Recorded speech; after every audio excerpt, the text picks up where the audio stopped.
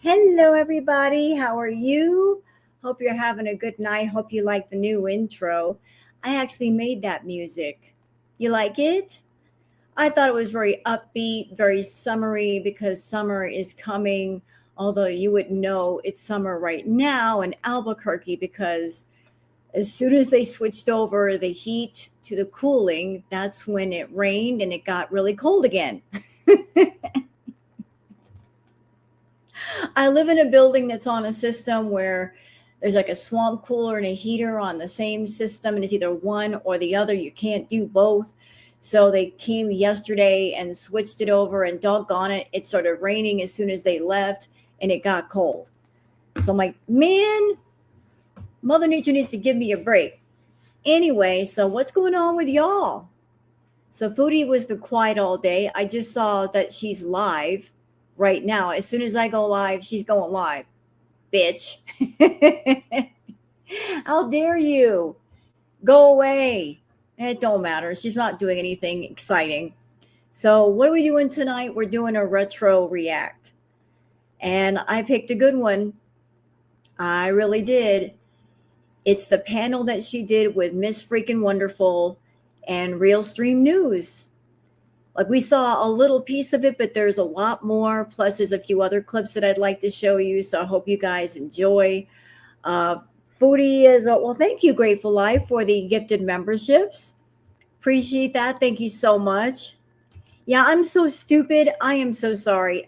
I was trying to figure out for the longest how to gift. We creators, we get 10 free memberships a month that we can gift to people. And I finally figured out how to do it. I'm like, I'm on StreamYard and I can't do it. And I asked a friend today, how exactly do you do it? And she explained it. So I'm like, oh, I have to open up YouTube and my regular page, like the regular chat room, and see it and do it that way. Oh, well, thank you, Janie, for the gifted memberships. Thank you so much. You're awesome. So, yeah, I finally figured that out. And I'm like, I'm going to give all of them out today. I got a lot of catching up to do that way. So, let's see. Is there anything on Twitter worth talking about? Let me see. There's a little bit of stuff. So do y'all want to do the Twitter peeps first? They won't take long. Foodie's been quiet all day and she's not doing much, but we can kind of get caught up with things and then get into the retro react. There you go, Nia. You got a gifted membership. Awesome. So let me just go ahead and pull this thing up. You guys know what time it is. It is time for the Twitter peeps.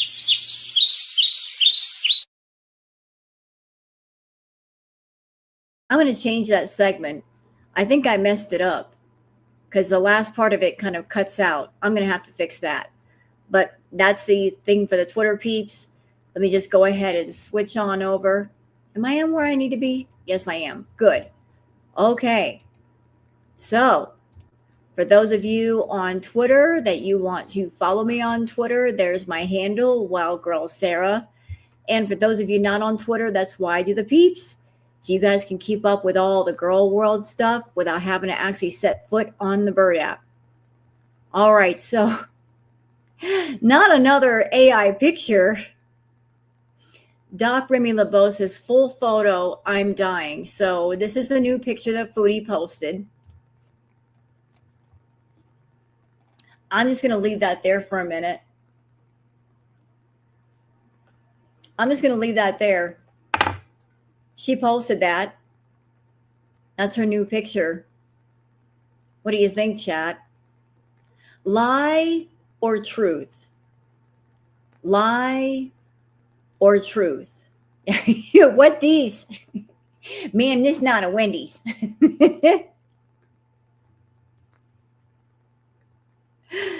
That is so filtered. That is so filtered. Hello, Joel. That's the picture she posted of herself. If only she looked like that. If only. It did. It did.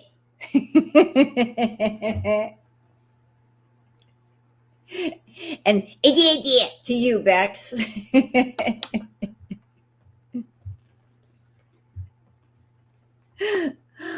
That's the picture. That is so the picture of Foodie. You know, I have to wonder if filters can do that for Foodie, imagine what they could do for someone like me. And I could be a supermodel. If filters could work on Foodie like that, imagine someone like me, what it can do for me, making me look all okay, looking snatched. Oh, she's got filters on top of filters on top of filters. She's got a filter hack. So there's the new picture, everybody. Oh, and you know what? Let me wait a minute. That ain't her eye color. That ain't her real eye color. I have seen pictures of Chantal when she was a very young lady. She has dark chocolate brown eyes. What is this nonsense? What is it? She not only changed the shape of her face and her skin, she changed her eye color. What is this? This fakery. Giving yourself hazel eyes. Girl, no. No, no, no. No, no, we're not going to fake our eye color over here. No, no. You stop that. Girl, please explain. Says, girl, what? Foodie asked BB to be friends with benefits? Let's watch. I asked BB to be friends with benefits, but then I never did it. I asked BB to be friends with benefits, but then I never did it. I couldn't do it. I just couldn't bring myself to do it. And I only think I said that because it was like, I just really wanted that, and I wanted that in my life, but I wanted it with someone I was comfortable with. Okay, let's go in the house. I asked BB to be friends with benefits, but then I never did it. I couldn't do it. Thank you, Janie. I just couldn't bring myself to do it. And I only think I said that because it was like, I just really wanted that, and I wanted that in my life, but I wanted it with someone I was comfortable with. Okay, let's go in the house. I asked BB to be So, I mean, I didn't see this whole clip. I got questions already. Hey, Bugs. Hey, Bugs. So, her asking BB to be friends with benefits, is she talking about the past or is she speaking on the present? Like, is this something that supposedly happened in the past when they broke up? Or did this happen recently? Because I don't think BB wants anything to do with her either way. I really don't think so. Her and BB, according to Chantal, they hadn't been sleeping together in 3 years when they were together. BB was a good man and he got out early. Oh, thank you, Jess. I remember that she asked BB, but he turned her down. That was in the past. Okay. Yeah, he was smart. He's like, nope, nope, we're done. We're done. Nope. He's smart. He's like, he got out and he got out early and he's like, I ain't going back. He said, no, ma'am, not today. Oh, Lord, this picture again. Doc Remy LeBeau says, LOL, someone's been playing with filters trying to get her handsomest husbands to reply to her text again. What a loon. You know what, as far as the filter situation, I think that Salah is well aware of the fact that what we see on camera and what's behind the camera are entirely different. He saw the way she looked on YouTube, but he also saw her the way she looked off of YouTube. So I don't think she's fooling anybody with the filters. She's not fooling us, and she's not fooling Salah either. And according to Natter, Chantal's well over 500 pounds. But we already knew that. Haven't I been saying that for a minute? That I thought she was 550 plus? Well, who's right? I called it. I said it. I knew she was over 500. Yikes. Oh, okay. All right. I love that these two posts lined up together. So here's the picture. Listen. Look. Okay, take a look at that picture. Take a look at that picture for just a minute. Okay? Just keep that in your head for just a moment. Now, look at this one.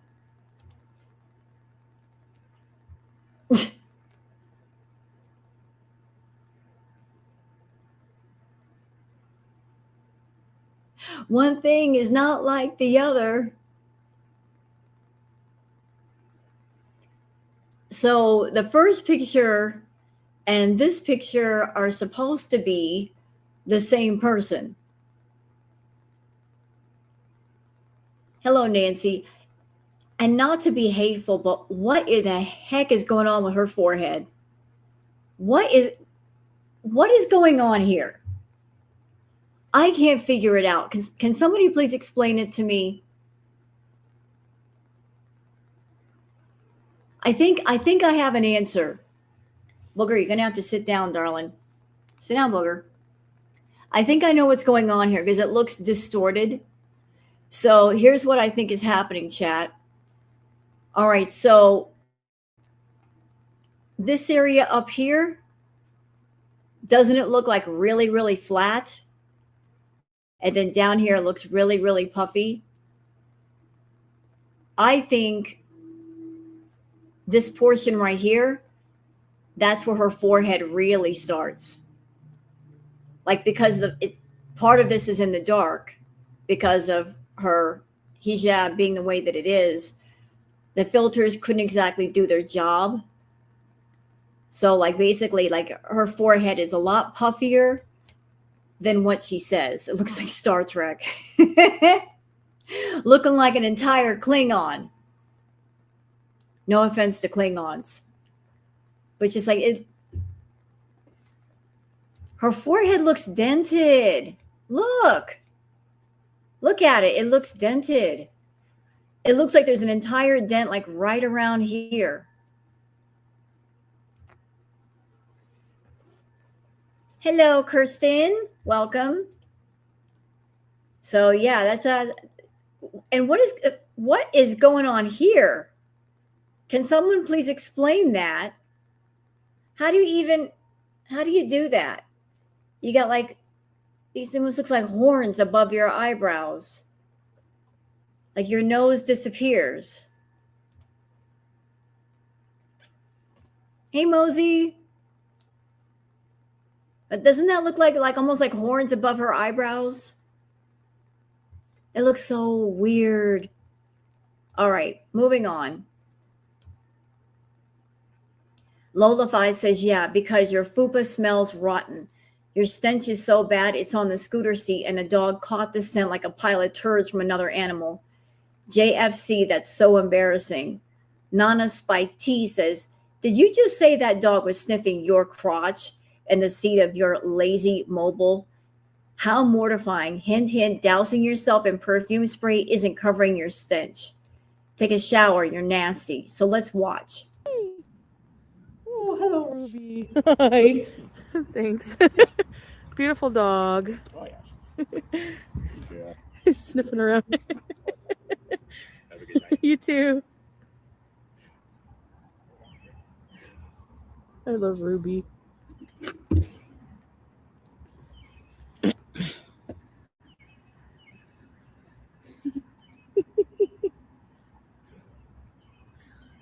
She was sniffing my crotch and the seat of the scooter. Hey. Oh, hello, Ruby. Hi. Thanks.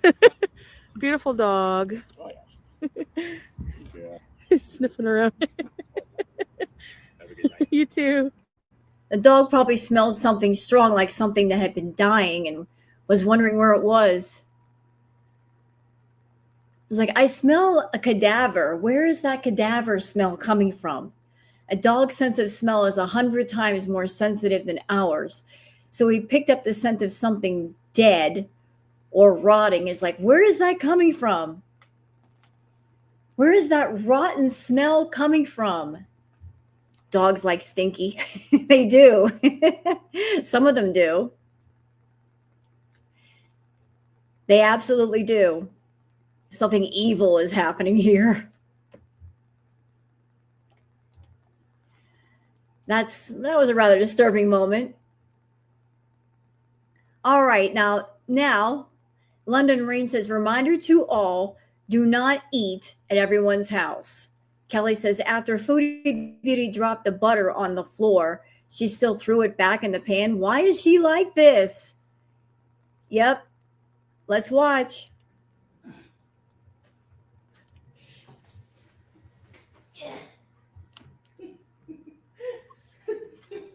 I hate doing stuff.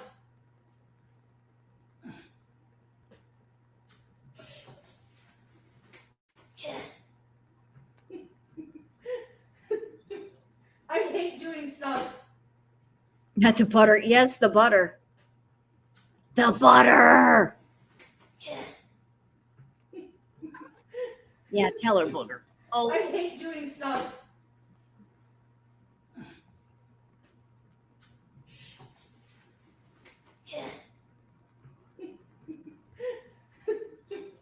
I hate doing stuff.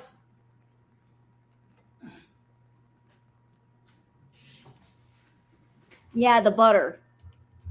I can understand, like, if you dropped a piece of fruit on the ground and you took it back to the sink and you washed it off, it'd be fine. But butter is soft and it picks up dirt and cat hair and things. And you can't just be doing that. You can't be doing that. And this is why you can't eat at everybody's house.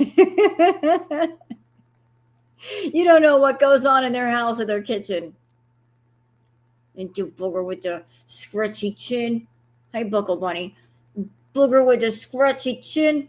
Rah, rah, rah. Do you know you have your own song now on my channel? I made you a song, Booger. Because I love you. Doot, doot, doot, doot. I made Booger her own song. Because I love my Booger. Oh. All right, you stay right there. I can hold you too. I just got to switch hands. That's all I got to do. Moonbeam McSwine says, Chantal, the 5-second rule does not apply to butter.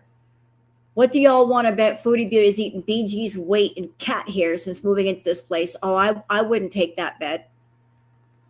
I wouldn't take it. Debbie's World says, so the mukbang video that Chantal did on YouTube yesterday, did y'all notice she's wearing the I gave my cats away for you sweatshirt? Oh, she sure is. That's the same shirt. I gave my cats away for poo. Same shirt. I can't believe she kept it after doing that live stream. I would have thrown it away. Too many bad memories. She sure is wearing the same shirt. Booger, where are you going? Stay there, honey. Okay, now this is very odd. Sassy Cat says Foodie Beauty is alive, but what is she posting? Are her and Pooh Boy fighting again? So Chantal put up this community post where she says, Pete's fans, FYI.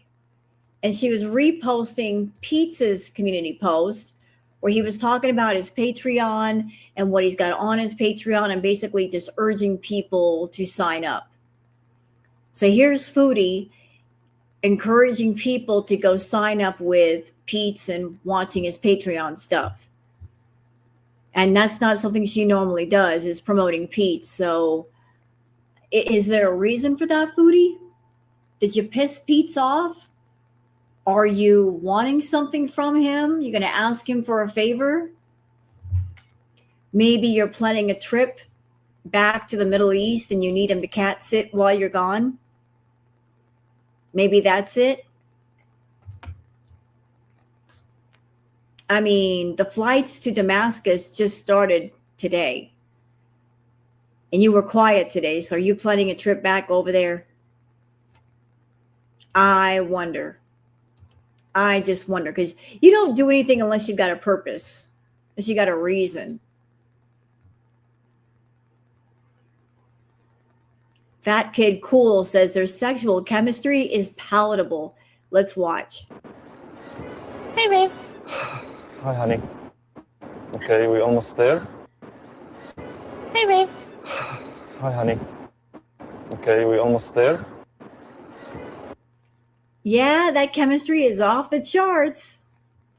I'm telling you, like we should all be jealous of the relationship that she has with Salah. We should all be so lucky to have a relationship like this in our life. Like whenever they go out, him not really looking at her or walking way ahead of her. Now, this is kind of sad. This made me sad to find this. Kate Yak Stable says, did you know that those little bees you see at dusk perched on flowers are old bees? Old and sick bees don't return to the hive at the end of their day. They spend the night on the flowers, and if they get the chance to see another sunrise, they resume their activity, bringing pollen or nectar back to the colony. They do this sensing that the end is near. No bee wants to die in the hive so as to not burden the others. So the next time you see a little old bee perched on a flower as night approaches, give that little bee thanks for its lifelong service. Aww. That makes me sad. Why are you going to make me sad? I feel sorry for the bees now. Poor little guys. And their last days, don't go to the hive.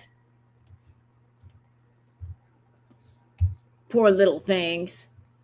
So that's it for the Twitter peeps. I told you it wouldn't take long to go through it. So are you ready to watch Chantal sweat under pressure more than she ever has in her life?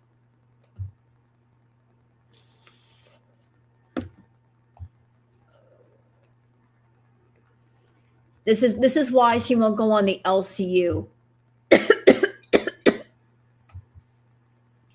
She doesn't want to go on the LCU because if she went on the LCU, she's going to have to deal with people in real time. And she can't block and ban people like she wants. So y'all ready? Oh, trust me, you'll enjoy this because Miss Wonderful, Miss Wonderful gives a taste of her own medicine. So let me set up the context for those that didn't see the panel when it happened. All right, so Real Stream News did a panel, invited Foodie up, and there were a few people, including Miss Wonderful. And this was after she alleged Natter did things to her. And she got grilled like a steak. And I was loving it. And this is courtesy of the channel Stoned React. So I'm going to go ahead and put the link for the video in the chat because they've got all kinds of interesting like retro type content of Foodie for those that might want to brush up on stuff. Maybe there's stuff that you haven't seen before. But thank you, Stoned React. Let's get started. I thank her over and over again. I even sent her a message on Instagram just to let her know that I think it was well deserved. I think it was the right thing to do. I think that she did something that many people say they would like to do but never do, and that's confront her about her lies. So I also have up the video that she made, End of Beesing. I'm actually her videos and all this. So this is where this, I guess, Christopher character comes into the show. I'm not quite sure anything about him. So let's see. You're single at all? Yeah, once again, if I wanted to share that, I would. Damn, you were tough. You are a tough one to crack. Smart. You know that? Yeah, you are. You're smart. Yeah. I share too much. I share too much in my life. That's my Mhm. problem. That's So for are you sure. gonna have Natter come on, by the way? Well, he apparently like went live on his own channel, so What? yeah. Oh my god. So as you watch this video, you can see her turning towards the doorway or some part of the room. And I can't help but think that Nader is there. Yeah. And like, yeah, I agree with that, because in the other clip that we saw before, she was like talking over her shoulder like there was somebody in the room or somebody in the house. And I'm like, why are you doing that? Why are you like speaking over your shoulder like that? If he's not there. Like he must be there for you to act that way. he is, and he's probably coaching her from behind there, because you could tell she feels very uncomfortable, like someone's in the room. I don't know if this relationship with you and Onision would ever work out, because you smoke a lot of weed. I don't know if that'd work out. Well, I don't want to smoke a lot of weed. I'm just trying to deal with a lot of shit in my life right now. I like when she says, I don't want to smoke a lot of weed anymore, but I'm dealing with a lot of shit in my life. So when you're dealing with a lot of shit in your life, the best thing to do is not smoke so much weed. Because what it does is, okay, I don't care what anybody says, weed makes you lazy. Okay? So weed makes you lazy. Okay, and that's fine. I love weed. Okay? I'm not down in it at all. But she smokes way too much of it, and it makes her lazy. Is he are you talking about Foodie right now? Are you talking about her channel? Or? So he was making this Onzion was making this remarks about channels that rely a lot on drama, that it's really not the way to go. I don't know if I agree or disagree with that. I would have to have more of a conversation to dive deeper into what he's thinking. But right now, that's what they're getting into. He now has asked her, RSN has asked Chantal, do you think this is about your channel? Is this about Foodie Beauty? I don't know. I'm talking about. See, he's being very vague. He's saying, I don't know, but I think he's definitely pointing us in the direction of Foodie Beauty. Why else would you bring it up? The only person right now on this panel with the most drama is Foodie Beauty. Like you guys didn't really talk much about Foodie, so. Yeah, I want to know how you haven't. I'm lost. So, can you bring him up to speed on what you've been doing lately? Like, what's been going on in your life, right? By the way, what happened with that video? You deleted that video. Why? Why did you delete that video you just uploaded? What happened? And when he asked this question, like, why did you delete that? Okay, you know what? He's speaking to Onision. I don't care about Onision. Onision can just go away. I know things about Onision. He just sucks. Very more risque in the bedroom than I am. He's more of a dom than me, and I see, you can tell she knows nothing about the BDSM community. She goes, he's more of a dom than me. Well, that would be very awkward. If you ask anybody in that lifestyle, they're going to tell you 2 doms together would be quite a scene. I don't think that would even work. So usually you're going to see a dom with a submissive, a master with a slave. Like, come on, Chantal, learn the terminology. I just. Did you guys have like a safe word or something? Yeah, here we go. This is a safe word. No, because I'm like she's trying. laughing. Like, I'm not really like. I don't know. See, she doesn't know. Safe word was needed. No, she doesn't. You guys should make a safe word. You guys should do a safe word. I'm going to give my opinion on something. I think at the time that Chantal was messing around with Nader, and he was portraying himself as being a dom, she was trying to play out some stupid, uneducated, 50 Shades of Grey, sloppy fantasy with him. Like, he was supposed to be a low-rent Christian Grey, and she wanted to play the part of Anastasia Steele.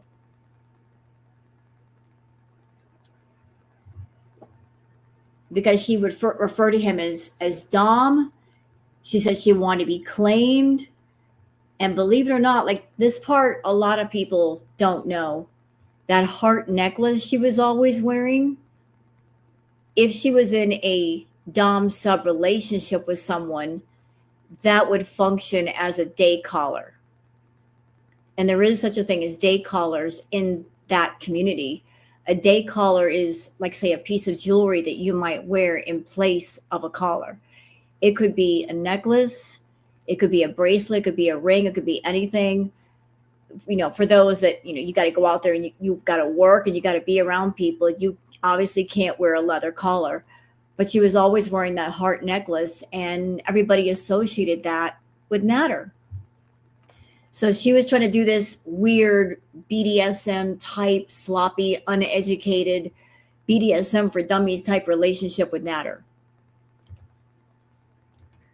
No, yeah, I just knee in the gut when I just. No, I'm just joking. What the? Oh my god. Oh my So yeah, God. so that's Oh what's my going. God. Okay, so I'm gonna stop this here, and we're gonna kind of move on to a little bit of Foodie Beauty's video. Then we're gonna come back and check out Katie. Since I started earlier, I can't stop. It's like the waterworks are on. But... Now I'm going to tell you why the waterworks are on. I can almost guarantee that she is crying because she got called out and she couldn't run away. Yeah, this part right here, the panel was first, and what you're seeing right now was the aftermath. She went up on panel and she got roasted by Miss Wonderful. Roasted.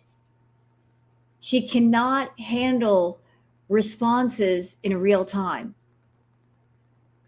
So she got her butt handed to her on a silver platter with a cover.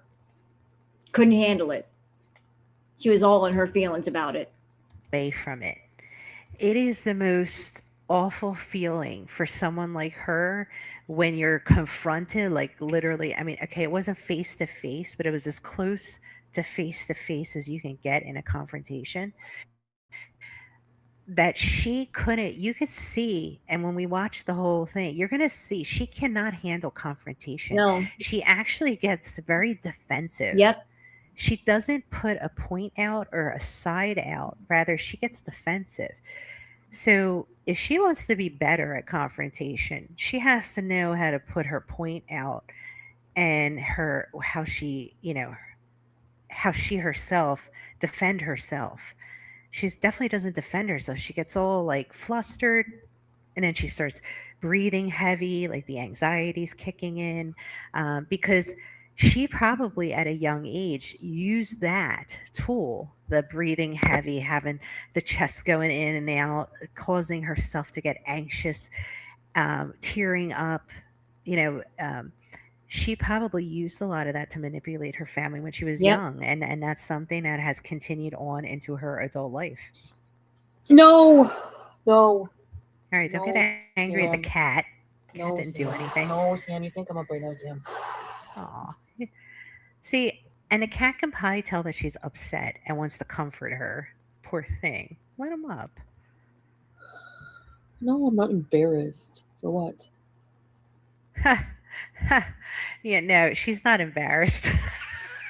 Wait, Chantal.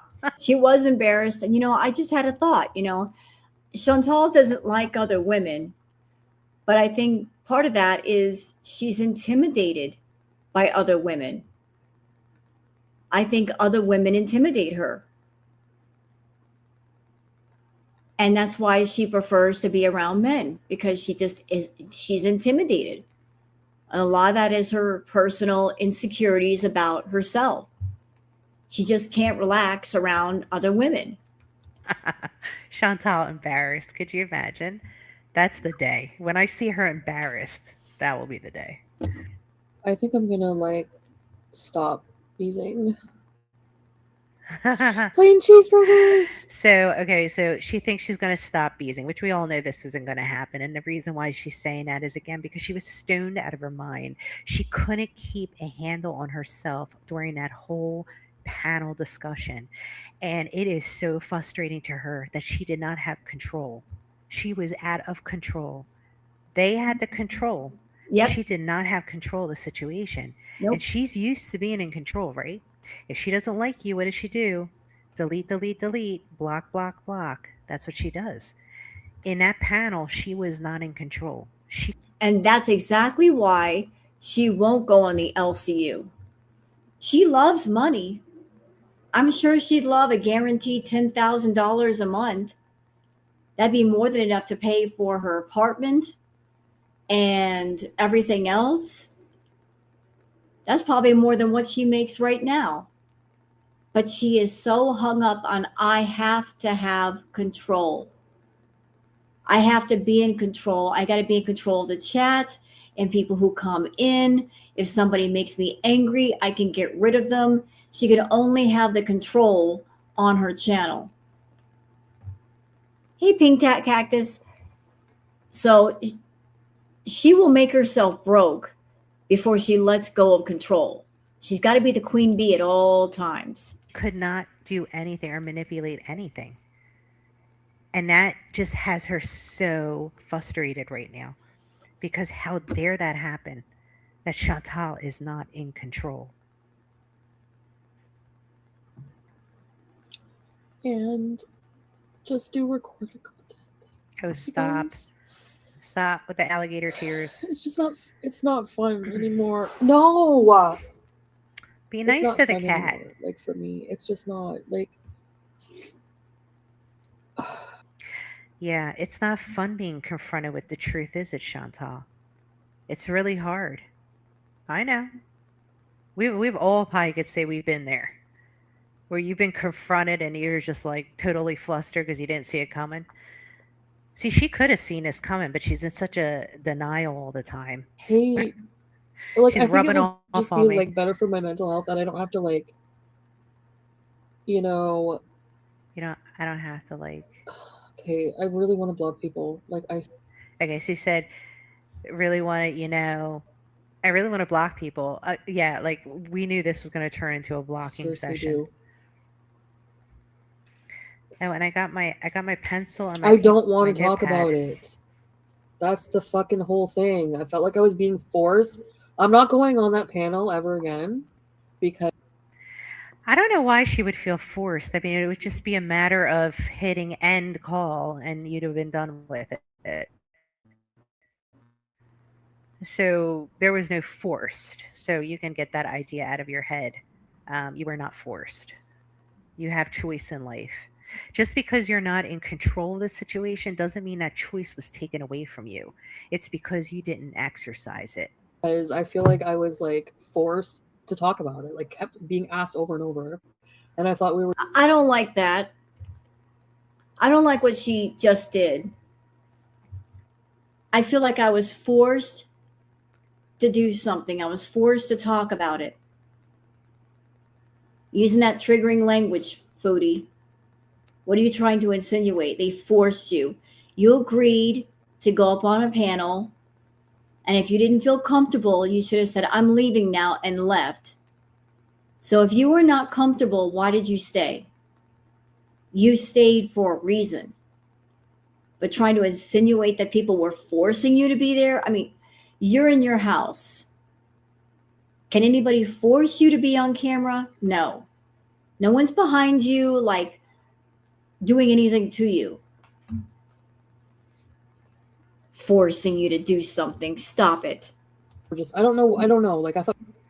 You can't handle it. You can't handle somebody pounding you with a question and being strong enough to not have to answer that.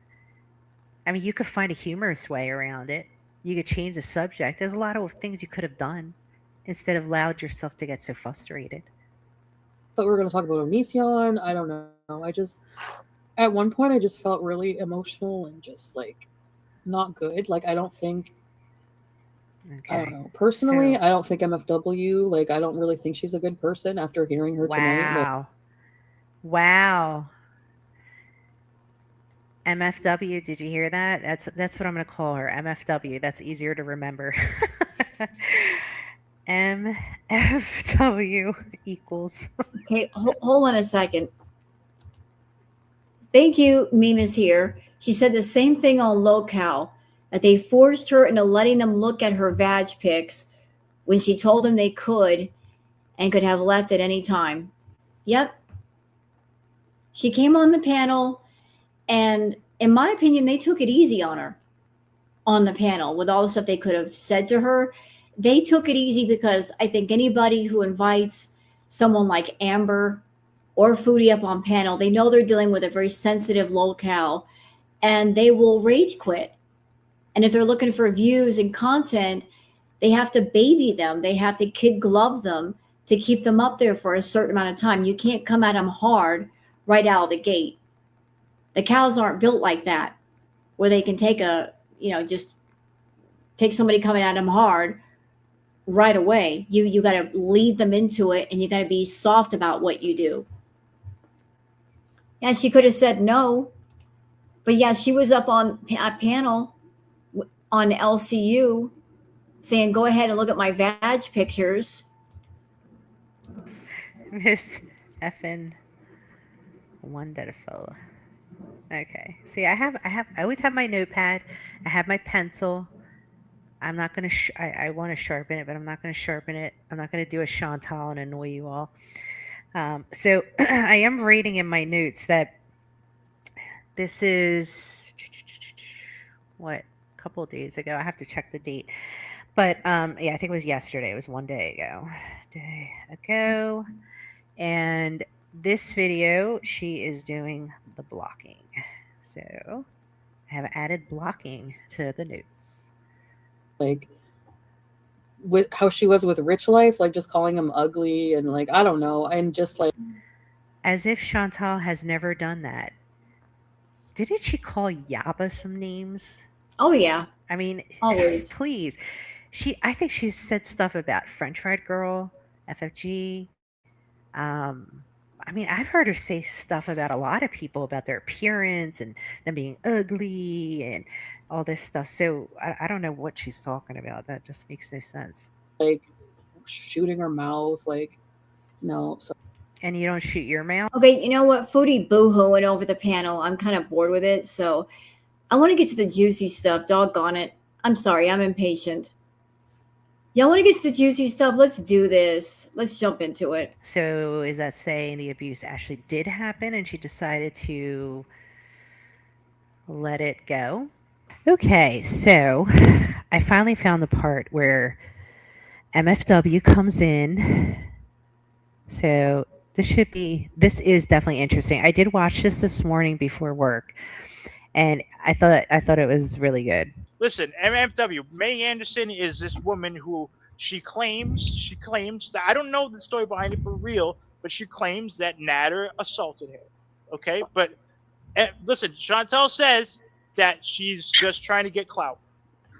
So well, I want to know more about this. No. He's been out here assaulting other people. Didn't he assault you too, Foodie? Well, wait a second. That's another thing. This woman the next day wrote to him saying she was what was the word I just said earlier in the fucking DM that she sent him? She's like, this is not just about your rejection. I knew you wouldn't call me. This isn't just about your rejection of me, but I'm going to get you. I'm an American and they'll believe me and all this other shit. Like, we have all the DMs. So I'm totally not, like, I don't know. If I were him, I wouldn't be worried, but it's not my case. And she's like, I'm going to call the police if you don't stop talking about me. Freedom. I don't understand why she even got herself involved. Do you remember? Okay, so I'm going to add to my notes. So I added to my notes with May that claims that an assault happened with Nader, and an offshot that with Foodie claims that it's clout chasing and not actual And that's a horrible thing for Foodie to say. Can I just say that if a woman is saying that a man has hurt her in that way, and then you come back with, oh, you're just doing it for clout. Really? Really? You're going to claim a woman wants clout by claiming something like that? I mean, that's a slap in the face to victims, is it not? Oh, you want clout, so you're going to claim that the guy I'm seeing hurt you in that way. That's how you're chasing clout. And this person, Chantal, claims to be a victim, but saying that about somebody who is a real victim. Justice for May. So, and that's interesting, right? So this woman claims the essay, and now Chantal apparently was claiming essay. Wonder what connection there is there. Maybe she didn't like that May getting attention, and she wanted to claim the same thing for her own attention. That could be possible, but I don't know enough to determine that. All right. So I got that down. Let's move on. Love speech, bitch. What are you gonna do? All right. So I know you probably missed this today too, Katie. Like, Chantal made a video earlier. She deleted it. She said she admitted that the claim Okay, so this is where it gets wild. Katie gives it to her heart. against Natter were false. Okay? What claims? That she made against Natter herself. I don't know. Okay, it's not that the I don't see the situation. You lied on that. Listen, no. This is why I don't want to fucking talk about it, because when I say something, people run with you Okay, fucking lied about it. okay, No, go ahead, what explain it. happened Go Go, ahead. is Katie, go. a situation, sexual, private situation between Natter and I don't want. Okay, so I'm going to add another row here on RFW. Chantal. Okay, claims it's complicated about the abuse. No, it's not really that complicated. Either somebody did it to you or they didn't. It's not that complicated. Either something happened or something didn't happen. How is it complicated? If somebody assaulted you, they assaulted you or they didn't do it. There's no in between. It's not complicated. I don't know what she's talking about. It's complicated. And the false claim. False claim. All right, my chart's getting bigger, guys. to fucking talk about, and I'm not talking about it. Happened. She keeps saying that she doesn't want to talk. Oh, did you see that? Watch how she looks over her shoulder when she says that. Okay, claims it's complicated about the abuse and the false claim. False claim. All right, my chart's getting bigger, guys. I'm fucking talk about, and I'm not talking about it. See that? Happened. She keeps saying that she doesn't want to talk about it, yet she continuously talks about it on here, on her videos. And it was a situation that made me uncomfortable because we don't communicate well and this talk and all this other shit. Anyways, so no, I don't. Yeah, it's really healthy to be in a supposed BDSM type relationship with someone who's an awful communicator, especially if he's a dom. that's just beautiful. It's a perfect man right there. I don't see it as that he was trying to assault me, but it was something at the time like that.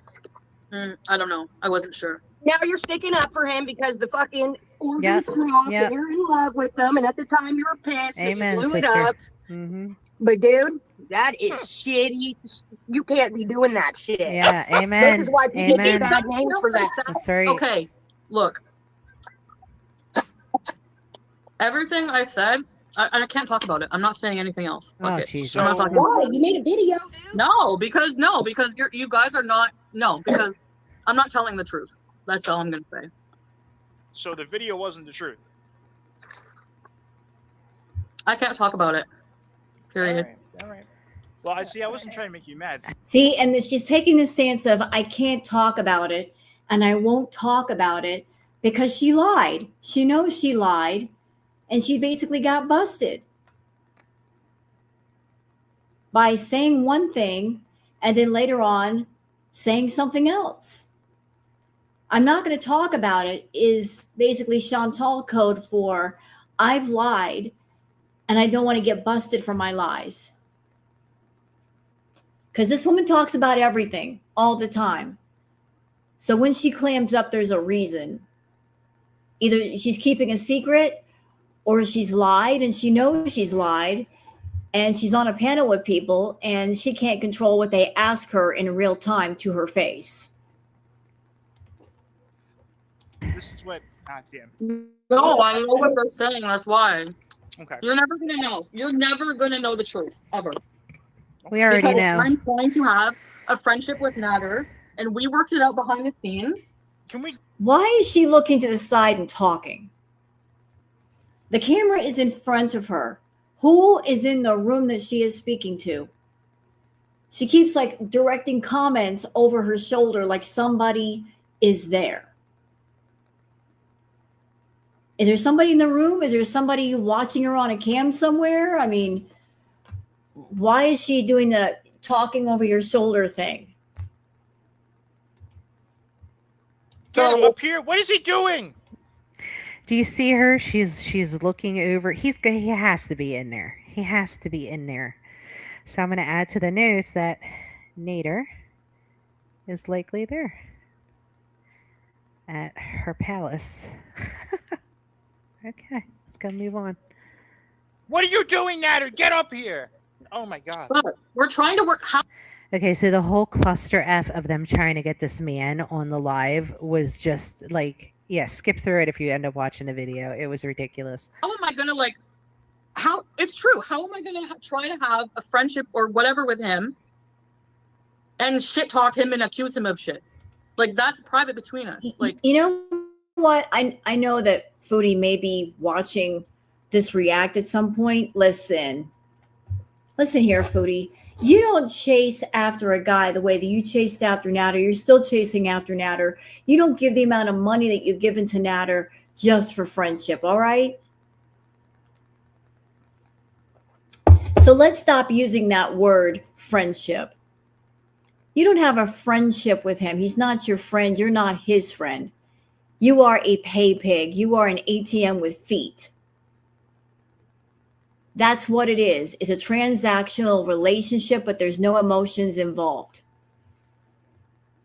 But stop saying that he's your friend and you guys have a friendship and, oh, we're pursuing a friendship together. He was never your friend. Because people who are your friends, you don't pay them for their friendship, do you? You don't pay for love and you don't pay for real friendship. You don't pay for real friendship, y'all. If you got to pay for a relationship or a friendship, it ain't real. It's just not there. Yeah, but that wasn't a concern when you were fucking saying he assaulted me. Yeah. You weren't thinking like this when that was all going down. Now you're trying to take, dude, don't even try because I know what you're doing. You're trying to cover your ass. Yep. So, I'm not trying to cover my ass. I'm trying to make it private again. I'm trying to make it private.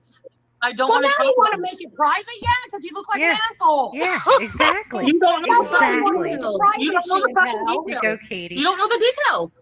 I don't know the details. You have ass details and want everyone to assume, and then when we want answers, you don't want to. I don't want to talk about it. Exactly. So she said. Of course you don't know. So she said, when we want she says all this stuff, and when you want the answers, you can't get the answers out of her. She talks about it, but then when you want the answer, she doesn't. Yeah, exactly. Now that's So for you to call me an asshole when you don't know, tell a story and then back out. Not Chantal over there cope eating while on panel. That's what she's doing, y'all. She's cope eating. She is nervous. She is anxious. She is like stressed out. And she's sitting there putting food in her mouth, trying to calm herself down while all of this is going on. Just going to talk over me or what? No, I guess I'll just let you talk the whole time. All right, go ahead. So why am I an asshole when you don't know the details then? Well, why am I an asshole? Because I know what everybody else knows, that you supposedly got sexually assaulted. And when you something happened between Nader and I. Yeah. I don't want to talk about what happened because I don't want to make him look bad. I want to make the situation go away. Yeah, but see, that's not going to work. No. When she says she wants this situation to go away, that's not how it works. You're not going to just poof make the situation go away. When you put it out there, it exists. True. And you know what? The thing about, I want to make this situation go away.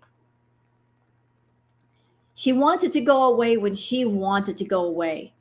But then if she gets mad at Nader again, suddenly she wants to talk about it and she wants to bring it up to make herself seem like a victim and get sympathy and super chats.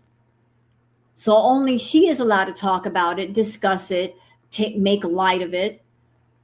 But she doesn't understand that once you put something on the table, it's there for everyone to look at and for everyone to comment on. Yeah, I believe this was like 2021 or 22 also, Havasu Mom. Let me see. Hold on a second. I got to see when this video was put out, and I can kind of give you a timeline. This was 3 years ago that this video was done. That was 3 years ago. Publicly. It can't happen though because you made it public. Yes, Once it you make can. it public, You made it public though. No, it won't go away publicly, but people will speculate what they want. Fine. Whatever. So why not just like get it all out? Yeah. No, Even if because it looks I'm like an trying to asshole, have a get it relationship out. with him, and it's private. I don't want to. I'm gonna have a relationship with Nader and like fucking like talk about our private shit like that, like shit that happens to us that we're trying to bury. That's why we. You know what the ironic thing right now is? She, for a long time, she wanted Nader to claim her, right? That was a big deal to her. For Nader to claim her, she finally got her wish. Do y'all know that? She actually got her wish. When he went on his live stream, he let people know, yeah, she's seen me. She's come over. She spent time with me when she was coming back with her aunt. He claimed her, in a sense. He claimed that they were seeing each other. So she got what she wanted. But here's the strange part. Even though that he has come out and said that, she refuses to acknowledge that she has seen him, is still wrapped around him, and that's her one true love. She still wants to hold on to Salah and Nader. She won't let either one of them go. Look, I totally understand you're trying to bury it, but the thing is, like, you guys made it public, so it's no longer, it can't be anymore. It's impossible. But I forever owe you my personal information regarding. Nobody's saying that you owe somebody all your personal information because you've disclosed information that was private about your life. It's just simply that you bring it up over and over and over again, and then when people ask you or question you about it, you immediately don't want to talk about it. So that again is probably a manipulation tool, and also the fact that you want to be in control.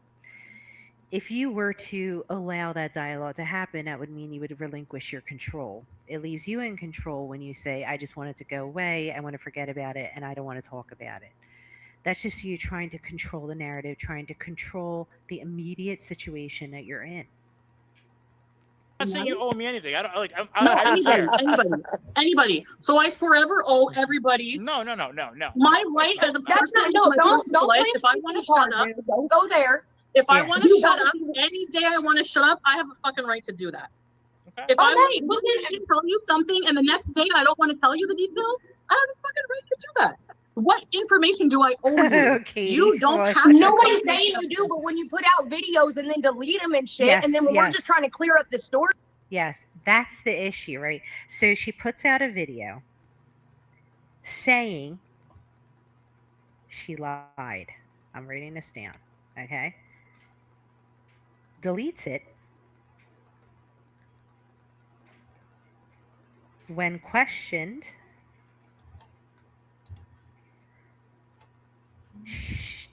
none of that exists. She does not want to talk about it. To talk. Okay.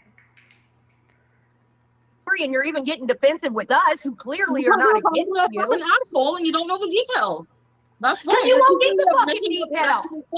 And I didn't fucking make up the details. You're giving a half-ass story. Yeah. How can you expect me not to come off like this and ask questions when you tell some be an asshole without even knowing the details?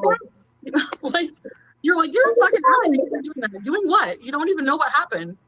Look, she can't even look in the camera. Just want the truth to come out, and that way you don't have to worry about it. It's going to get the truth right now, so. And that's wow. That's well, listen, we're here. We're on your side. We want the best for you. I know, but like, I'm not going to talk about incriminating shit anymore publicly when somebody I care about and have feelings for, which you don't understand because you don't. But the point is they're telling you stop making videos about it and then deleting it and pretending. But here's my question. If you are a victim and if something bad had happened to you, how would it be incriminating? To say that something is incriminating implies that you did something wrong, not that you've been wronged, right? If you're the victim and you have been hurt by someone or been the victim of a crime with somebody, how would it be incriminating? Because you'd have to be a criminal or someone that has wronged someone for something to be incriminating. So that's interesting that she used that word.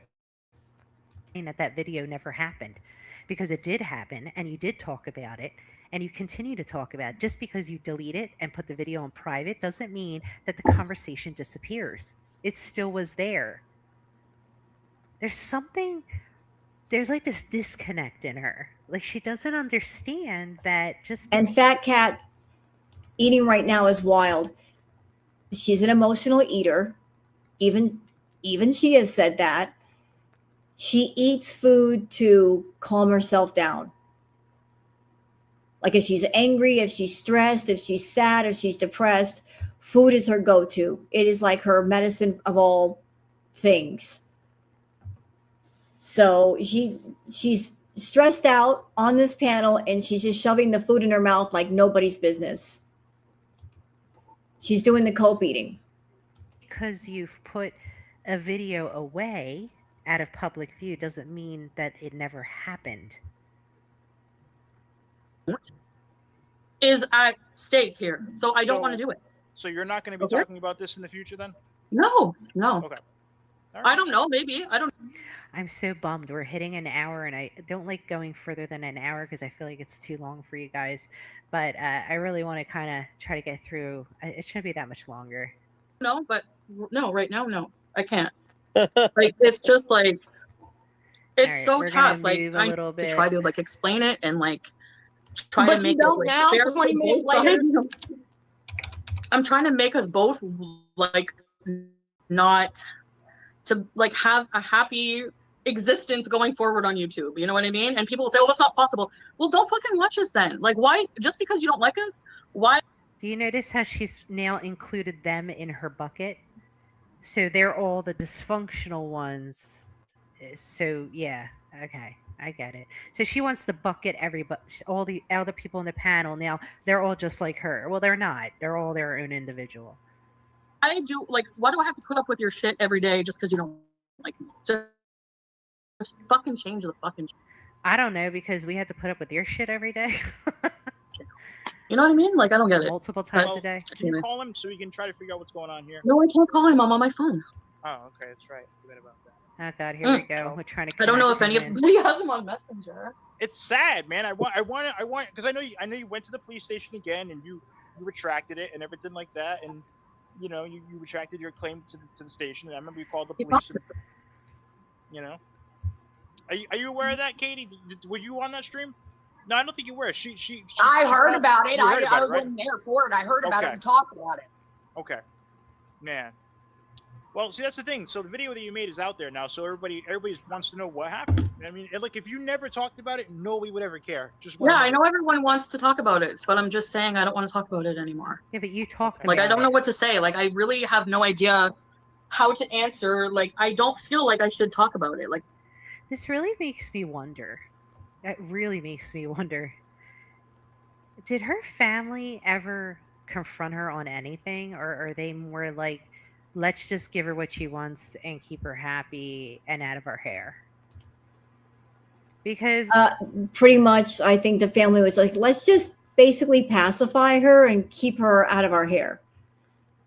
I heard that she was basically raised by grandma, and grandma put her in front of the TV with some snacks, and that's how she was raised. And it shows that she could just basically pout and throw a temper tantrum and get her way, and that's how she's always dealt with things.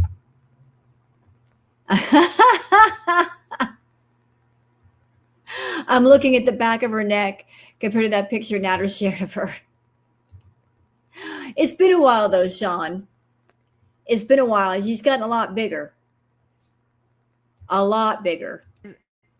Just how she's behaving right now kind of gives me that feeling that she came from maybe that type of a dynamic.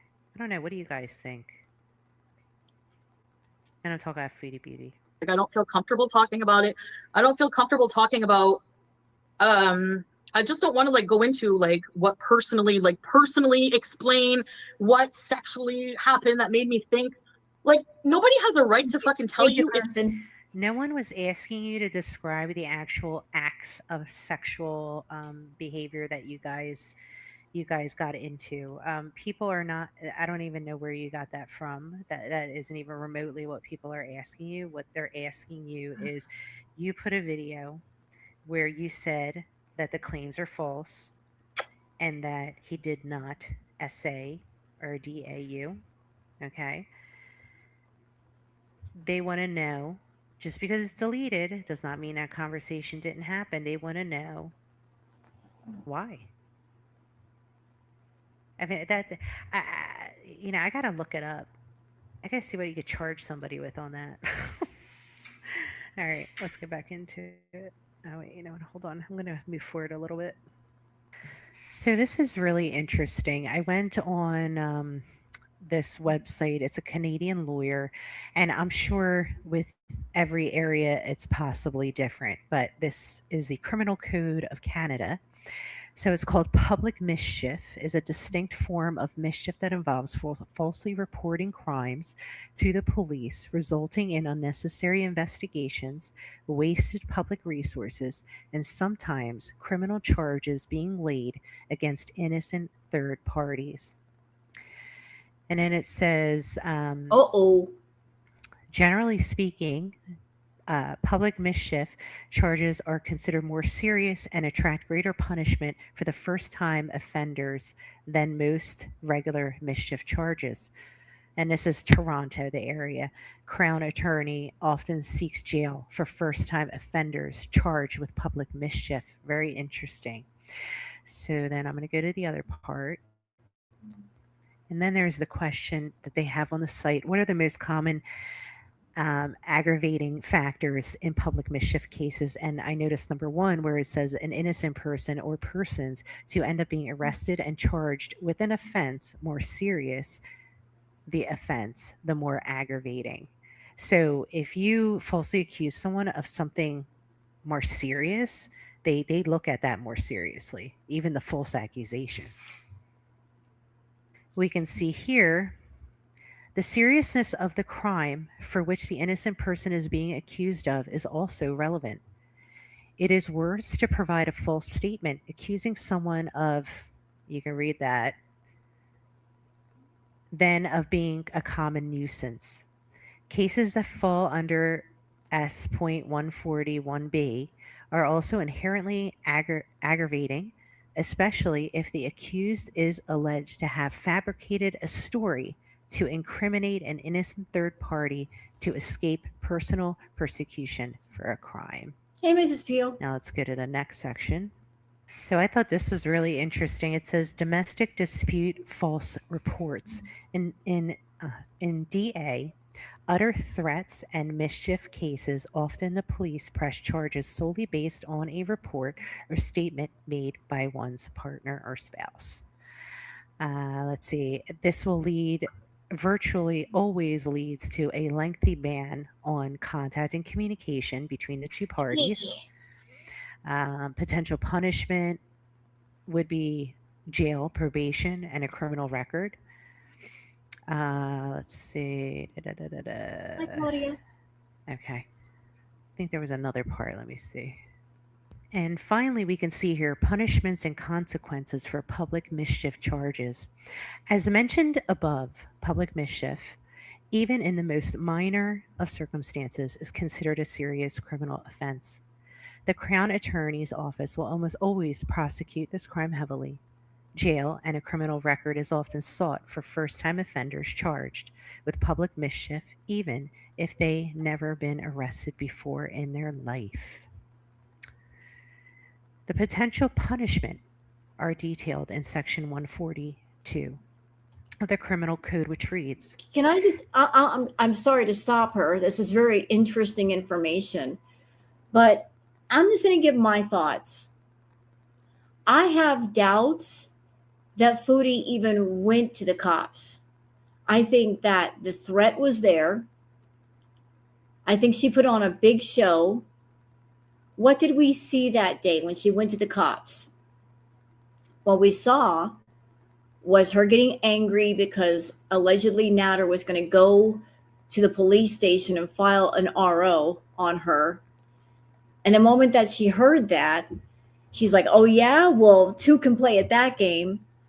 And she got in her car and she went down the police station.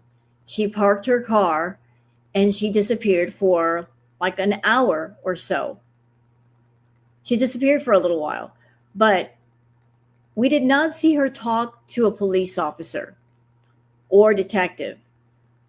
I mean, for all we know, she could have just left the car, gone and sat somewhere with her phone for about an hour, made it seem like she was talking to the cops, and then come right back to her car. I think that Foodie was playing a game of chicken that day. I'm like, this is what I'm looking like I'm doing, but I'm really not doing it. She was putting on a show. She was putting on a performance for Natter of like, oh, you I hope you're watching me. This is what I could do to you. I could go to the cops. I could make charges against you. She was issuing like a bluff. She was bluffing him. Because after that day, when people asked to see the letter that was supposed to be sent by mail, she couldn't show the whole letter. She had parts of it cut out. So I don't think she really went to the cops. Just my thoughts. Like, I think that she was just acting like she was going to do it when she really wasn't doing it. Everyone who commits public mischief is guilty of an indictable offense and liable to imprisonment for a term not exceeding 5 years, is guilty of an offense punishable on summary conviction.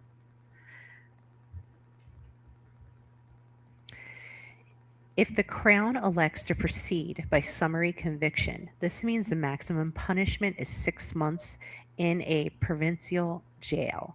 Otherwise, the maximum is 5 years by indictment. Additional fines and probation may also be imposed. Restrictions may also be sought to cover the cost of the offense to the taxpayers. There is no limit to how much restitution may be ordered against a defendant, but these amounts can easily range from thousands to hundreds of thousands of dollars.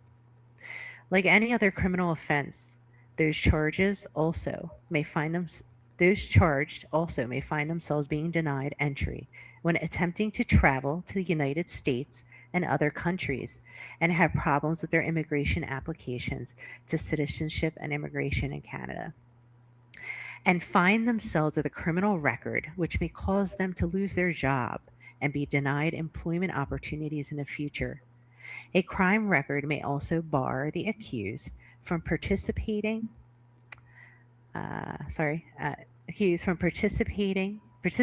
and membership for most regulated professions such as teaching, nursing, engineering, so on and so forth. Hello, That was Kelly. interesting. That was very interesting. I don't know much about Canadian law, so that was interesting to read.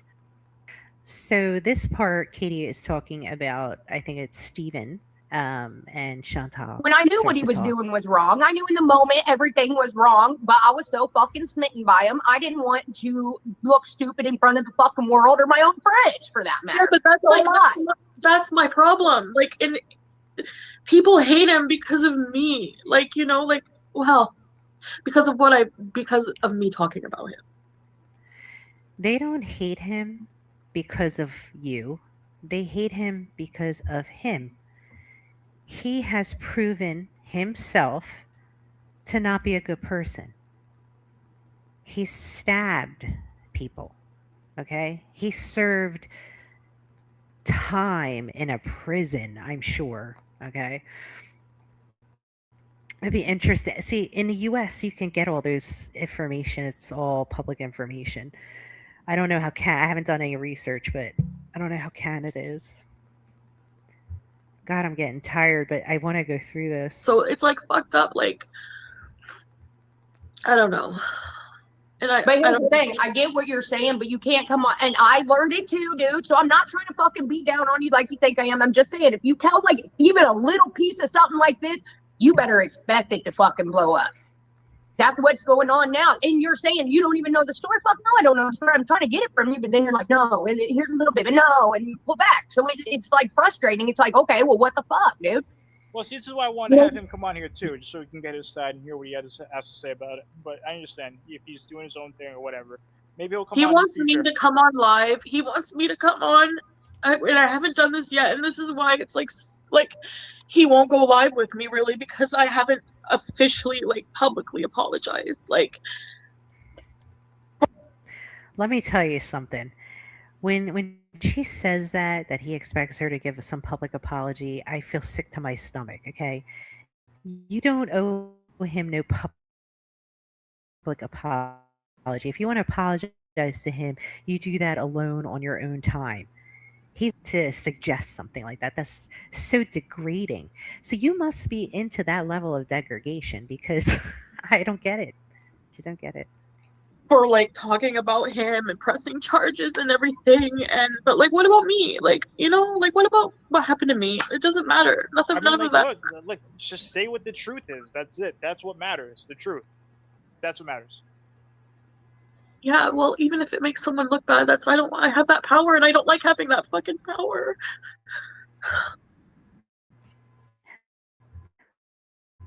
What power?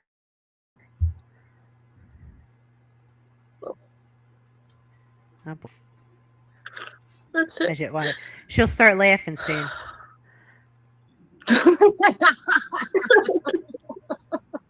God, Chantal, you're so full of shit. No wheelchairs, but no dashies for days. You're so full of shit. This is such bullshit. It's so weird how she goes, I have, but she's still doing the vape. I don't understand. It's the same thing, Chantal. It's the same crap in it. Oh my God, she's so. Thanks for the update about what Foodie's doing. I'm not surprised. And now you guys understand why I'm not running over there to react to Foodie. I mean, what's the point? She's on live right now and she's eating a bunch of junk food. The end. That's it. That's all. Leaning on the couch, eating junk food. Oh, yay. Her older content is much more interesting and entertaining than the stuff she does these days. I mean, what's the deal? Do we want to see her eat? I don't want to see her eat. She was coughing and smoking earlier. Yeah, like I can skip all that. Not exactly my cup of tea. You know? Not exactly my thing. So weird. You got us all laughing. You were even laughing, dude. Oh yeah, she's so full. Like, how can we keep a straight face in this conversation? No. Call me a dick or whatever you want to. This is comical. The whole fucking thing.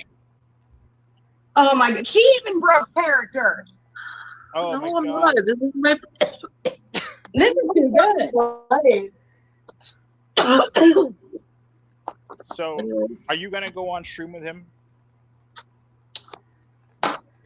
Oh my God, and he will not stop talking about him getting on this video. Well, she just said until she apologizes, he won't. Oh, please. And she's not going to apologize because she feels some sort of way about it. You know what I mean? Look, when it comes to, I don't know if he's expecting apology because of how she's always been or if it's for this false accusation thing, but whatever. They need to do it in private. I don't need to hear it. So I don't think so. I think we should both go live together and like talk about it like together or like This would have been a perfect. This would have been a perfect opportunity. All right. Okay, so that's it for the video. I think it's just about over. But if y'all got time, I've got a classic documentary by Foodie Beauty. I don't know if you guys have heard of it. Some of you may not have heard of it. A Canadian horror story from Toad McKinley. McKinley, sorry. How many in here have not seen that one? This was done a long time ago. This was put out like 6 years ago.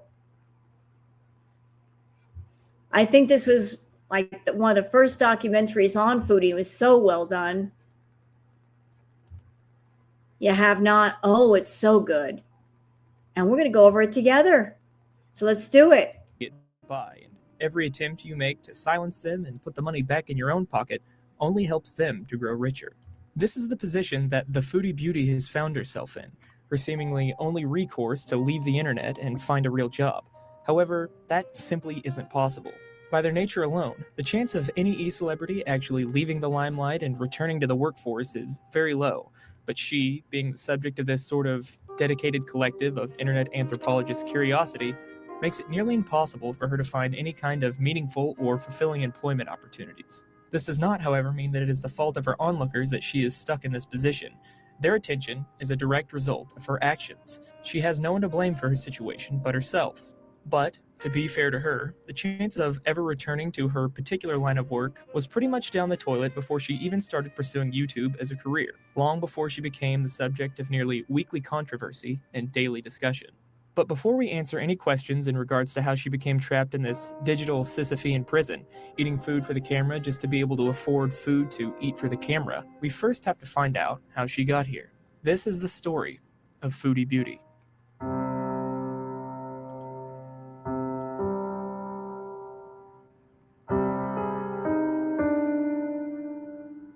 Born Chantal Marie Olive in 1984, the Foodie Beauty is a 35-year-old Canadian mukbang YouTuber. According to her YouTube About Me section, her channel is about, quote, an unapologetic fat girl who loves food, fashion, and vlogging. This is not a weight loss channel. Welcome. Anyone with even a passing familiarity with Chantal knows that this is far from an accurate description. One more fitting would read, a morbidly obese woman struggling with a severe doctor-diagnosed eating disorder and rapidly deteriorating mental and physical health, brought on by her refusal to address her addiction to food in any meaningful way, and her constant need to antagonistically engage with anyone who has even the slightest criticism of her, regardless of their intention. If you were to try and gauge the kind of person Chantal is by clicking on one of her videos at random, if you were to try and judge this book by its cover, you'd be inclined to think that she was just your typical basic female with a rather obvious addiction to food, who shares just a little too much. Most of her stories are boring, albeit disgusting. She seems like a bit of a dork, her friends are all nerds. But if we peel back the layers just a little bit, if you can stomach the unsettling way she eats and her propensity for discussing bodily functions in great detail, you'll find someone who is self-absorbed, cruel, vindictive, and quite possibly the most impulsive person you will ever find on this platform. Basically, she's the kind of girl that most guys only put up with because they're knockdown, drag-out gorgeous. Which is why the men she's surrounded herself with are either self-admittedly autistic like her ex and, best friend, Pete's. Somebody asked if my ex Pete was autistic or had Asperger's, and you know what? He did tell me once that he thought he might be on the spectrum. Or compelled to be with her in order to maintain their citizenship, like her current, boyfriend, BB. If you really take a dive into Chantal's content, you'll find that she has led a rather troubling life. She was born to a teen mother and her parents split very early on. They traveled around quite a bit until her mother finally married her stepfather.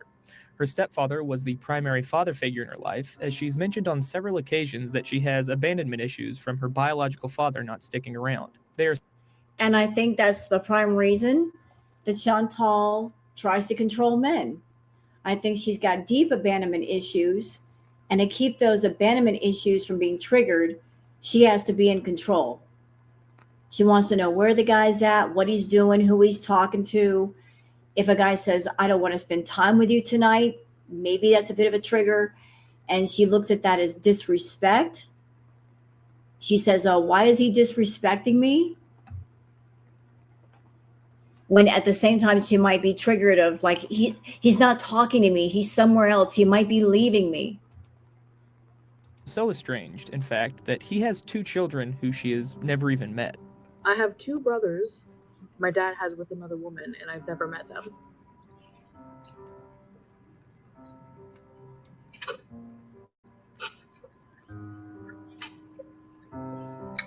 I'm pretty sure they don't even know I exist.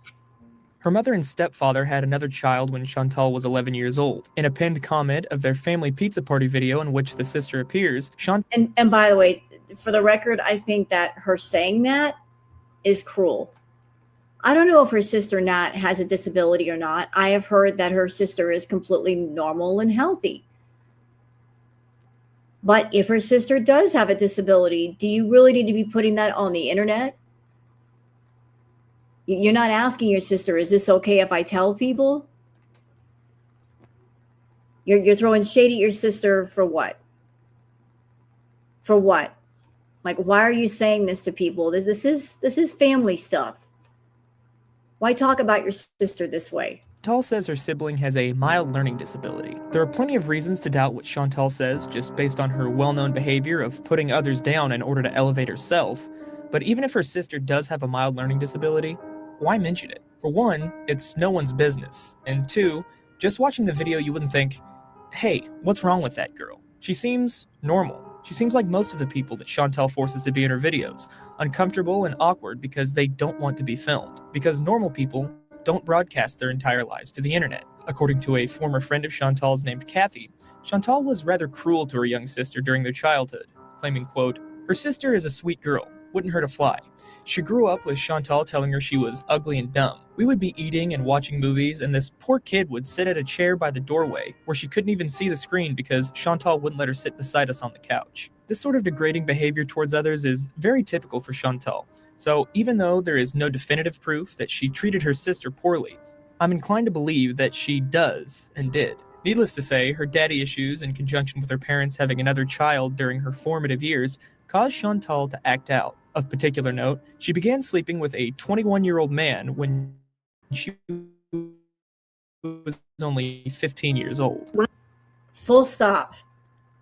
So she was 15 and her guy friend was 21. Shame on the guy that was doing that to her. I'm not a fan of Chantal, but that was wrong of him to do. To have intimate relations with somebody who's underage. Shame on him. I wonder if the family put him in jail for that. I would have. You're touching my daughter that way, and you're a 21-year-old, you're going to jail.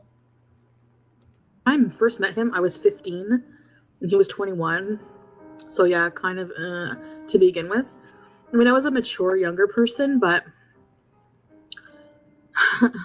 Aside from the obvious fact that this man was a predator, he also had a drinking problem and a girlfriend his own age who was pregnant with his child at the time. This woman would routinely have confrontations with a teenage Chantal, once even showing up at her school to try and fight her. I didn't know this guy had a girlfriend that who was pregnant with his child. Okay.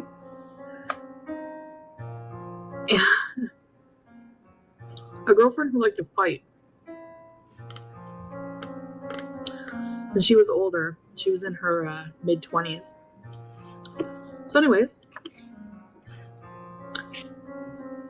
this girl tried to make my life hell when she found out about me. Like, why don't you attack him? Why me?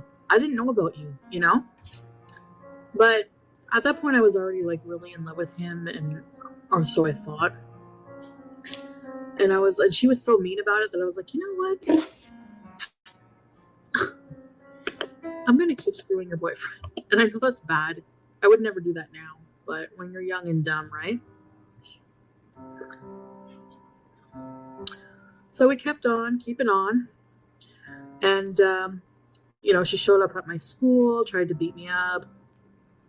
She would see me on the street. She would freak out on me. The tension in Chantal's household was understandably high during this time. She had been seeing several child psychologists due to a plethora of behavioral issues with little effect. According to her, she didn't think she needed any kind of treatment. She was just a spoiled brat, which, to her credit, is partially true. To this day, she displays the traits of a petulant child. I think I just had, like, spoiled brat syndrome. I think it goes way beyond being a spoiled brat.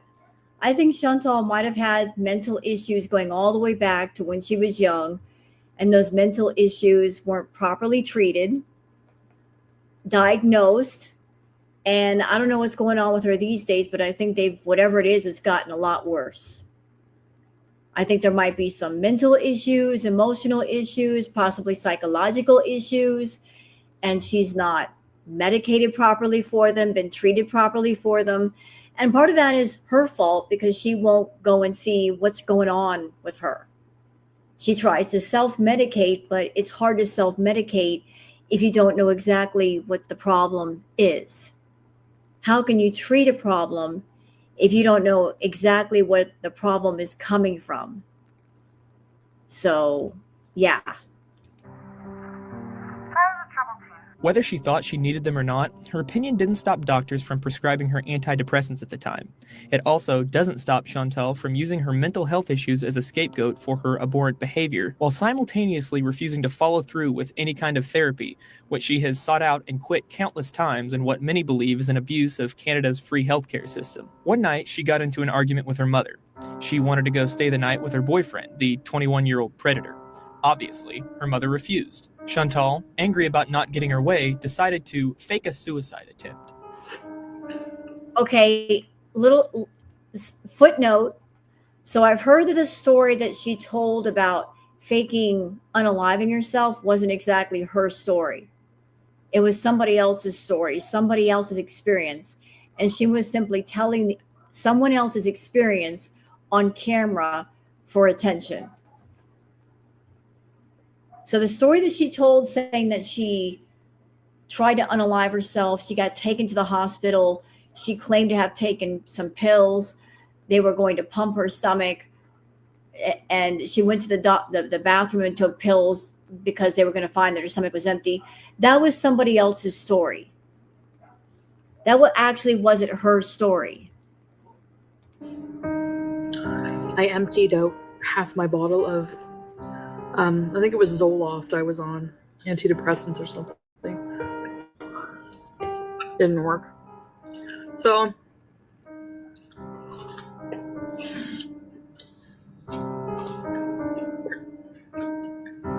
I showed the bottle and I said, I'm gonna kill myself. I took half the bottle.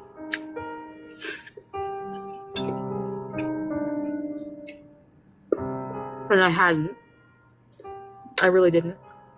Her intentions then were the same as they are today, purely selfish. You know, I never intended to really do it. I wanted attention. I knew that gave me power, threatening that. I wanted to hurt people. Her mother rushed her to the hospital in a bid to save her life, and when the nurse told her she had to drink an activated charcoal mixture in order to neutralize the drugs in her system, she became worried that the charcoal would hurt her if no drugs were in her system, so she ran into the hospital bathroom and actually took, quote, some pills. So in the bathroom, I actually took some pills. Okay, this story to me is already falling apart.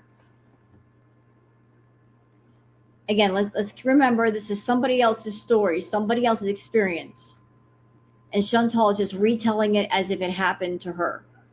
So where's she going to get the pills? What, is she like walking around with bottles of pills in her pocket just in case she gets busted for a lie? I mean, does that sound weird to anybody? You're supposed to be you're going to the hospital for an emergency situation, and you're finding out that because people are saying, we're going to pump your stomach. And you're like, oh, let me just run to the bathroom really quick and take some pills. I would think in a situation like that, people would not leave you alone because they would be afraid of what else you're going to do. But she was allowed to go to the bathroom alone, and she had a whole bunch of pills in her pocket. So does that sound weird? Like, oh, I just happen to have some pills in my pocket. Let me just cover up my lie. Huh? What? It doesn't sound right, does it? Then I thought I'll just drink the charcoal. I believe she's being intentionally ambiguous here in order to make the viewer think that she had actually taken a dangerous dose, but in reality, it was probably no more than 2 or 3 at most. After she confessed this to the nurse, they decided to keep her in the hospital for a few days. Ironically, her hospital roommate was a young girl suffering from severe anorexia, hooked up to feeding tubes due to her dire situation. The girl's family would bring her all sorts of food, and well, I'm sure you can guess what happened next. Okay, slam the brakes on hard. Listen.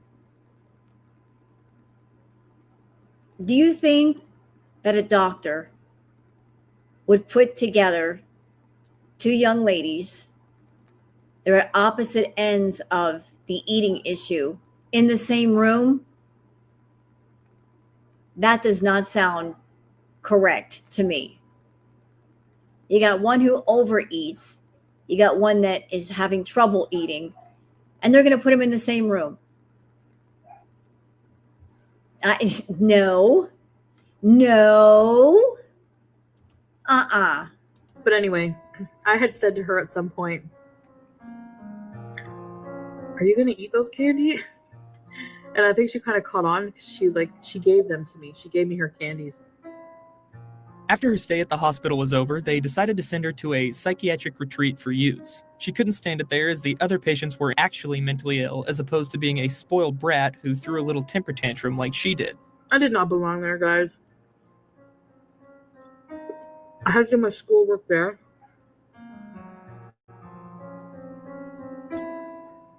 Every single other person there was absolutely fucking Looney Tunes. Like, really out to lunch. No, I think you hated it at the hospital because you couldn't pull your bullshit. You couldn't manipulate or lie or cry or whine your way around things, and you didn't like that. Like, I stole liquor and pretended to kill myself. These people, like, oh my god. So she devised a plan to escape, which was, in her own words, to manipulate her grandmother into coming to take her out. My plan was to run away and call my grandmother because I knew my grandma didn't know I was there. And this is bad, but I knew I could manipulate my grandmother into feeling bad and not making me go back there. Wow. Did y'all hear that? Let's hear that again. Let's hear that one more time, please. Brat who threw a little temper tantrum like she did. I did not belong there, guys. I had to do my schoolwork there. Every single other person there was absolutely fucking Looney Tunes. Like, really out to lunch. Like, I stole liquor and pretended to kill myself. These people, like, oh my god. So she devised a plan to escape, which was, in her own words, to manipulate her grandmother into coming to take her out. My plan was to run away and call my grandmother because I knew my grandma didn't know I was there. And this is bad, but I knew I could manipulate my grandmother into feeling bad. That part. She said, I knew that I could manipulate my grandmother into getting me out of there.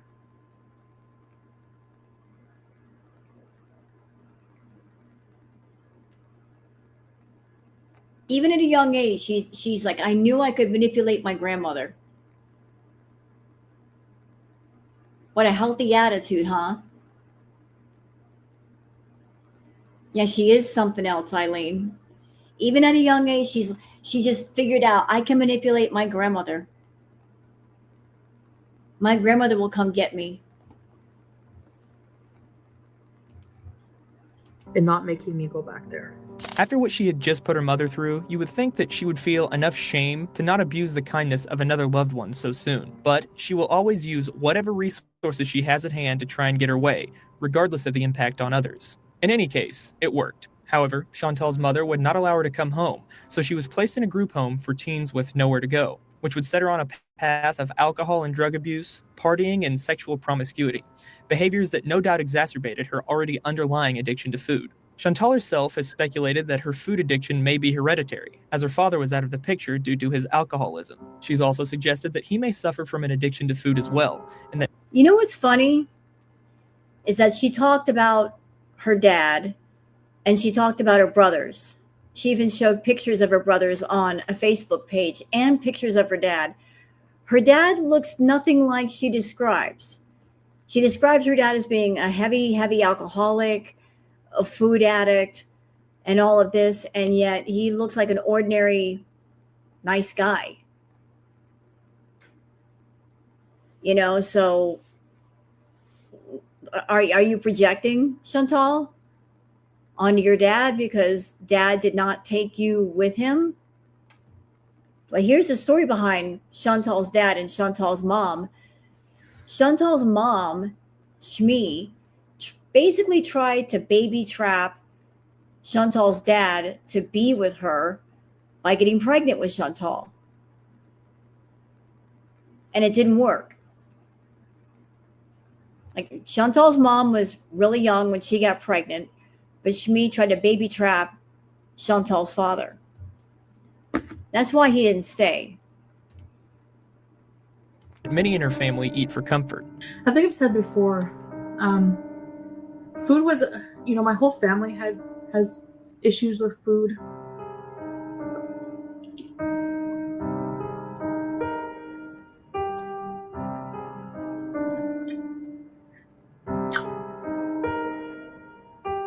And food was used as comfort and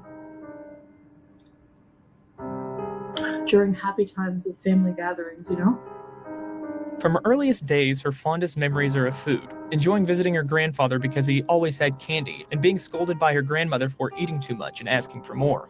And she was really French. All I remember is always wanting... I was a little piggy when I was a kid. What a surprise, right? I would go to her house, she would babysit me, and she yelled at me because I asked her for another pudding. I kept asking her for snacks. She got mad and she's like, "Tabernacle, you just had a snack." Chantal tells many stories of her time at the group home, all of them full of debauchery, the last place any parent should send their young daughter. She's shown the home in one of her vlogs, and quite frankly, it looks like a crack house. I think it speaks volumes about how bad Chantal was as a child that her mother would resort to sending her to this place. One of these stories in particular sticks out to me, and that's the story of Big G.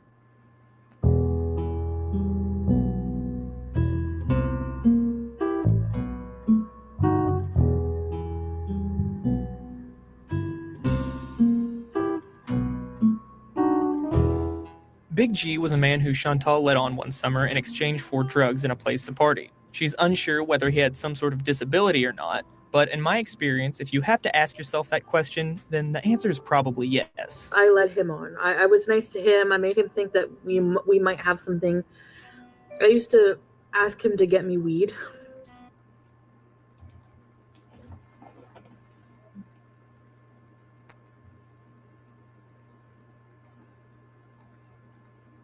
So she found someone who was disabled in some way and led him on and essentially took advantage of him. Predator.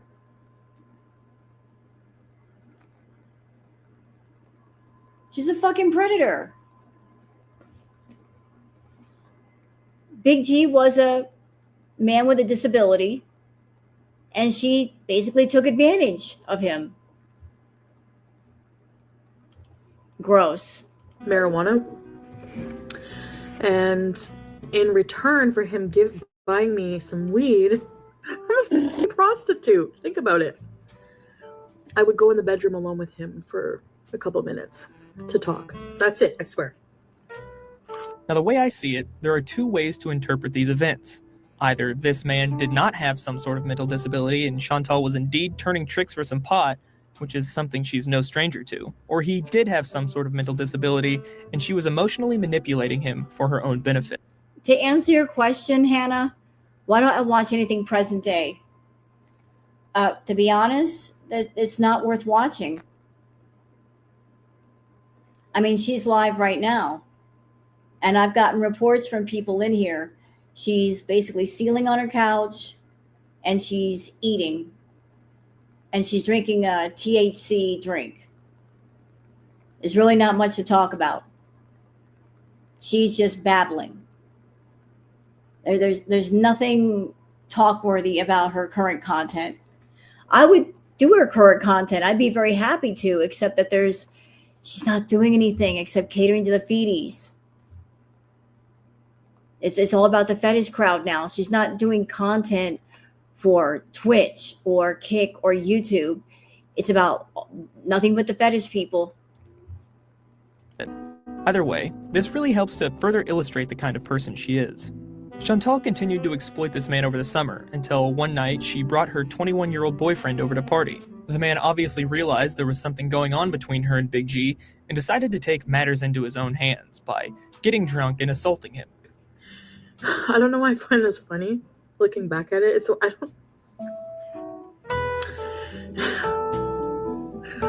He's like, he's just sitting there and he's like, I'm going to punch out Big G. Big G was oblivious. He's just like, what's up, man? Punches him in the face.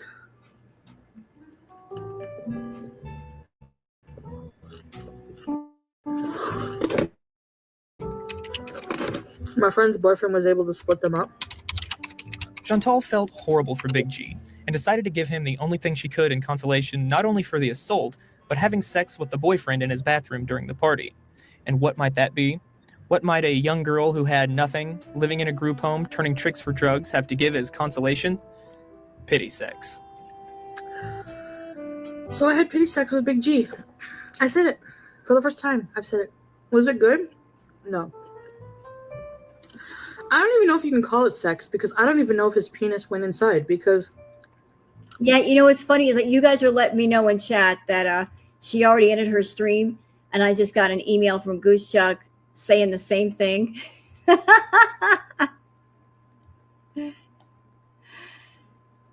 How many viewers? Oh my God, she had 54 people. Goose Chuck just sent me a screenshot.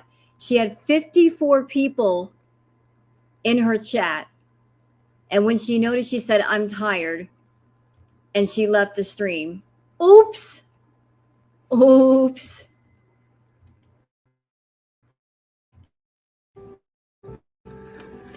It was very small. Of course she has to make a snide comment about the size of his manhood. It's something she does quite frequently. Keep in mind that Chantal isn't private about these videos.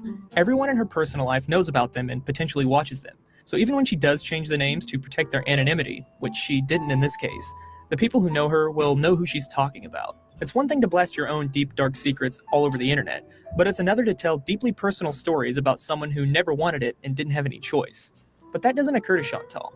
If she will exploit her family's love for her own personal gain, she certainly has no qualms about exploiting anyone. I'm just going to...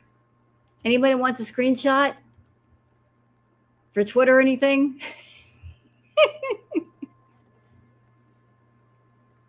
Couch or Chantal? Couch or Chantal? There's our girl. Unfiltered. There she is. Take your screenshots now for your personal private collections, or Twitter, whichever you prefer, or Twitter. Do what you want with them. Do what you like.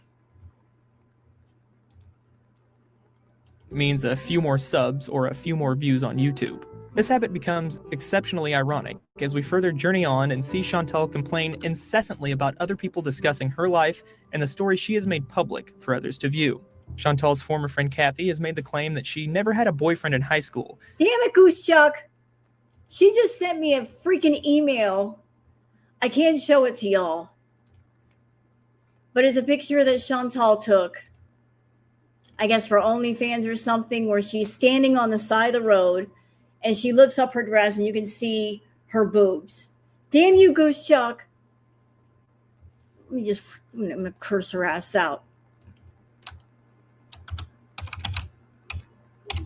Fuck you. Send.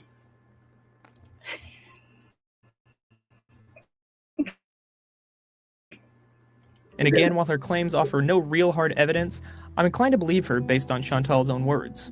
As I mentioned, the 21-year-old she lost her virginity to had a pregnant girlfriend at the time, so while she may try to call him a boyfriend to make herself feel better about being used by an alcoholic predator, even she has slipped up and admitted she was nothing more than a side piece. So he was like, you have to stop this. No, I can't show the picture, you perverts. I can't listen. I can't show the picture. Chantal has got her, she literally has her dress and she pulls it all the way up.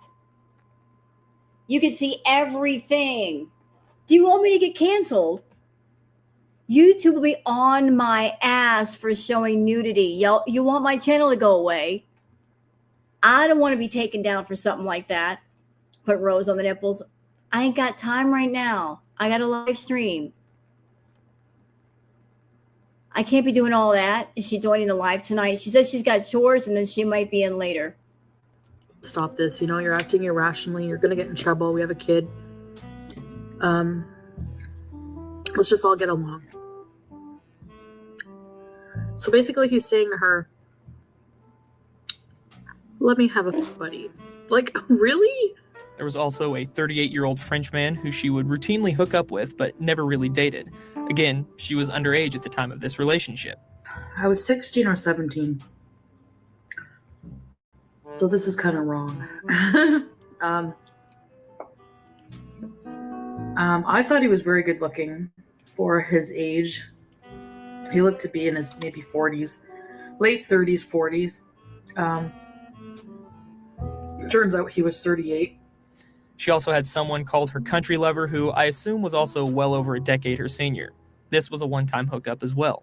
She tells a story about the worst hookup she's ever had, where she went to a bar underage and ended up going home with a man who was missing a bunch of fingers. They never had sex, but the night ended in a spectacular fashion. Takes off my bra. You would think after a guy takes off your bra, he's going to start doing things. I got one question. When all this is going on, where are her parents? Where's her mother?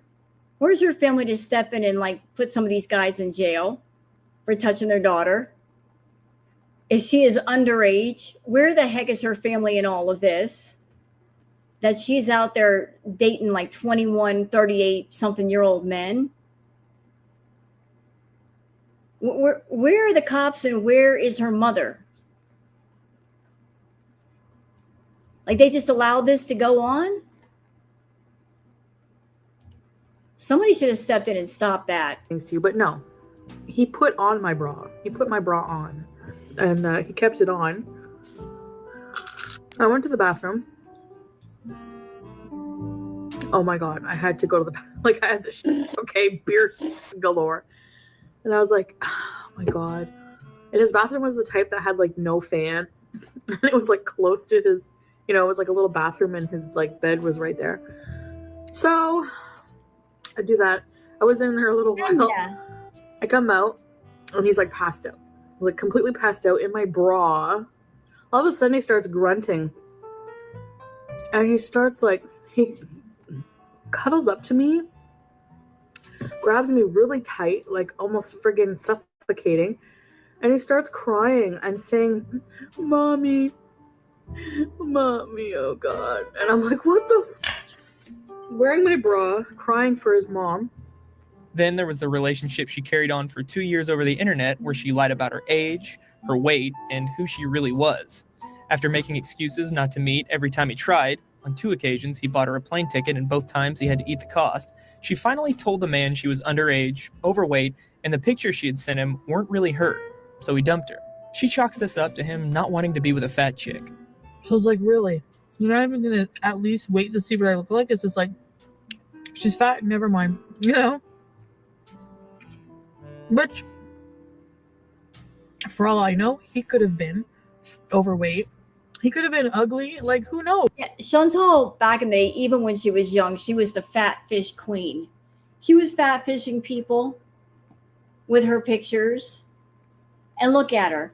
She hasn't stopped yet with all those doggone filters. She lies about herself, and then she wonders why men don't stay. And it's because you're not presenting yourself honestly. You lie to get the attention, but you know you can only take that attention so far. Because if they want to meet you, they're going to find out the truth. And they're not going to like what they see. Was, you know, like, I'm not shallow like that. You know, but whatever. As if it doesn't even register with her that she had lied to this man for 2 years, making him think she was an adult woman. There is no sympathy for how he must have felt, probably worried that this made him some kind of unintentional predator. At every turn in her life, Chantal is the victim, no matter how many mental gymnastics she has to perform to make it so. Funnily enough, this is the closest thing she had to a real committed relationship in her adolescence. It's a bit sad that the only way she could get someone to be with her was to lie about her physical appearance, but it does prove my earlier point. No decent guy wants to put up with someone like Chantal unless they are drop-dead gorgeous. If I had to guess the reason for all of this sexual promiscuity, it would be her daddy issues. Luckily, I don't have to play armchair psychologist and make these kinds of guesses because Chantal has outright admitted this on several occasions. Daddy abandonment issues. And the list goes on. Hashtag daddy issues. I think I have daddy issues. The way she tells these stories, it seems she was consistently sleeping with both the 38-year-old Frenchman and the 21-year-old alcoholic until the end of high school. Ew. I'm sorry. I can't relate to Foodie on that level. Because the way I was raised, if I tried that mess when I was young, I would not have a bottom. Because my daddy would have ripped it off of me. He would have torn my ass up. Like, what do you mean you're dating a 21-year-old? What do you mean you're dating a 38-year-old? Oh, no, you're not. We're not doing that in this house. Feeling very single and very alone, she began using IRC or internet relay chat to find hookups until she began dating her first, in real life, bona fide boyfriend, James, better known as Pete's to Foodie beauty enthusiasts. She and Pete's were originally just friends. Eventually, they became roommates, which led to them falling in love and dating. Chantal has mentioned before that... Hold on a second. Cookie. All right, let me just give you some backstory on my family. My dad, ex-military. That's all you need to know. Ex-military. And there was myself, my stepsister, and my half-sister. And I wasn't allowed to date until I was 16. And if I dated anybody, Dad wanted to meet them first. And there was no sneaking around allowed. That's how it was in my house. You want to go out with somebody? I want to know who this person is first. I'm going to do a background check, all that. Dad did not play with his daughters. There was no running the streets in my house. She's been with BB for around 7 years, and that she and Pete's were together for around 7 years as well. That means she started dating Pete's when she was 21 or 22.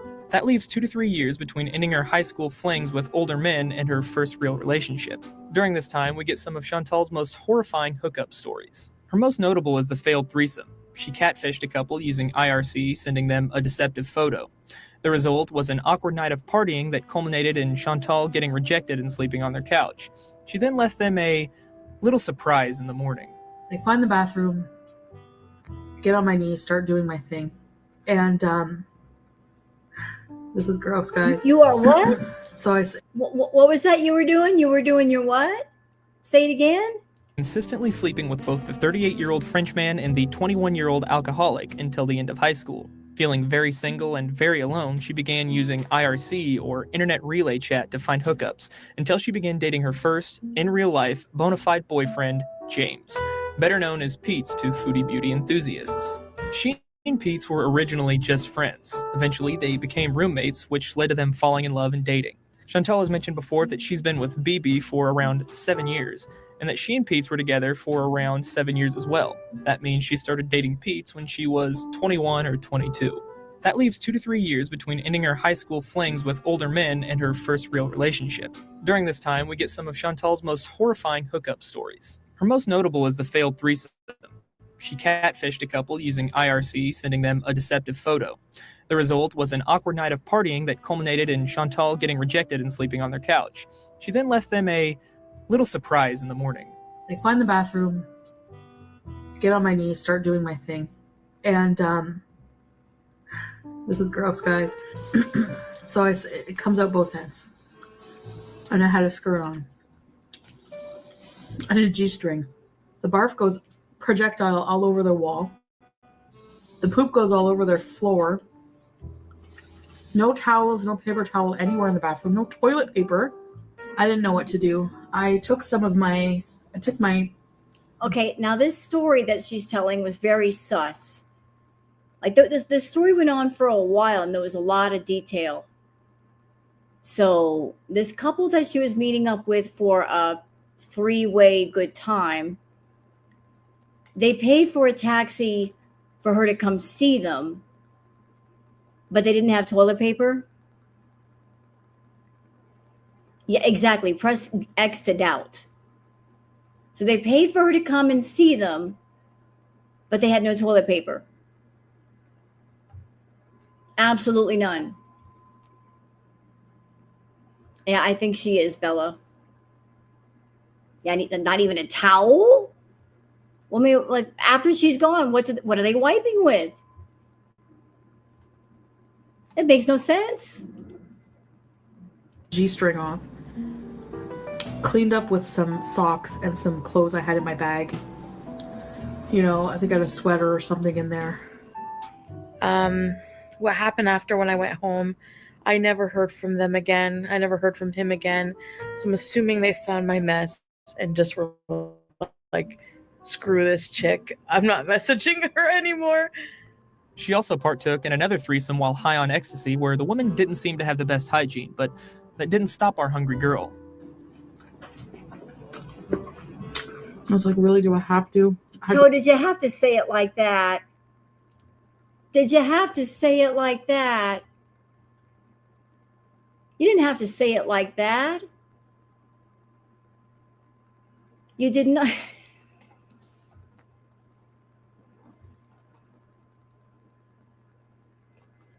You didn't have to say it that way, sir. That was unexpected and foul. Do I have to go in there? And I did. And it was horrible.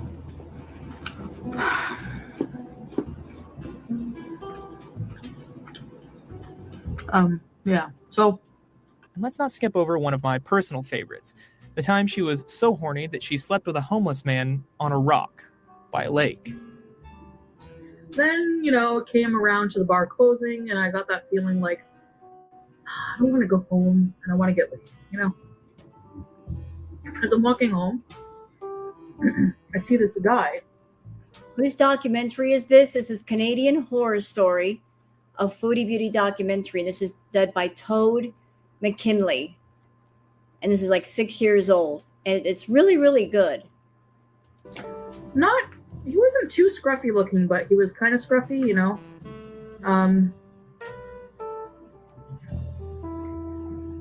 He was carrying like a shopping bag, and it had like DVDs in it, probably to pawn them.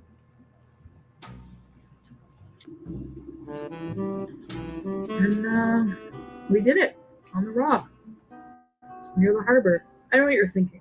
What did he smell like? That's what I would. You know what? Again, I will press X to doubt on this one too.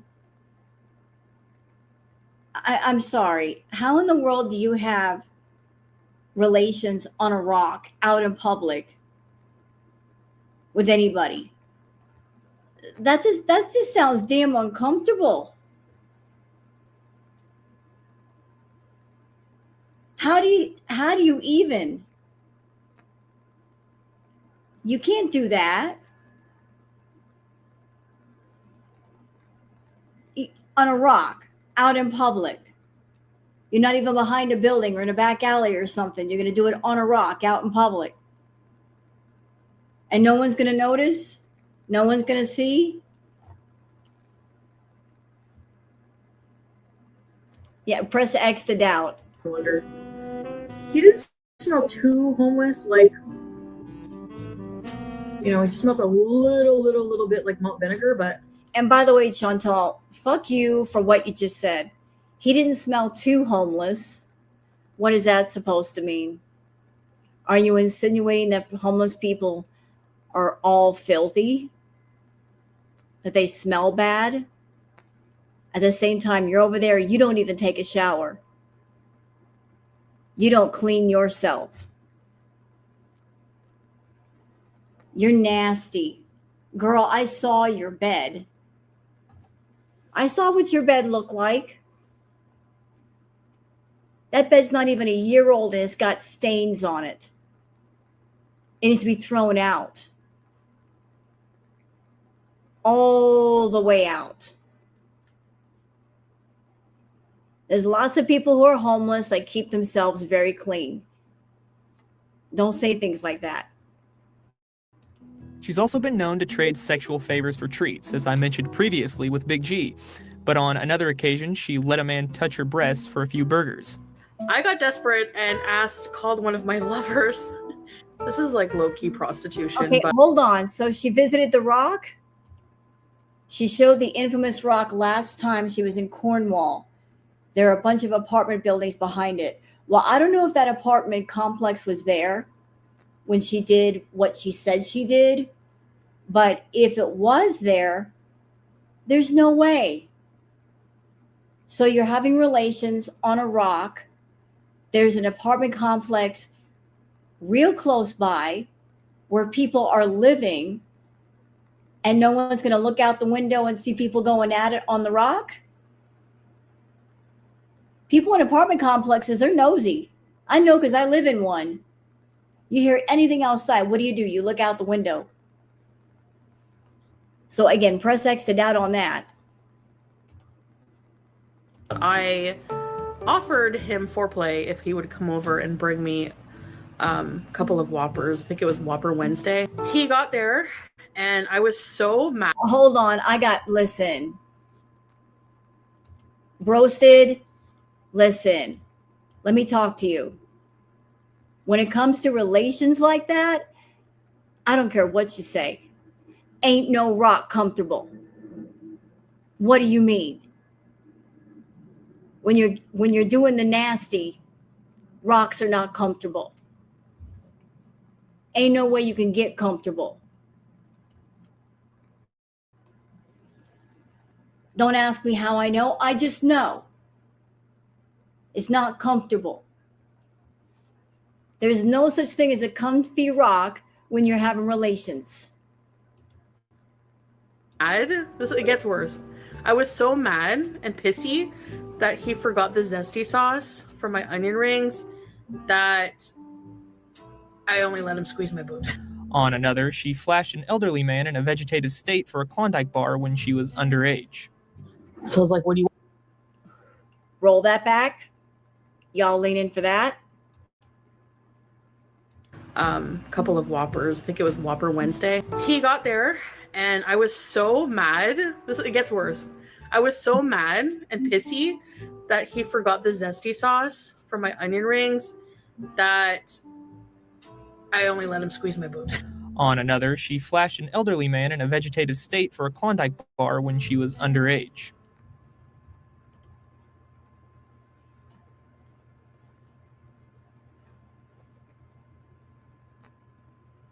Predator. So you're going to walk up to an elderly man who's in a vegetative state and flash your boobs just for a Klondike bar. So you're going to traumatize somebody for a Klondike bar. Nasty. So I was like, what do you want me to do for a Klondike bar? Name it. So my friend's boyfriend's like, I want you to go to the man at the end of the road.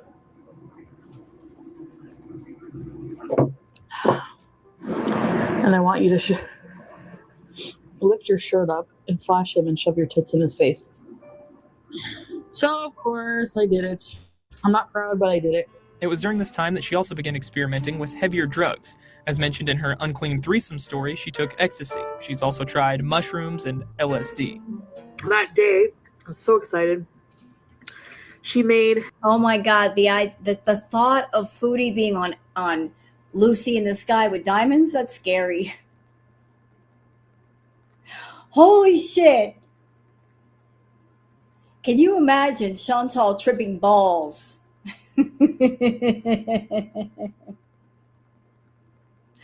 Foodie Beauty tripping balls. what that's like. I bet that's a fun experience. Shroom popsicles. She had LSD, ton of weed. Oh, that goes without saying. But after all was said and done and she'd had her fill of fun, she decided to settle down with good old reliable Pete's.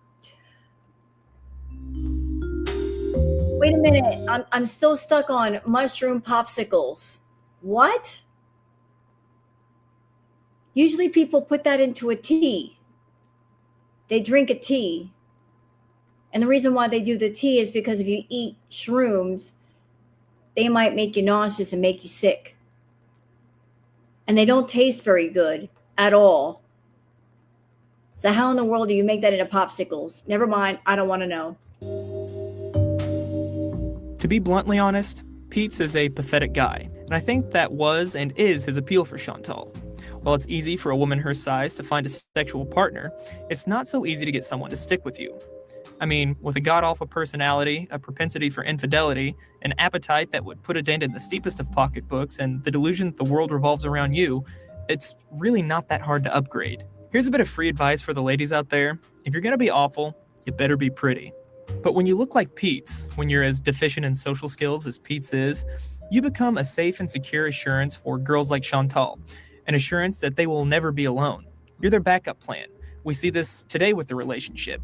They remain friends. He's obviously still in love with her, even after everything she put him through. You can tell that the moment she says, "I'm ready to come back and settle down," he's going to be right there. I guess manipulating people with disabilities is more of a habit than a one-off for Chantal. So she and Pete's dated for around 7 years, and eventually they were engaged to be married. But at some point, Chantal fell out of love with him. So she did what any mature, well-adjusted, mentally healthy 28-year-old person would do when they're ready to end a relationship. She sat him down, gently explained her feelings, and they amicably went their separate ways, remaining fast friends. Just kidding. She started routinely cheating on him with random African migrants, then left him out of the blue one day for her current boyfriend. Now, when Chantal says she fell out of love, what she really means is that she was no longer feeling sexually satisfied. I'm a very sexual person, and I know people stay together out of convenience. They don't want. Okay, you know what? Let me put my 2 cents in. Chantal's got some freaky ways, okay? She got some freaky habits, and she's got some freaky ways, and she's got some freaky urges, and she needs a freaky guy to satisfy them. And BB and Pete's, they're kind of on the vanilla side. So she had some darker urges, and she wasn't getting them satisfied. She wasn't getting her scratch itched. So she basically conquered Pete's, got him under her control. Then she got bored, and that's when she found Natter. What made me watch this again? Because I think it's a great documentary. I think it was very well put together, and there's lots of people who haven't seen it. That if you're going to understand the story, you got to know all the story. And a lot of people don't know all the story because everybody jumps into the Foodieverse at different times.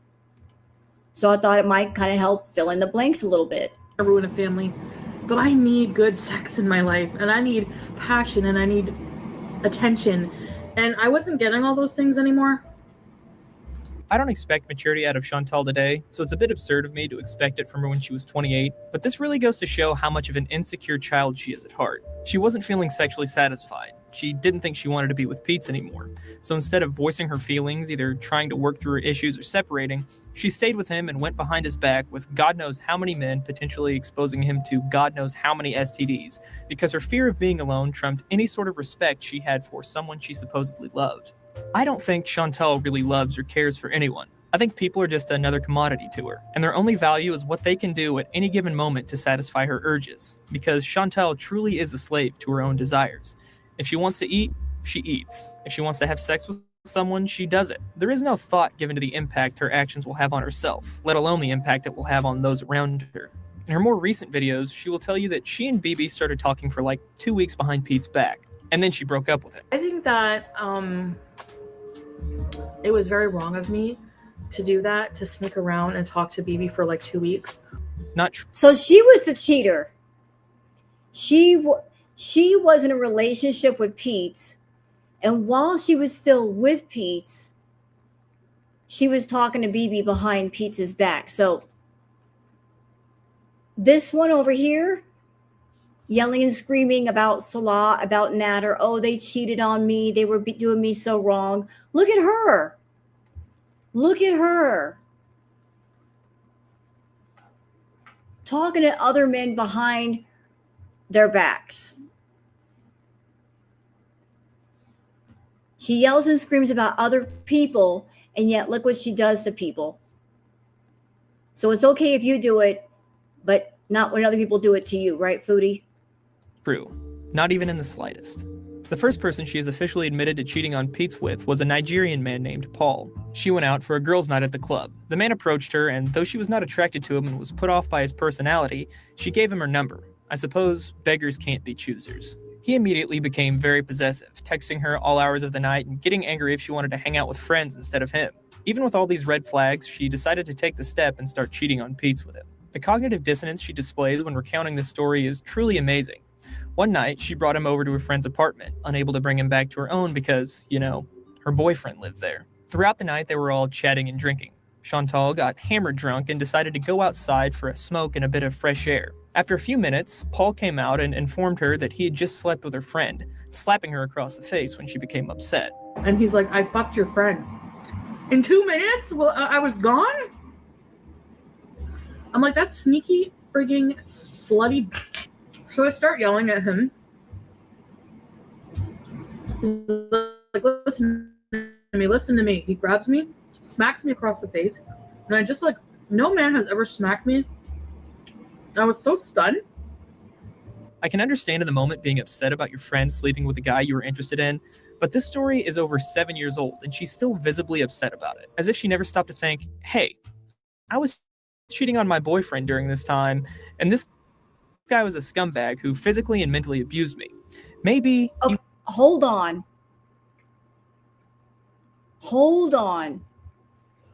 So let's rewind a bit. So she was cheating on her boyfriend with this guy named Paul. So she was doing wrong to somebody. She was doing wrong to Pete's, being with Paul, sneaking around with him. They go to a friend's house. They're all hanging out together. She goes outside to smoke a cigarette, allegedly. Friend is still Paul was still inside with a female friend. Hooks up. And then he comes outside and lets her know. I press X to doubt. Like, why would he tell Chantal that? And then he just slaps her across the face. Again, I press X to doubt. I think there's a lot of embellishing here. Like, oh, you cheated on me, so I'm going to punish you on my video by telling a story about you where you abused me. Boy, this goes all the way back, doesn't it? Yeah, a lot of this is false. I agree. I do agree with you. But isn't it funny that when a man steps out and he has relations with somebody, Chantal's revenge is, I'm going to paint this man as being abusive. It goes all the way back. If this story is even slightly true, it goes all the way back. Before Nader, before Salah, before everybody.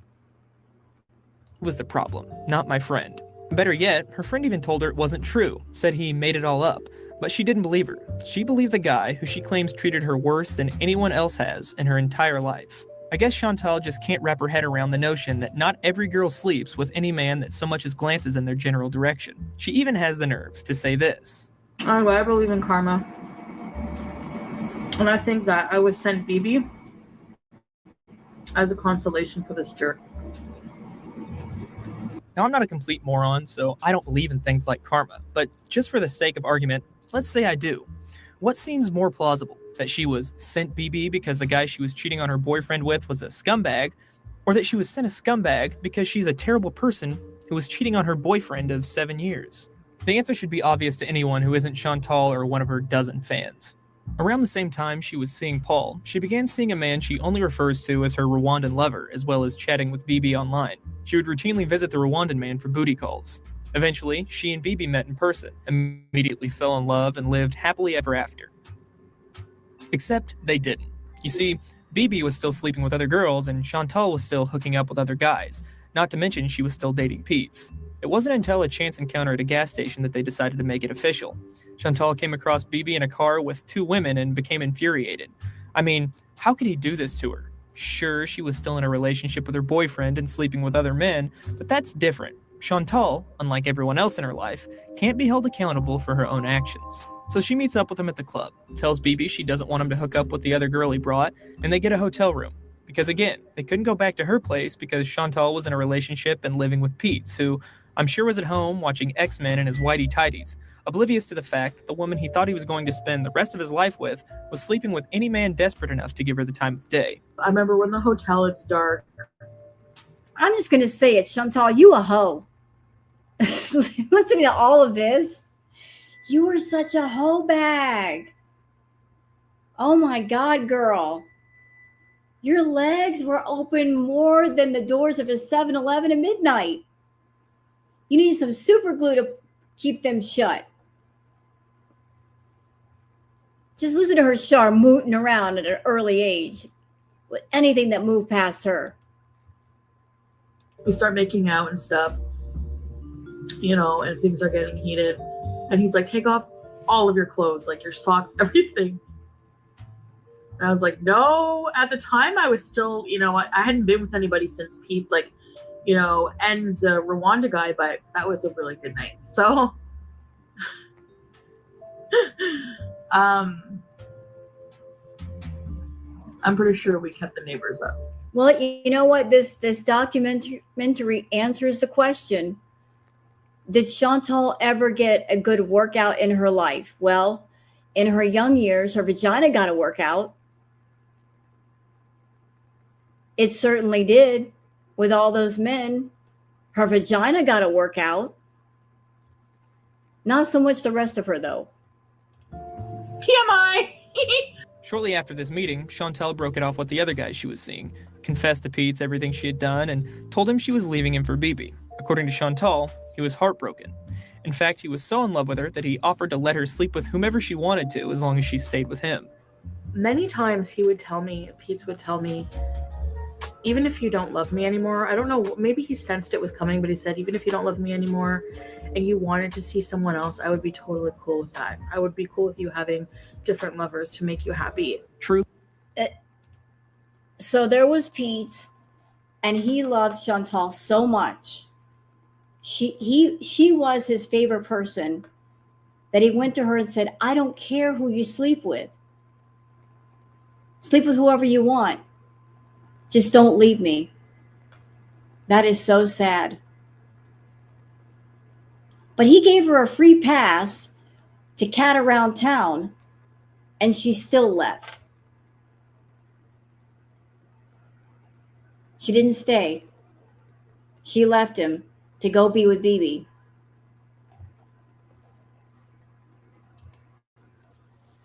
There's no sadder character in this story than Pete's.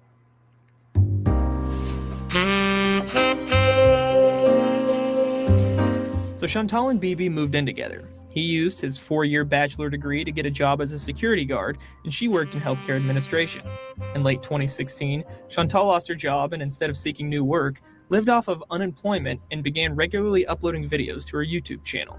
The first few appear to be your typical low-quality, low-effort beauty videos. In her first Get to Know Me video, she tells us a little bit about herself. Unlike the brash and brazen girl we see today, proudly recounting her sexual exploits or bathroom blunders as she shovels thousands of calories. Okay, to answer your question, was this before or after her hysterectomy at this point? I believe the hysterectomy happened while she was with Bibi. So it was in the same time period where she had to go and get a hysterectomy. It was around the time that she was with Bibi. calories into her mouth, she comes across as a bit shy, giving us precious little tidbits of information. She's short, 5'1" in fact. She loves cats, she dropped out of college, and she can count the amount of people she's slept with on her hands, something she later admitted was a lie after the 10th or 15th video she made recounting her numerous sexual encounters. I know you're thinking, oh my gosh, woman, how many lovers have you had? I used to say that I could count on my hands, but I don't think that's true anymore. It was a few years ago. If you were to look at her channel today, you would see that not long after this Get to Know Me video, she switched from makeup tutorials to mukbangs and the occasional vlog. However, this is not a true representation of her channel's history. Chantal is well known for deleting videos, typically in an attempt to mitigate the repercussions of her impulsive nature. The most common reason for her to delete a video is the backlash she receives after lashing out at those she deems haters, which is a blanket term that covers everyone from people who are genuinely worried about her health due to her constant binge eating on camera and her numerous health problems, to trolls who genuinely just want to get a reaction out of her, and everyone in between. Recently, however, she's taken things further than she ever has before, by mass deleting almost 6 million views worth of videos. These videos were all diet and fitness related and showed the true nature of Chantal's channel, revealing precisely why she's garnered so much negative attention and criticism over the years. While a good majority of the videos are not publicly available, the majority of the videos released in 2019 have been archived on her Kiwi Farms thread, and I have saved them all. While it's easy to disdain Chantal for her behavior, for who she is as a person and how she treats those around her, these things aren't clearly laid out for your average viewer. I've spent well over 200 hours watching her videos in order to weave together this story, and I'm sure even I missed quite a bit. No, the primary reason the vast majority of her fan base has turned against her, the reason so many channels make videos about her, is her constant diet cycling. Despite what you'll hear from Chantal today about being body positive, how she's happy to be a big girl, she most certainly is not. She can try and rewrite history for those who may stumble upon her channel by deleting every video with diet or weight loss in the title, but like any endeavor she undergoes, she's too lazy to follow through on it thoroughly, because even though the videos that are explicitly diet related based on the title have been deleted, there are plenty of videos where she references her endless weight related trials and tribulations. Oh, wait, what? Hold on a second. Y'all,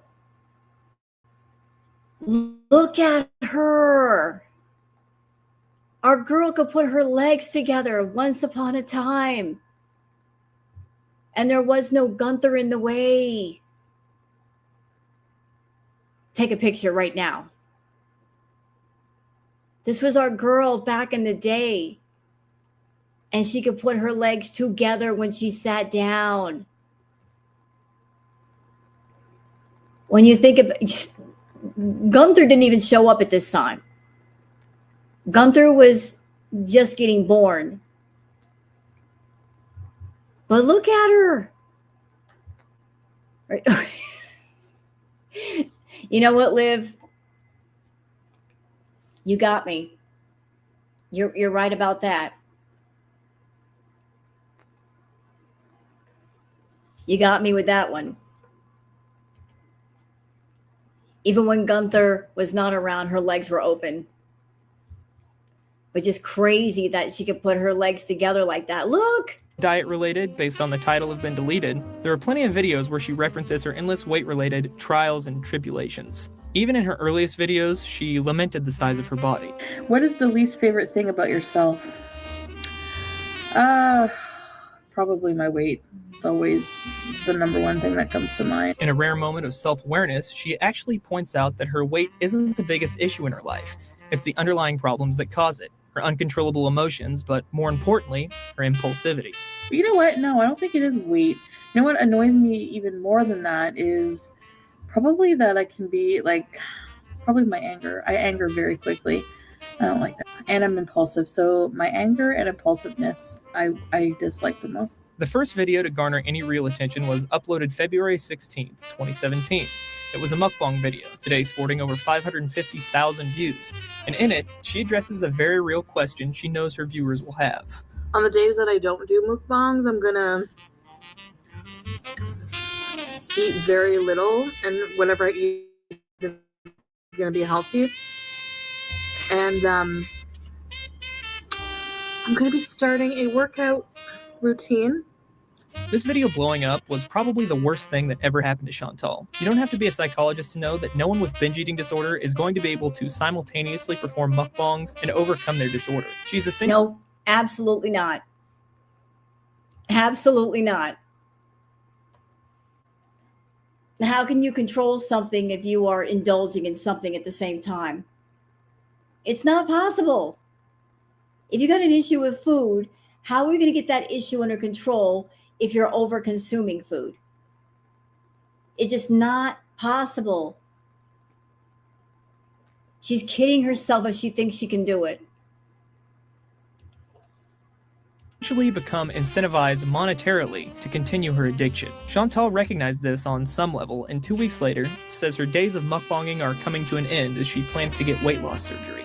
So bear with me because my mukbangs are coming to an end. I'm really sorry.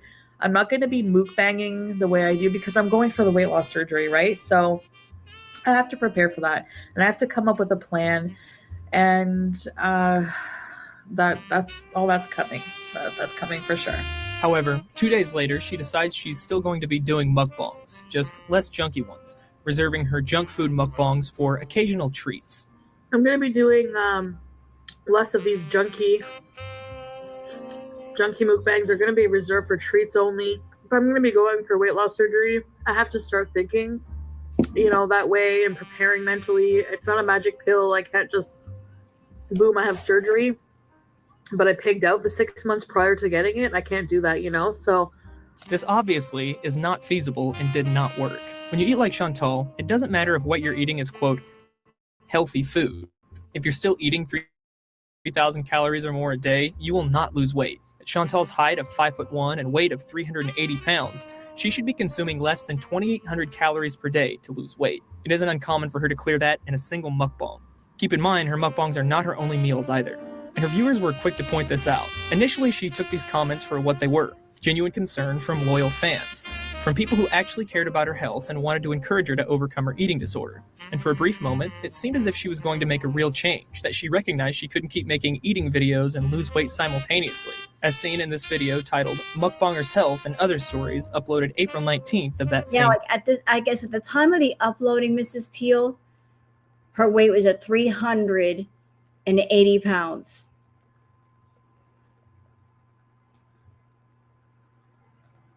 This was 6 years ago. Yep. What have I been saying? What'd I say? Did I not say 550 plus? Did I not say it? Everybody else in the community has been saying 450 pounds, and I'm like, bullshit. Ain't no way.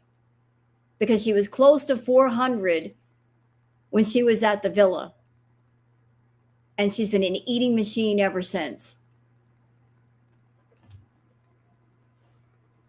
You got to do the math on that. Oh, thank you for that, Foxy. To put her weight into perspective, Hulk Hogan at his prime was 6'10" and 345 pounds, and he was mostly pure muscle. She weighs more than Hulk Hogan. Yep.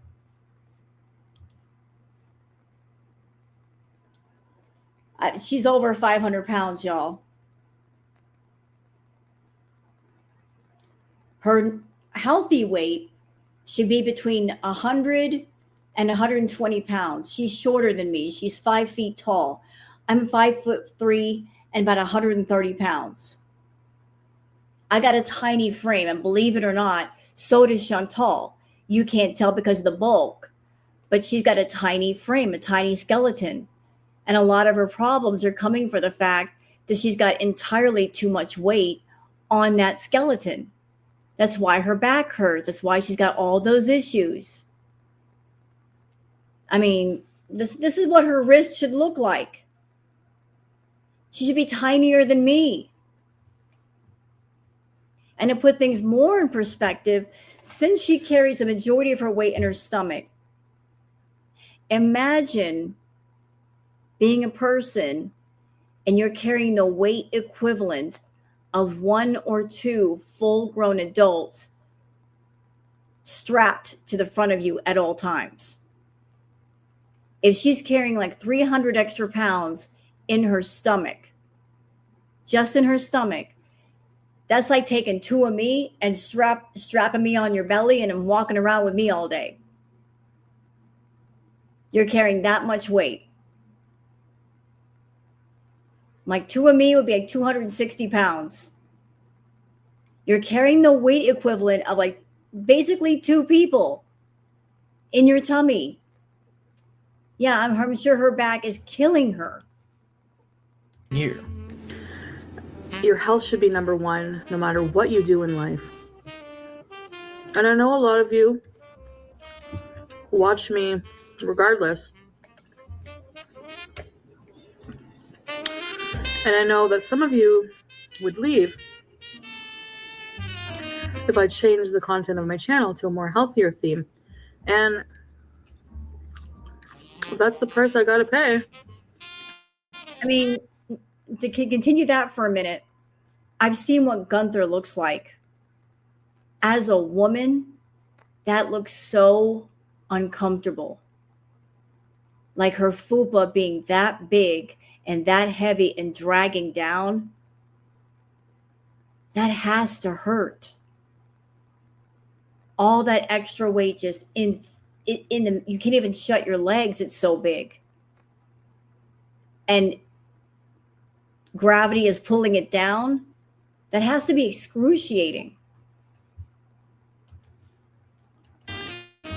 You're not going to see me pigging out anymore, eating unhealthily. But she didn't quit mukbanging, and she didn't get her diet back on track. She would eat healthy food for a day, maybe two, and then go right back into 2,000 to 3,000 calorie binges. And gradually, that genuine concern from her fans started to become frustration. As the tension began to build, Chantel tried to separate her content into two channels. I'm going to do a separate channel for my weight loss journey. There's different audiences for different aspects of the material I release. Material, like it's like this big thing, but anyway, so that's what I think. It's just better if I do that. I guess in her mind, she thought that the audience that wanted her to get healthy would just cheer for her on her diet channel and would ignore the fact that what little work she put into losing weight on one channel would be instantly canceled out by her massive binge on the other. After this attempt to placate her viewers failed, she began lashing out at anyone and everyone who called her out for her destructive behavior. First, with small passive-aggressive quips here and there, before eventually addressing her critics directly in a scathing rant within a video titled Indian Food Mukbang Eat With Me, uploaded June 6th of 2017. So before you all start typing, what happened to your diet? Let me explain something to you, okay? So I made a decision. I'm closing my weight loss channel. My other channel, I'm shutting it down. I am too busy to deal with, all these experts in, in diet, and then these people who are like, well, you wouldn't get hate if you wouldn't tell people that you're losing weight or you're vegan. You know what? You're right. So I'm not going to. It's sickening. It's sickening. No matter what you do, people think you're eating bad. You eat a fucking piece of fruit and people think that you're no, I can't handle that. People need to worry about themselves. This is a mukbang channel. So if you can't handle watching someone big eat something, go watch a skinny bitch eat a salad. Okay? Either you watch me for me and... Can I say something about the mukbangs? Does anybody know the origins of the mukbang and why it came to be in the first place? Like the true origins of it. Like it started off in in Asia, Asian countries. And over in Asian culture, it's the thing that people eat together. They sit down and have a meal together. In Korea, yes. So it's about like spending time with the family and the friends, eating together. So mukbangs came to be on the internet as a way for those who are working or away from family to feel less alone. Just sitting down and having a normal meal and feeling like somebody is there with you, eating with you. So it was a way to combat loneliness and isolation. And then it came over here to the Western world, and it became something entirely different. So I was like, what Chantal is doing, I don't call that a mukbang. I call it just an excuse to overeat. But that's the origin story of mukbangs. Just people sitting down and having a normal meal. Nothing crazy, nothing junky, nothing extreme or bizarre, just having a normal meal, sitting down having a normal meal, and people will watch you and they feel like they're with somebody and they're eating. My story times and the food, or else don't watch me at all. Plain and simple. At this point in her channel's history, she had just passed the 5,000 subscriber mark, and already she was beginning to break down mentally from the pressure, causing her veneer of kindness to slip, mistreating her fans. So naturally, her fans began to turn on her. Despite her declaration that she would no longer talk about her diet and weight loss and that she would be deleting her weight loss channel, she continued to make it a regular topic in her videos, and did not delete the second channel. On the 1st of July 2017, she releases a video where she changes her mind, claiming that she now believes that losing weight while filming mukbangs is possible, while eating a meal from Five Guys. I believe that you can have an eating channel and lose weight. I definitely do. You gotta watch what you're eating. Let's get to the burger.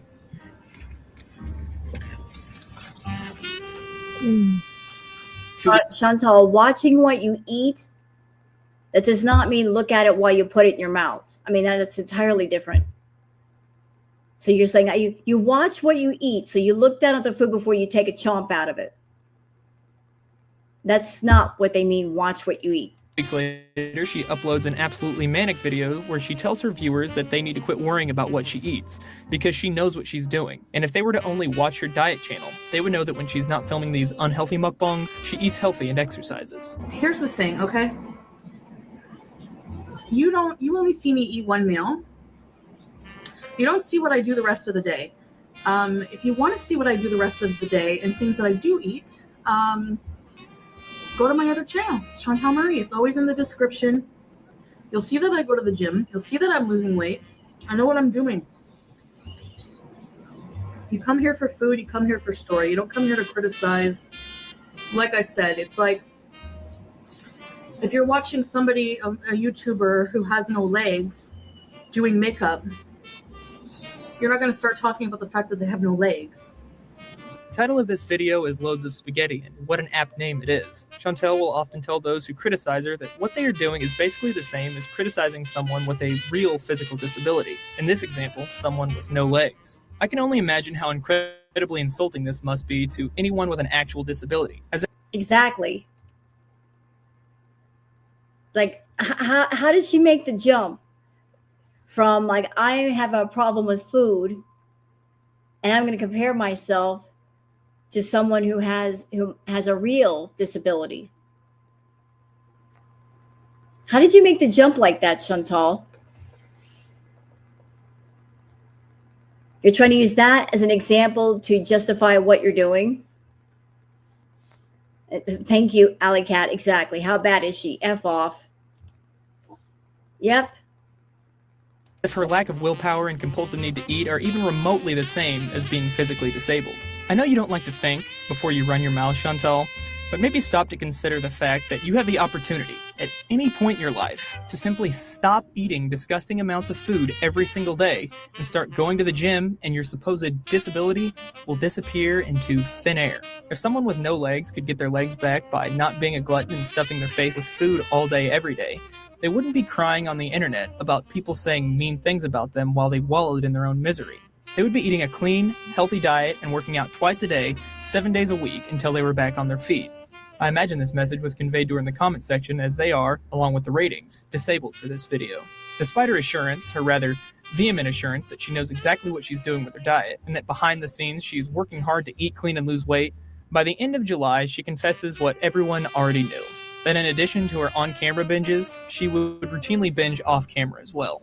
To be honest with you, completely honest with you, my problem is what happens off of camera, not what's on camera. So like,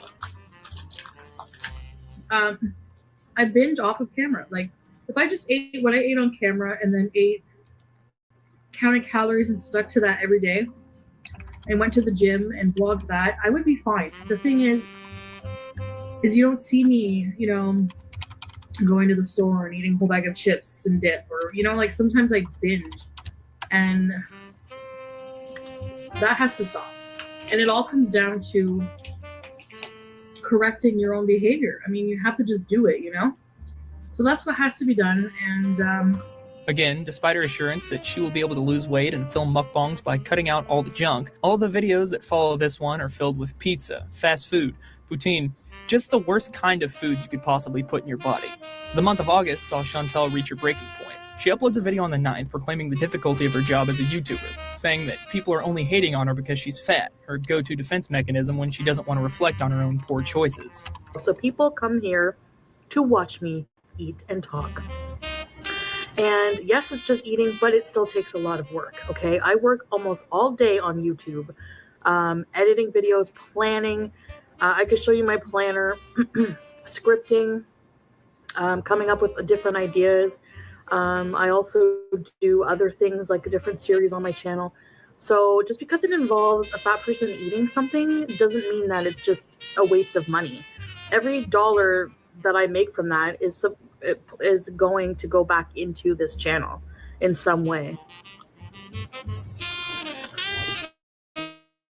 So to those people, I'm glad y'all can't see my email right now.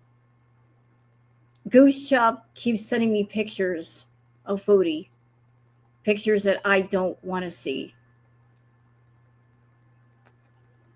I don't know if I can forgive her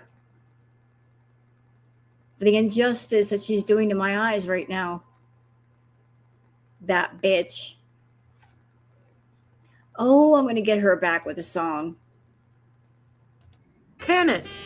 You don't have to donate, but you don't have to open your mouth and give shit to people who want to contribute to my channel. She pins a comment to the video from a loyal viewer imploring her, and this is great advice for any YouTuber out there, not to compare her cushy life of sitting at home eating all day to a typical 9-to-5 job. Her response to this almost defies belief in its arrogance and ignorance. YouTube is a full-time job. I put out a schedule, and every day I work on my channel pretty much all day. I try to put more and more into it every day. YouTube is a job. It involves scripting, filming, putting your life out there. Eating is just part of it. Regardless, it is getting on camera for thousands to view and entertain people, whether that be they are disgusted or entertained. I don't care either way. People watch to be entertained in some way. I started writing my own stories to tell on camera. Editing takes a while to do. It is more work than people realize. On top of that, interacting via social media also takes hours out of the day. So yes, it is comparable. And I would argue that it's even more work, especially for bigger YouTubers. You know where things went wrong? She used to care about YouTube. She used to care about making content for YouTube. Where things went wrong is she stopped caring about YouTube and making regular content. And she decided that she's just going to make content for the fetish people.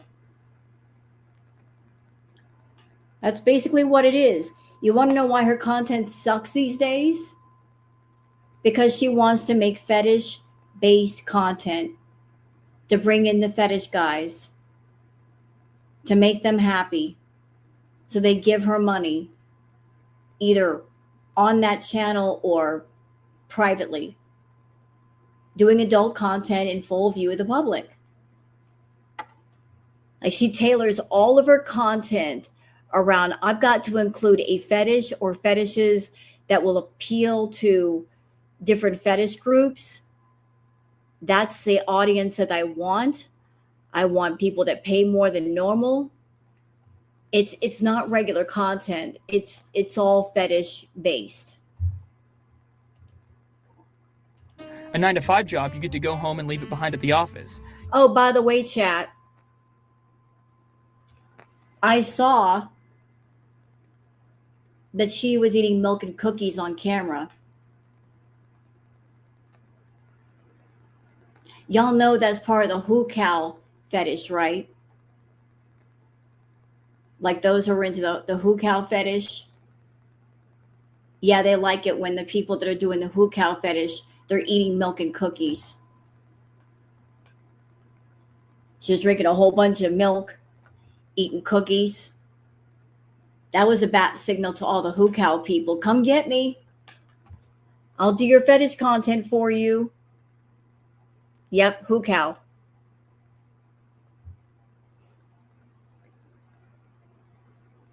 Who Cow is basically like a short form of human cow.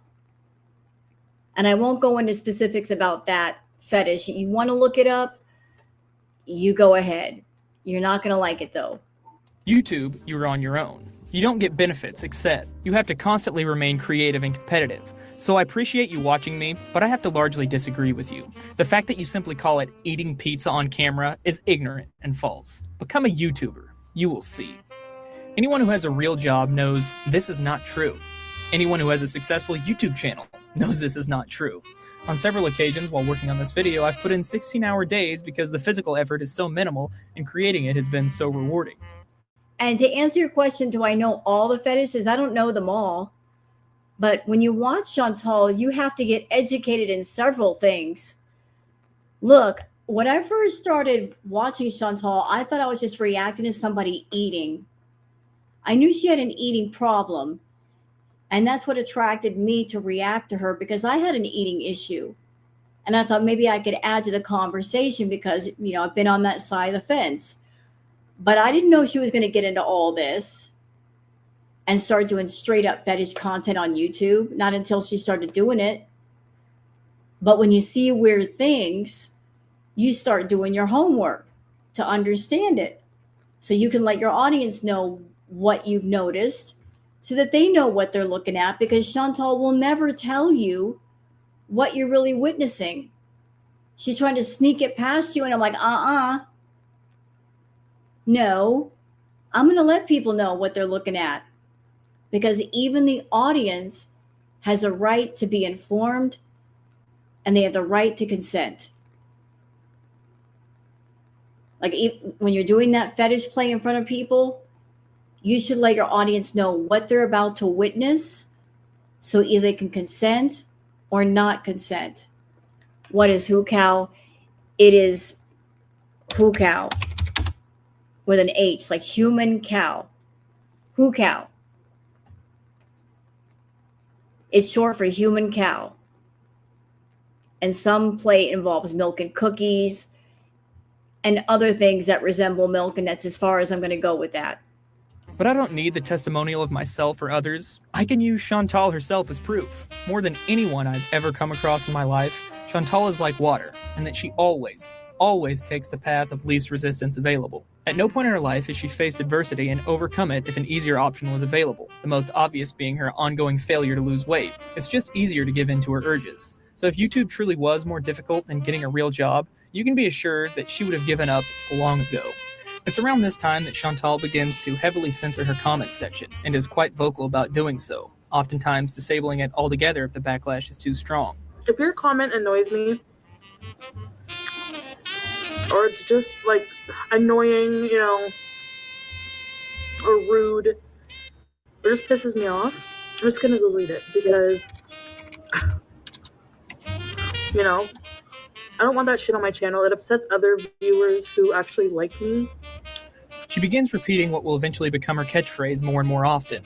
If you don't like it, then don't watch. And this is probably the most critical mistake she's ever made in regards to suppressing criticism. Because if you don't allow people to voice their opinions on your channel, they're going to talk about you somewhere else. And where might that be? And then somebody, I found out, going through the comments, there's this, what the hell is Kiwi Farms? Is that like a forum or a website where people go and like discuss other people? Chantal's Kiwi Farms thread is massive and extremely active, and she has no one to blame but herself. I'm not saying that she wouldn't have had her own thread if she let people freely voice their opinions in her own comment section and didn't fly into a fit of rage at least once a week when people pointed out her destructive or hypocritical behavior, only to subsequently delete her impulsive rantings and then pretend like nothing ever happened and she's just the poor victim of a society full of fat hatred.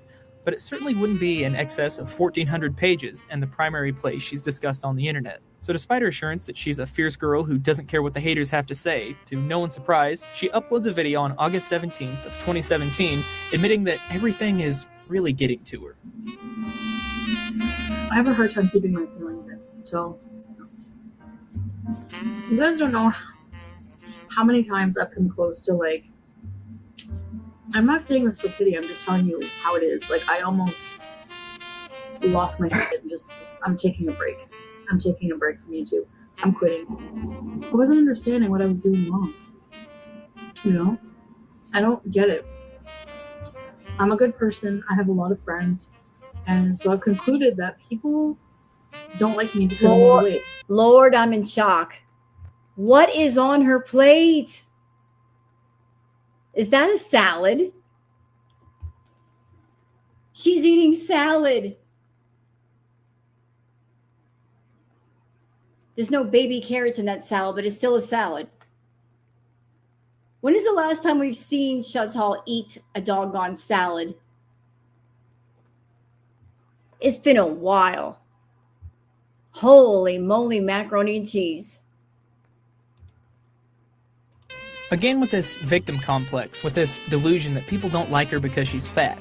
Sure, at any given point, random people on the internet are going to make fun of you for whatever they can to get a rise out of you. But the vast majority of criticism she was receiving at this point was because over and over again, she promised to go on a weight loss journey, to stop eating herself into an early grave, only to turn around, not even a few hours later, with a several thousand calorie binge. But this fake oppression is just one of Chantal's many methods of scapegoating the very valid criticism she receives. Things get progressively worse for Chantal throughout the month of September. No doubt, her mood was affected by her nearly daily intake of fast food and her complete lack of diet or exercise, culminating on October 1st of 2017 when she uploads a video where she once again declares she's officially done with discussing her health, and that she will be closing her diet and weight loss channel, one day after claiming she would be starting a water fast in a video that is now lost to time. I'm deleting my weight loss channel. I know I've been through this before, and I'm deleting it for good. I deleted the water fast video. The water fast video, the comments were, everyone's an armchair nutritionist, and there was just a lot of concerned advice that I didn't ask for. That being said, I'm not going to talk about that anymore on this channel. Wait, I looked away for a minute because Goose keeps sending me pictures through email, and I come back to her wearing that hat.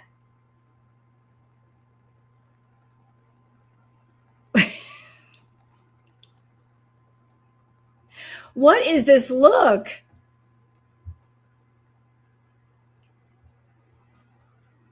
She needs to take that hat off. Truly, she needs to take it off. It looks silly. She got a big head. She must have a big ass head. Because look how little that hat looks on her. She's supposed to be a little person. That hat should be swimming on her head. And yet it looks so little. It almost looks like you just put emoji on your head or something. You have my word on that. You know, a lot of you get mad because, you know, I'll fail. I'll say I'm going to do something and then I don't do it. Well, at the time when I say I'm going to do it, I have every intention of doing it. To her credit, she does finally recognize that the criticism she receives is because of her failure to follow through with her diet, and she does actually delete her other channel. Unfortunately, in the first week of October, her health finally catches up with her, and she's admitted to the hospital due to severe abdominal pains, and it is discovered that she has 2 large cysts on her ovaries and is diagnosed with PCOS, or polycystic ovary syndrome. You know, this is yes, definitely an eye-opener for me. I do need to make changes in my life. You know, facing the demons, so to speak. I need to face my health issues and work on making them better. This should have been the turning point. Like, I think this was like the first wake-up call the universe was trying to give her. You've got cysts on your ovaries. You need an operation. You need to make changes. All the suffering that came after, she could have stopped it dead in its tracks. Sliding door moment. You're right, Mrs. Peel. This should have been her wake-up moment. I'm like, I can't do this. I got to take care of my body. I got to take care of my health. Nope. Nope. Absolutely not. She even convinced herself that she could heal the cyst on her ovaries. She tried some self-medicating holistic practices, even though you really shouldn't be doing that with something that serious. It's gonna be, the material is gonna be a bit different. I can't, abuse my body anymore like I have been. So I'm gonna have to make some changes. Chantal completely changes her attitude after this video. She decides she's done with binging and blaming others for her own shortcomings. In the comments, she even implores her most loyal fans not to argue with people who post comments doubting their confidence in her newfound motivation to turn her life around, recognizing that her past behaviors don't inspire confidence. She almost seems like the girl we first saw uploading videos on her channel, the one who took advice and criticism for what it was, genuine concern from her fans. She manages to stick to what appears to be a mostly healthy diet for a good 2 weeks with only one little slip-up, but by the end of October, she falls off the wagon again, uploading what is, in my opinion, the saddest video on her channel. Okay, hold on, wait a minute. We got to go back. I want to see that thumbnail again. Can we see it? Cummings. In the comments, she even implores her most loyal fans not to argue with people who post comments doubting their confidence in her newfound motivation to turn her life around, recognizing that her past behaviors don't inspire confidence. She almost seems like the girl we first saw uploading videos on her channel, the one who took advice and criticism for what it was, genuine concern from her fans. She manages to stick to what appears to be a mostly healthy diet for a good 2 weeks with only one little slip-up. Y'all look down here. Pepperoni and chocolate pizza. Look what that thumbnail says.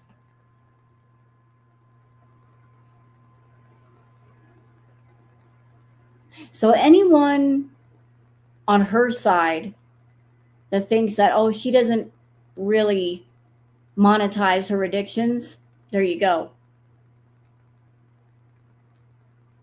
So she knew she had a problem with food.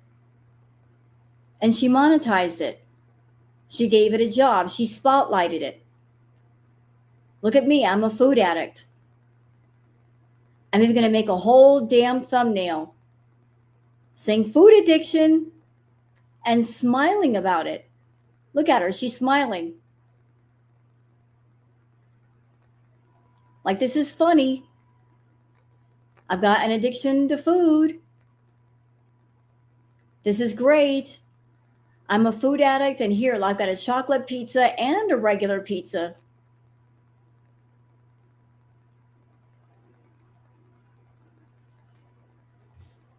So any beezers that might be in here lurking for Chantal's benefit, that thinks that she cares about her health, nah, she really doesn't. She cares about monetizing everything that's wrong with her, giving every bit of suffering a job, a duty to make money for her and to get attention for her, even her food issue. But by the end of October, she falls off the wagon again, uploading what is, in my opinion, the saddest video on her channel. This has been going on since I was young. I don't remember. You know what? You can fuck off. I'm annoyed right now. I am so annoyed. How dare you? You sit there and you made the video. And I know you're about to, dump on people. Like, this has been going on since I was really young and you want sympathy. At the same time, you're making a happy ass thumbnail for the video. You're smiling. You're holding up 2 pizzas with the words food addiction on it.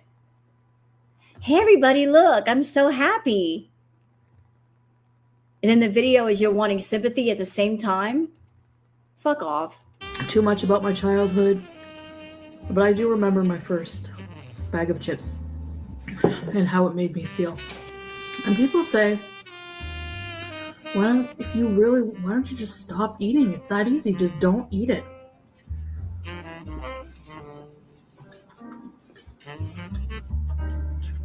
If you cared about yourself, you wouldn't eat that way. Maybe we don't. Maybe we care more about the food than we do about our own selves.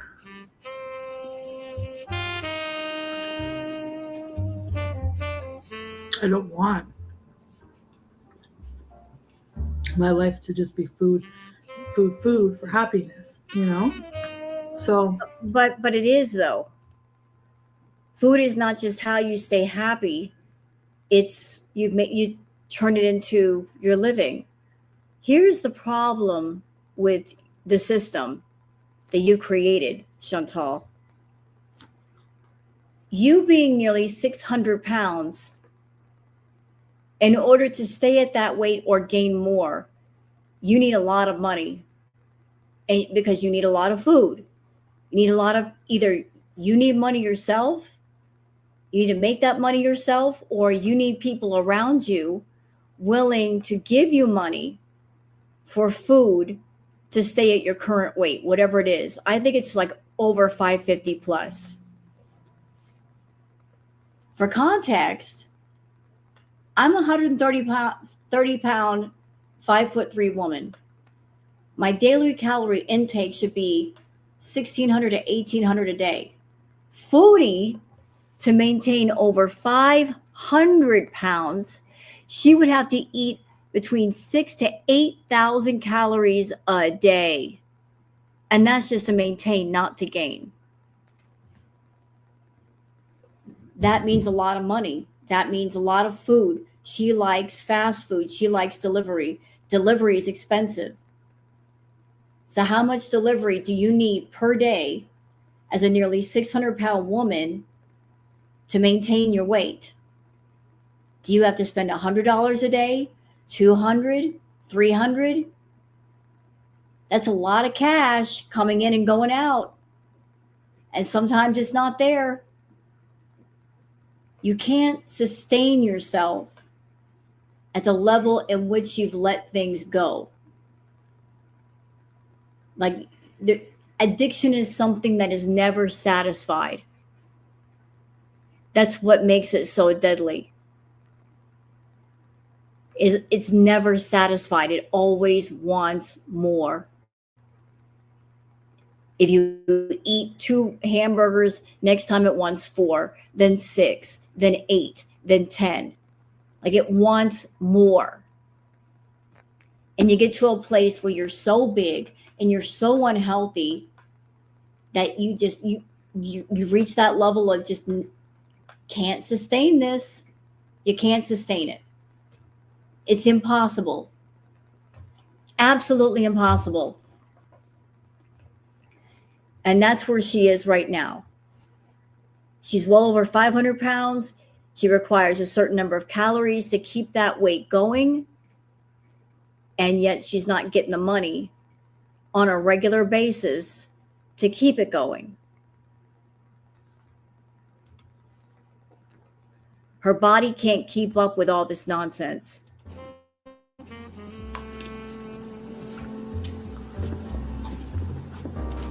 I know that I can't eat this.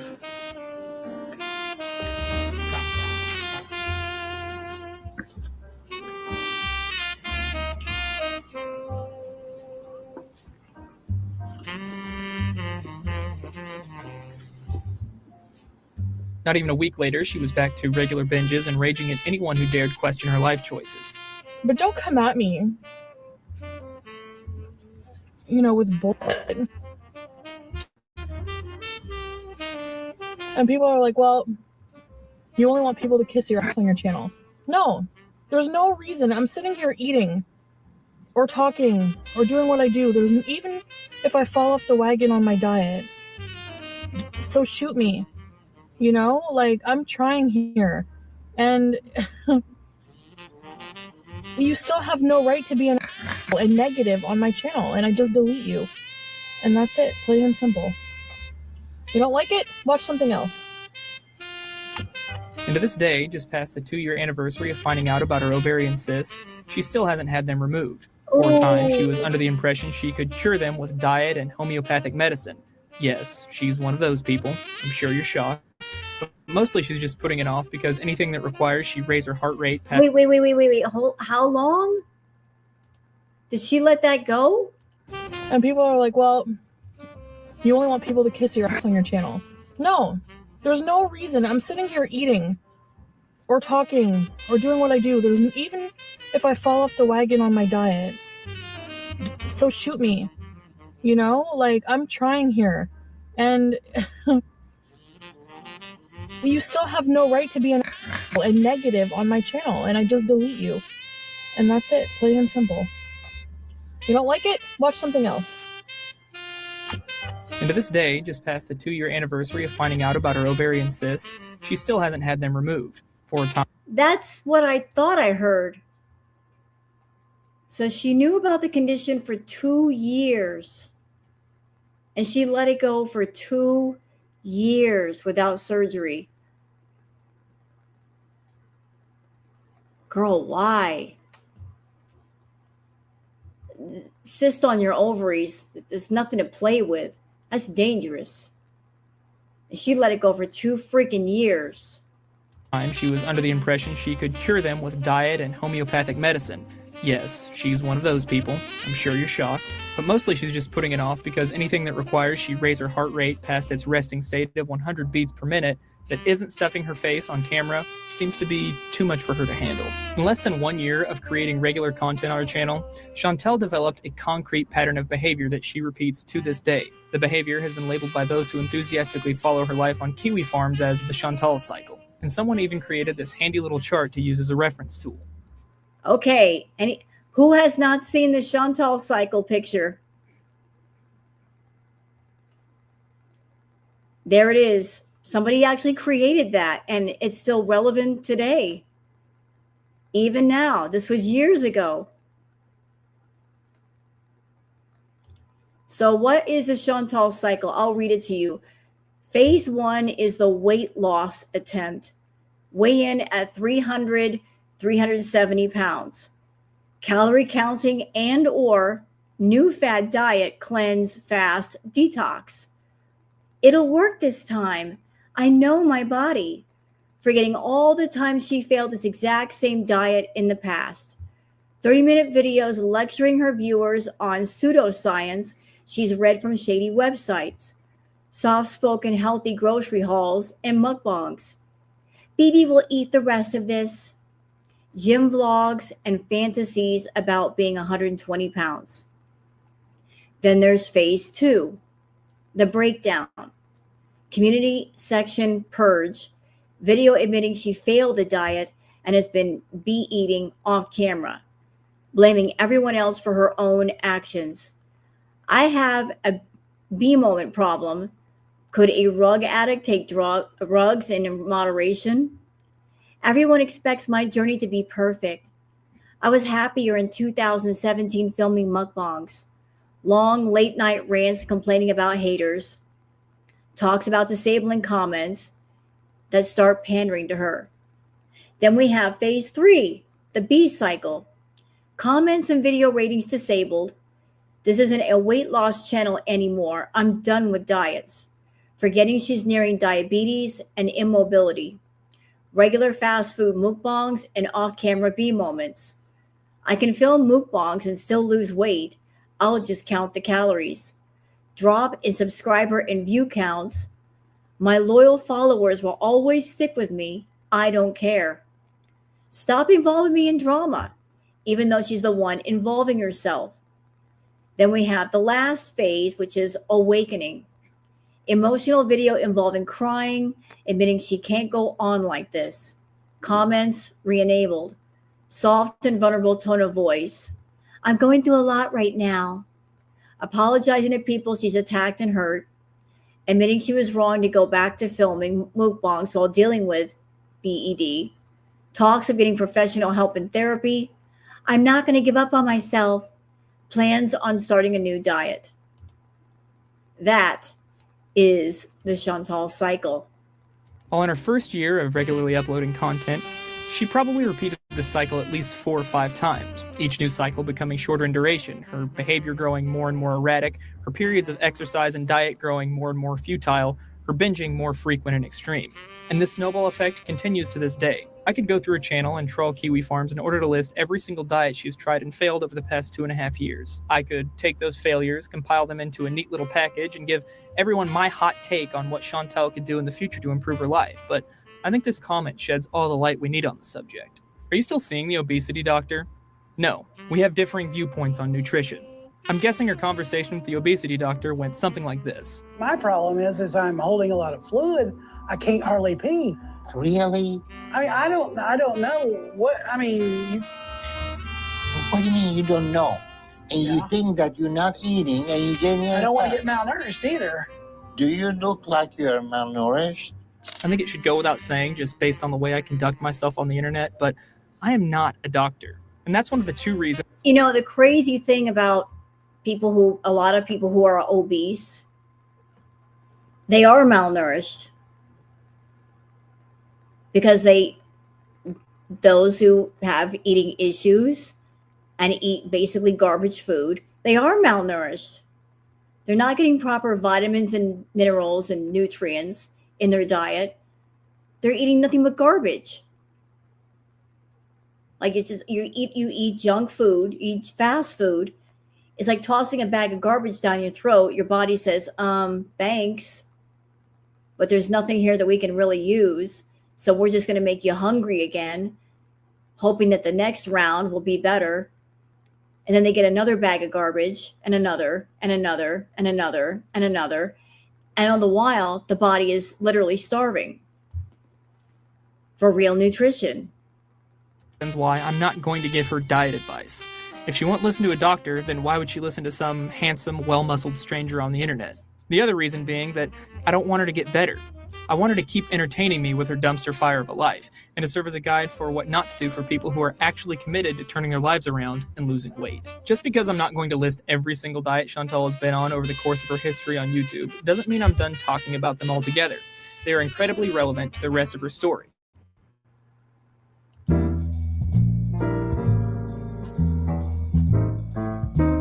In the early days of her channel, she told her viewers she'd been laid off work after completing a 1-year contract and was currently receiving unemployment while trying to figure out her next move in life.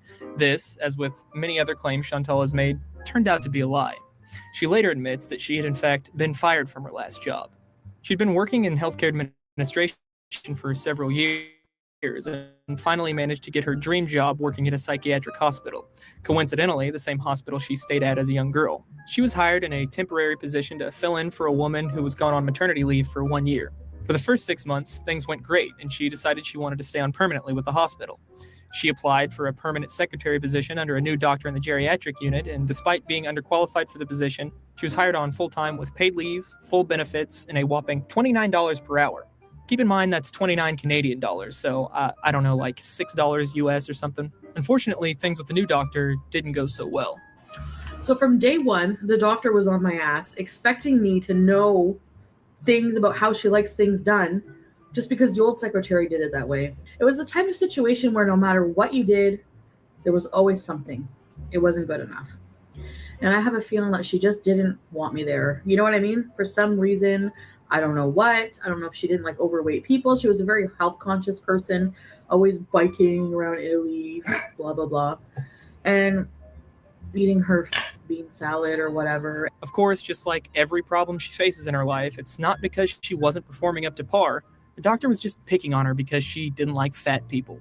Eventually, Chantal began outright neglecting her duties and started frequently calling in sick. If something pisses me off and is not going right, I become very discouraged. And I just don't give a shit anymore. Like, I don't care what happens. I just didn't want to go. I would wake up almost sick thinking of going in there at 7 a.m. and dealing with it. You know, it was just too much. So I just, I called in sick a lot. Just explaining to the boss that I'm really not well right now. And mentally, I wasn't. Things came to a head and she was called in for a meeting and informed she was being terminated. Her union rep informed her that the reason for her termination was weak and she could request arbitration, or they could just ask for a settlement and accept the termination. After seeing the settlement amount and with the knowledge that she would be receiving unemployment, Chantal accepted the termination under the condition that she would never be able to work at the hospital again and that she sign a non-disclosure agreement, which I'm fairly certain she violated when she uploaded this video. I'm not an expert in Canadian unemployment, but assuming Chantal received the maximum amount, she would receive around $500 a week for up to 45 weeks, which means her checks most likely stopped coming around the end of 2017, early 2018 at the latest, leaving her with nothing but the settlement money. At one point, Chantal admitted she went into debt from ordering so much fast food when she lived with Pete's. And I put a lot of weight on when I used to live with my ex. Oh my God, I probably gained about 100 pounds living with him. Did y'all see that settlement amount? She got quite a bit of money in that settlement, and she blew through it all, and she went into debt because she blew through all that money. Because he didn't cook and I didn't cook. Nobody cooked, and we ordered out every day. So I got into a lot of debt and I gained a lot of weight. So I think it's safe to assume that with her underlying need for daily fast food feasts, in addition to her penchant for purchasing absurd amounts of clothing and makeup, she burnt through the settlement money quite quickly, meaning her sole source of income is YouTube. On average, she gets about 100 to 150,000 video views per week, and based on my own channel statistics, that means she's probably earning about $300 per week, which doesn't even meet minimum wage. So how is she getting by? Well, as she herself has admitted, BB pays most of the bills. Like, I'm not working right now either. BB is pretty much paying the bill. In my estimation, Chantal eats at least $300 per week in takeout and groceries, so she is quite literally stuck in a cycle of eating while her boyfriend pays for the rest of their living expenses. That's kind of a jerk move. So you're on YouTube, and if you're monetized and you're making some money, even if your significant other is paying the bills and the rent, you can't contribute anything at all. You can't, like, you just pay the gas bill, pay the water bill, pay something. You just let him pay for everything just so you can get fast food. Ugh. I think Pete's really puts it best. You eat garbage so you can make money to eat garbage. That's the life of a mukbanger. Chantal's problem now is that she can never return to her line of work. Leave aside the fact that she's infamous on the internet, and a simple Google search would turn any respectable employer off. When they look at her employment history and see that she was terminated with a non-disclosure agreement and now has a 3-year and growing by the day gap in her work history, there's no way they're going to take the chance. I'd love to be a fly on the wall in the room when she tries to explain what she's been doing for the past 3 years of her life. Chantal knows that she's trapped doing YouTube and that her only hope is for her channel to continue growing, to get to a point where she's actually making a sustainable income. And I think that it's really contributed to the rapid deterioration of her mental health. But the biggest catalyst in Chantal's unending downward spiral is her critics. At first, it was just concerned fans and a few random trolls. And as we've seen, that alone cost her more than a few meltdowns. But after she began to heavily moderate her channel's comment section, she was given her own dedicated thread on kiwi farms, causing her meltdowns to become more and more frequent as she couldn't control the narrative. Naturally, this increasingly erratic behavior, along with... You know what the sad thing is? Is that she did it, though. She built up her channel, and she basically took herself to a place on YouTube where she was making more than enough to live on just doing stuff on YouTube. And if she had just put her money away, she would be fine right now. But all the money she made, all gone. All of it gone. The daily updated catalog of her every foible just waiting to be monetized attracted the attention of reaction, commentary, and parody YouTube channels. And that's when her rage really kicked into overdrive. Chantal's channel saw really good positive growth for the first 2 years, but in 2019, things have slowed to a crawl. Her channel is essentially stagnated. The problem is that the vast majority of people don't watch her for her personality. They watch her for the spectacle that she makes out of herself. There's a reason every video dating back to March of 2018 going forward has the ratings disabled. As she struggled to grow and cope with daily criticism and her failing physical and mental health, she's watched videos made about her regularly garner 2 to 3 times her average view counts, while those creators continue to shoot past her in subscribers and views. The continuous onslaught of criticism and mockery in conjunction with the knowledge... Yeah, she hates that. When she was a baby YouTuber, she didn't mind the reaction channels at all. She looked at it this way: even bad publicity is good publicity. It gets my name all over YouTube. Where the problems came in is that she just didn't like the fact that reaction channels were doing well, consistently well. And she looked at that as being unfair. Like, I'm the content creator, I'm making this content, and I'm making whatever money I can off the content, but these reaction channels are making more than me. She didn't handle it the right way, though. She didn't examine it and say, well, why is it that they're making more money than me? Maybe I should just step it up and be more entertaining. Nope. She just harbored a bunch of resentment. That videos made about her get more views than her own content was more than she could take, and she began playing a very dangerous game. Instead of uploading the entertaining meltdowns where she simply raged about her critics, she began actively trying to silence them by abusing legal systems, with her only real effect being a megaphone for their voices and increasing the criticism she receives tenfold.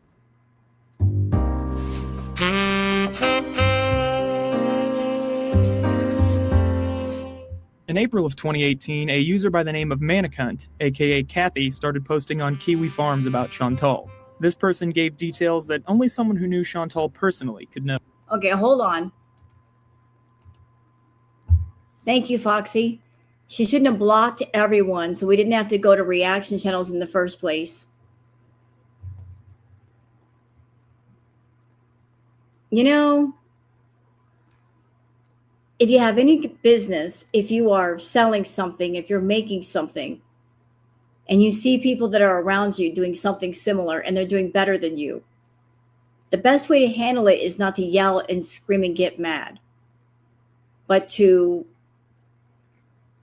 look at what they're doing, look at how they're doing it, take notes, just, go to school and just teach yourself. What are they doing? How are they doing it? Why is the people like something over there versus something over here? Turn that into a learning experience. And she's never done that with the reaction channels. There's a lot of people that started off on Chantal's side of the fence that they liked her, but then they gravitated over to the reaction side because she just became boring, especially during Crackhead Olympics. And her fact that she blocks everybody. And tonight she had 54 people in chat. That's it, 54. And she said she was tired and she had to go. 54. What happened? Yeah, 54. Goose Chuck just showed me a picture, a screenshot that she took. It was between all the other fucking pictures that she sent me. Rude.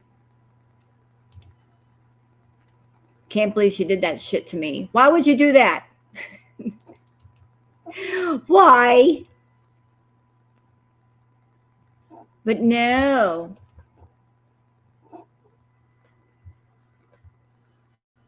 Details about how her mother and grandmother helped support her financially, how she treated her sister poorly, and an alleged affair she had while dating BB, just to name a few. Most users on the website probably wouldn't have believed that Manicunt actually knew Chantal, but Chantal verified it herself in spectacular fashion by sending her an email that really stripped down the facade of victimhood she tries to put on for her audience. In it, she mocks the woman for her past issues with suicide and self-harm, which, as we've seen, is something Chantal has faked for attention and manipulation in the past with her family, as well as currently using her own mental health issues to avoid criticism. You sit there talking about my eating disorder with my trolls, but what about the self-harm you used to do?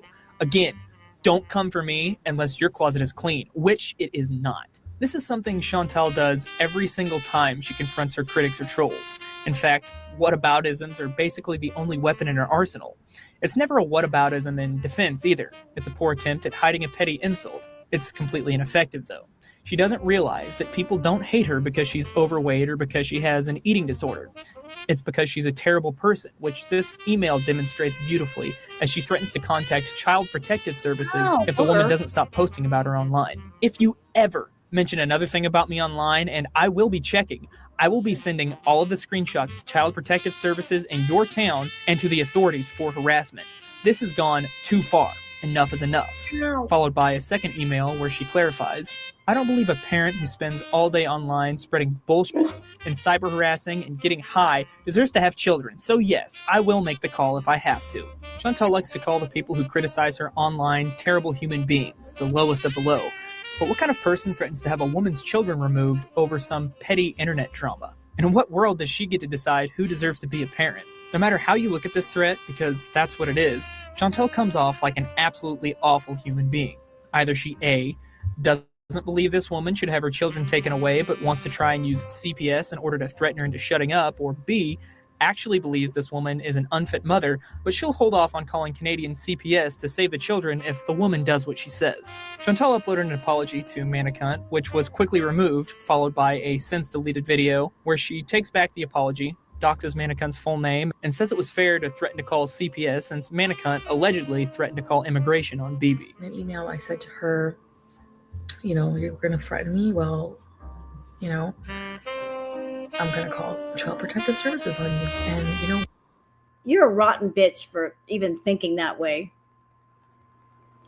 You're mad at somebody, so you know this person has children, and you're going to call CPS and make trouble for them? Put in a false report? Put somebody through that nightmare as a parent? You're a rotten bitch. what? I stand by that. I don't think that a parent who cyberbullies and harasses people online all day and makes usernames like Manicunt to harass people and gets high all day deserves to have kids, but that's just me. Nothing ever materialized from Chantal's threats because, let's face it, if what she's doing is anything but stuffing her face with thousands of calories in one sitting, she's a complete, impotent failure. She's lucky the woman didn't report her threats to the Canadian government's legal system. In the same month, she posted a threatening comment on YouTuber Zachary Michael's video discussing her and Amberlyn Reed. The video doesn't contain content from her or Amberlyn's channel, simply Zach's hot take on why people are fed up with him. The thumbnail, however, uses her image. So if you don't take my pic out of your thumbnail, I will claim copyright because I am that bitch. You need my permission, which you do not have. And you're concerned about my mean comment, but have you seen the other comments below? By the way, your videos are painfully dry. Zach was not concerned by this, and she deleted the comment shortly thereafter without filing a claim. Her stomach may never be empty, but her threats always are. In June of 2018, Chantal uploaded a video discussing the suicide of a young girl named Julie Terryberry, who had her own thread on Kiwi Farms. It was plain to both her critics and her fans that she was simply feigning concern, exploiting this young girl's death in order to paint herself as the victim of a group of online cyberbullies who make fun of her for no other reason. Wow. Wow. So a young woman lost her life, and you're going to exploit that, Foodie? Wow. That's terrible. I didn't know about the Terryberry stuff. You know, I've been in girl world a while, but there's a lot of things that I missed, but I didn't know she did that. This young woman is not with us anymore. And trying to compare herself to someone who's no longer here. Reason than her weight. Chantal then removed the video, only to have it re-uploaded by a parody channel called YouTube Drama. Chantal was quick to comment on the video, which today is still pinned to the comments section as she forgot to delete it. Sad how you were all more concerned with my motive for this video over the fact that an autistic 19-year-old killed herself. Go figure you would try and turn it around on me. It was labeled as entertainment because that is the default for all my video uploads. LOL. Anything to try and make me look bad. Anyways, your channel won't be up for long. Enjoy your YouTubey fame while it lasts. To which YouTube Drama replied, you really need to stop threatening everyone constantly. You threaten my channel, you threaten Kiwi Farms, you threaten your old friend with calling CPS. It really shows how very, very scared you are. Waking up at every hour of the night, making sure someone somewhere hasn't written something bad about you online. If you bothered to find out anything about Julie, you know she tried killing herself even as a child. She was ill, and Kiwi Farms had nothing to do with it. In fact, several posters intervened by calling the police when she threatened to commit suicide. This channel will continue to exist. I deleted the previous one that managed to gain many subscribers because I wanted to give you a break. No more though. Not after what you've done last night. I have all your deleted videos, nasty comments, threats, and everything you've ever posted online. And I'm coming for you. While she was within her rights to pull this video down with a DMCA, both their channel and the video remain up on YouTube today. And YouTube Drama did something Chantal never has, and followed through with her promise. Several months later, in August, she picked her next target, a parody channel called Spitting Drama Llama. They make parody videos out of clips from other YouTubers, a style of video which has become very popular in the mukbang/beauty genre. Most prominent mukbangers actually like, or at least understand the usefulness of this type of content, as the videos are great for spreading their name out there and driving views and new subscribers to their channel. And even if they don't like them, most YouTubers have enough brain cells to understand how fair use works and know that filing false claims can absolutely result in losing your channel. Chantal was not the only creator Spitting Drama Llama made videos about. In fact, she was more of a side note on the channel. The videos are degrading. They are funny and lighthearted, like Trisha Paytas' I Love You Jesus, but the backing vocals are her mukbang noises, or Shane Dawson's cat possessed by Gordon Ramsay. Chantal, full of rage as a result of being criticized daily for the past year and a half for her poor choices and behavior, decided to take her fury out on someone who did absolutely nothing to deserve it, someone she thought she could bully, someone who was, in fact, actually helping to grow her channel. This became the first example and a long-lasting trend of Chantal abusing YouTube's copyright system.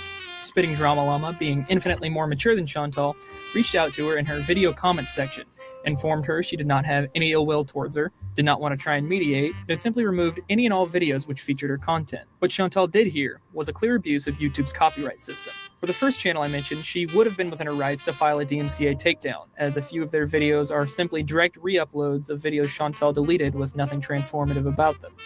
But Spitting Drama Llama puts more than enough effort into her videos for them to be considered fair use. So why didn't she appeal the strikes? Well, as she says in Michael B. Petty's comments section, there's no way in hell she was going to give out her full name and address to Chantal. You see, YouTube doesn't handle any copyright disputes directly. When someone files a DMCA takedown of a YouTube video, they're telling YouTube, this person has stolen my property and I'm willing to take them to civil court in order to have it removed. So YouTube, in order to avoid any liability, automatically removes the video. The owner of the video is then notified that they have received a copyright strike and are given two options, either accept the strike or file an appeal. In order to file an appeal, they must submit their full name and address for the person who filed the DMCA so that they can in turn file a lawsuit in order to have it resolved in court between the two parties, decided by a judge, independent of YouTube. The complainant then has 14 days to present proof to YouTube that they have filed a lawsuit, or the video will be restored and the claim automatically released. This is an issue for many content creators as they, unlike Chantal, like to keep their personal lives and their YouTube channels separate. Thus, it allows people like Chantal to bully them into silence. There's no doubt in my mind that if Spitting Drama Llama would have filed a counterclaim, that Chantal would not have followed through. But there is an extremely high chance that she would have doxed them. So I completely understand why they didn't delete their videos and accepted the strike. Not a week goes by where Chantal doesn't complain about being bullied on the internet, yet no one has ever done anything like this to her. People just talk about her and poke fun at her. She abused a necessary loophole in YouTube's copyright system in order to try and have someone's channel and potentially their livelihood taken away for absolutely no reason. Of course, after she cooled down and read the very polite comments from Spitting Drama Llama, Chantal put out one of her worthless, insincere apologies. Hey guys, I've been in a very negative place lately and have said things I regret, and as a result, I would just like to sincerely apologize for the following. I've let myself focus on what others were thinking and saying about me rather than what I was thinking about myself. I could have been way ahead in the goals I said I was going to do, and instead have focused on nothing but negativity and retaliation. I want to make great content for you guys, and I want to help people. I want to live a non-selfish existence, and I want to live a life of honesty and integrity. The past year has been the darkest for me, but it has also been the most teaching. Does that make sense? LOL. I am sorry for continually being negative and mean-spirited towards other viewers and content creators. And Annie, I actually agree with you as far as the music. I like the jazz music. It's just a little bit too loud. It's a little bit too loud. He did a really great documentary, but the music is just a tad bit too loud. I want to hear what he's saying. I understand he's trying to create some kind of ambiance, but the music is a bit loud over the commentary. I am sorry for making promises I have not been able to keep. I am sorry for raging against others who have made videos about me. Two wrongs don't make a right, and as a YouTuber, when people talk about me, which will inevitably happen, I should ignore it and continue to focus on those who love me. I have not handled nor accepted criticism from others, which is not a good or mature way to be. I will see you guys in the next video. This obviously did nothing to repair the damage that she had done both to Spitting Drama Llama's channel and her own reputation. And deep down, the fact that she scared someone into taking down their video just emboldened her, because a few weeks later she followed through with her previous thread and filed a copyright strike against Zachary Michael. And, as you may have guessed by the name of his channel, he wasn't such an easy target. Chantal hit him with one strike in the morning and another strike in the evening, but before she could hit him with a third and potentially have his channel terminated, he privated all videos about her, saving him from the additional headache of having his channel reinstated. After striking the video, Chantal uploaded a video where she addressed the situation, and then, you guessed it, she promptly deleted it. Luckily, I found an archive. I absolutely love this video. If I had to pick one video from Chantal's massive catalog to demonstrate why she is a quintessential lolcow, it would be this one. To begin with, she lets the audience know that she's absolutely shocked that people are dragging her into drama, something she would never seek out on her own. For some reason, I'm at the center of this like controversy, this drama. People love to bring drama to me, even though I've said I'm done. Hold on a second, Chantal. Shut up. You know what, Annie? Like, for the content creators, especially now with YouTube, if you react to somebody's content, you have to make it transformative in some way. It has to be different than the original. You can do that using adding different clips, changing the way it looks, the way it sounds. It has to be fair use, and it has to be transformative, and music is a way to make it transformative. So maybe that's why Toad McKinley put the music over all of this, because maybe at the time that he did this documentary on Chantal, she was a bit trigger happy with trying to get people in trouble. So if you go to different React videos and you see like the speech is the speech pitch is higher, or the person in the video is talking really fast, or there's sound clips, or like there's music, that's certainly why. Because YouTube, they've been on one lately, trust me. They've taken down people that you're like, why are you taking them down? What'd they do? So just try to explain that a little bit. With it, I don't know why I'm being involved in drama. She then proceeds to tell the audience how she just set off a nuclear drama bomb. And yeah, I filed copyright on this YouTuber today because, you know what, I've had enough. And you know what, I warned you a long time ago that I was that kind of person, and I was coming for you with that. You know, you had a choice to stop uploading my videos, and you didn't. So she then reveals that she has absolutely no idea how YouTube's copyright system works. And those who are saying it's fair use, it's not fair use if they striked him. We'll see if he can get them reversed or not, but... Can you imagine being so lazy that you unwittingly enter into a legal dispute because reading through YouTube's guide on copyright or watching videos explaining it is just too much work? She then explains that she's only doing this because the videos portray her in a negative light.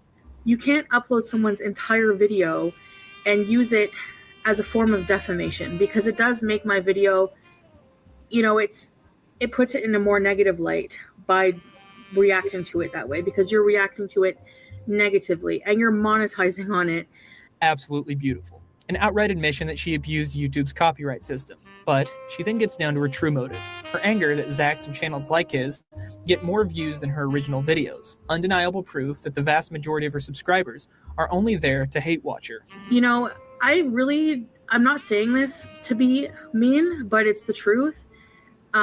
Your other videos make maybe 1,000 views per and less, but whenever you mention mine or Amber Lynn's name, you get like more views than I do.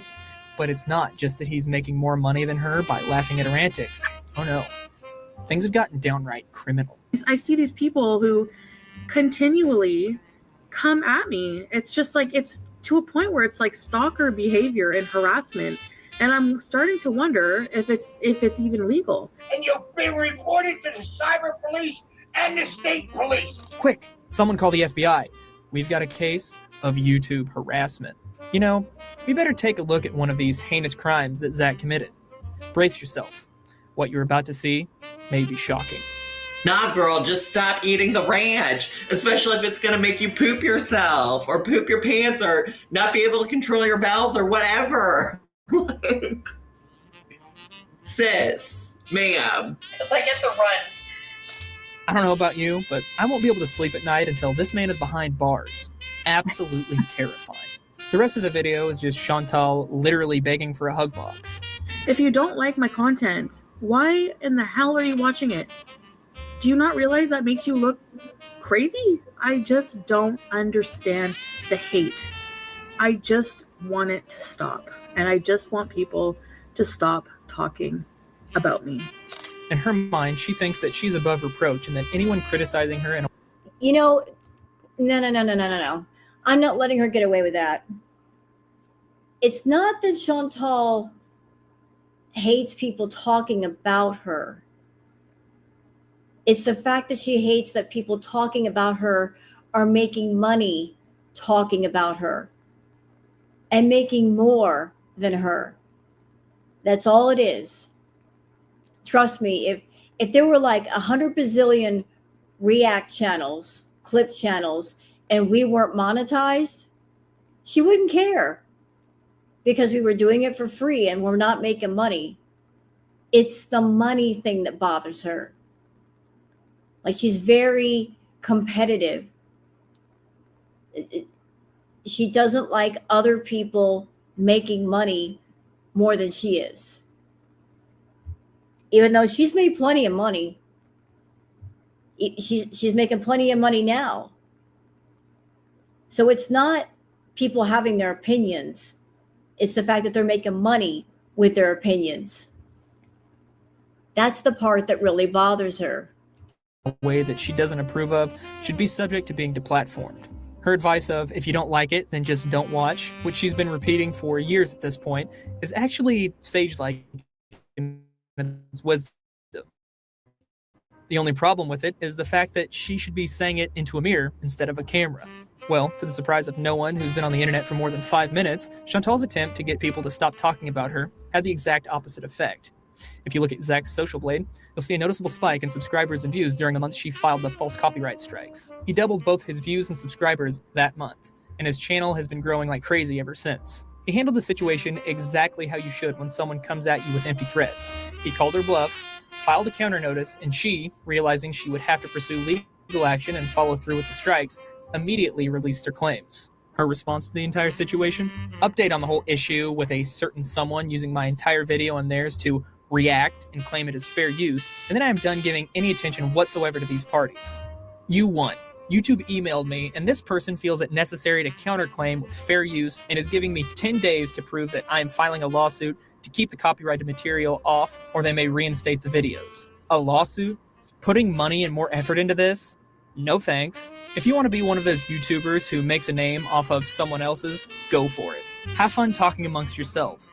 I have a life to better and fans to entertain. I don't know about you, but it sounds like she just gave permission for anyone to make videos about her. Thank you, Chantal. I really love how shocked she is that someone who claimed their video was fair use would have the audacity to file a counterclaim under fair use. Damn. Bro. Look at her face.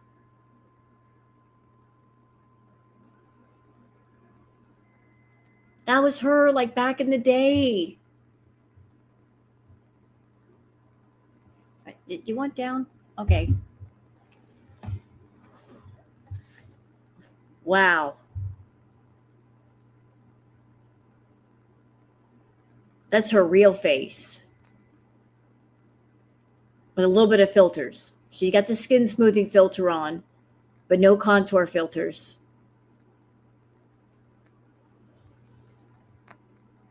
Like, look at her hair. Let me look. I don't know what's going on here. I can't explain it. It's as if she's so used to not following through with anything she ever starts that she can't wrap her head around the idea that some people actually mean what they say. In response to a comment suggesting she set up a GoFundMe to bankroll a lawsuit, which I would absolutely love to see, she says she's emailed YouTube to complain. It really is amazing that after going through this entire process, she still doesn't understand that YouTube plays no part in deciding what constitutes fair use. After this, things take a break on the false DMCA front for Chantal. In December of 2018, Noel, the owner and operator of Kiwi Farms, hosts a live stream where he watches, reacts, and gives his take on Chantal and her content. He specifically makes a point to make sure the stream is not bullying, knowing full well that Chantal will use anything she can in order to strike a blow at the website. So, before I go further, Chantal is actually a bully, and we are not a bully stream. We're just talking amongst ourselves here, and really, I would prefer it if Chantal never saw this video. Now, there's a reason that this video didn't get taken down from a false DMCA, and it's not because Chantal learned her lesson. It's because Noel, like Zachary Michael, isn't afraid to file a counterclaim, and he preempted the video by telling her exactly what would happen if she tried. This is my address. If you want to DMCA strike me, this is where you send the paperwork, and I absolutely will fight in the court. And if you DMCA strike my channel, I will contest it. And if you don't take me to court after doing that, wow, you will get a strike against your channel for abusing the DMCA system. Damn. So, just don't. The stream performed extremely well, reaching nearly 2,000 concurrent viewers. Damn, that is a power move right there. That is a power move from hell. Well done. So we did the stream. He's like, you want to send the paperwork? Here's where you send it. I got an LLC. Now what? What a power move. He basically said, don't mess with me. Don't do it. Here's where you want to send me some paperwork? Oh, here's the address. But I got it filed under an LLC. That's a power move. Crazy respect. Damn. 10 times the amount of viewers Chantal brings in for one of her own streams. Unfortunately, a few days later, it would be taken down due to a community guideline strike for bullying and harassment, and subsequently re-uploaded by many channels. Chantal was on a break from YouTube at this time, and her first response to the stream was flippant dismissal. A short time later, she posted to her community tab revealing her true feelings, that she was absolutely devastated by the stream. She lets her subscribers know that she had reported the video and would no longer be using YouTube as a platform, as she believed that it was facilitating bullying and harassment. She also claimed that Kiwi Farms was responsible for the deaths of 3 women, which Noel addressed and disproved in the stream itself. In case you're wondering, Julie Terryberry did not kill herself because of the Kiwi Farms. Julie Terryberry was basically an orphan. I think both of her parents were drug addicts or something, and she stayed in the custody of her grandmother. And she had this toxic relationship with her boyfriend. And every time he threatened to leave her, he threatened to leave her, she threatened to kill herself. And eventually he did leave her, and she did kill herself. And that's what it was about. It had nothing to do with the fucking forum. What really... We've had two people who had threads kill themselves. And what annoys me about that is when it happens, we've never been blamed in a suicide note. Nobody gives a shit. But with the reaction from virtue signalers in particular, they like to take what was actually wrong with those people and make it about a forum. This was followed up mere moments later with a post saying that the haters actually give her energy, that she would not be leaving, and was in fact eager to provide them with more content. During the same time period Noel's channel was struck, a few parody accounts were hit with similar community guideline strikes, and she was quick to post to her community tab that this time she was not responsible. Some of her more sycophantic fans, or more likely her sock accounts, replied that they were the ones who were striking the videos, which Chantal took great joy from. Among these channels was KDW, who actually lost her channel due to false flags. And I say false flags because... See what I mean? What I say? Chantal does not like to do the dirty work herself anymore. She gets other people to do it. She gets her beaters around her. They're diehards.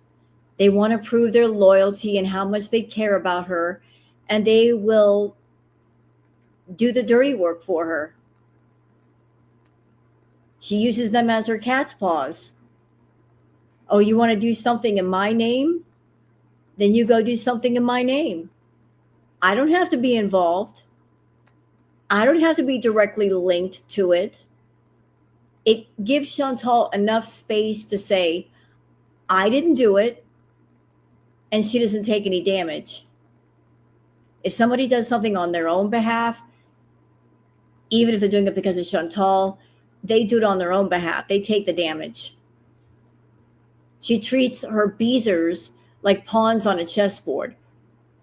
The pawns always go first, and the queen stays safe at the back of the chessboard. A month later, her channel was fully reinstated after an extensive review from YouTube. I have a theory, and it's just my theory, mind you, that after this, Chantal became basically impotent when it comes to community guideline strikes. Unlike copyright, YouTube directly handles community guideline strikes, and as a result, the one striking the video enjoys the privilege of anonymity. Chantal, despite what she may claim at any given time, reports every video about her for bullying and harassment, regardless of the content of the video.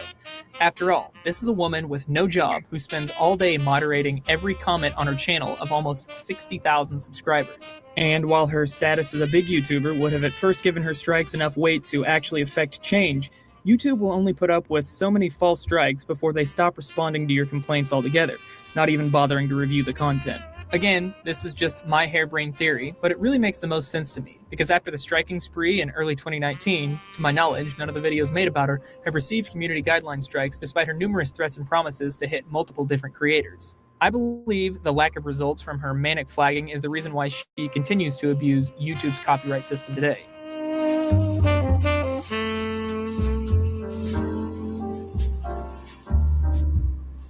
Following the trend of her entire life, 2019 has not been a good year for Chantal. She uploaded a New Year's resolution video which was met with overwhelming disapproval.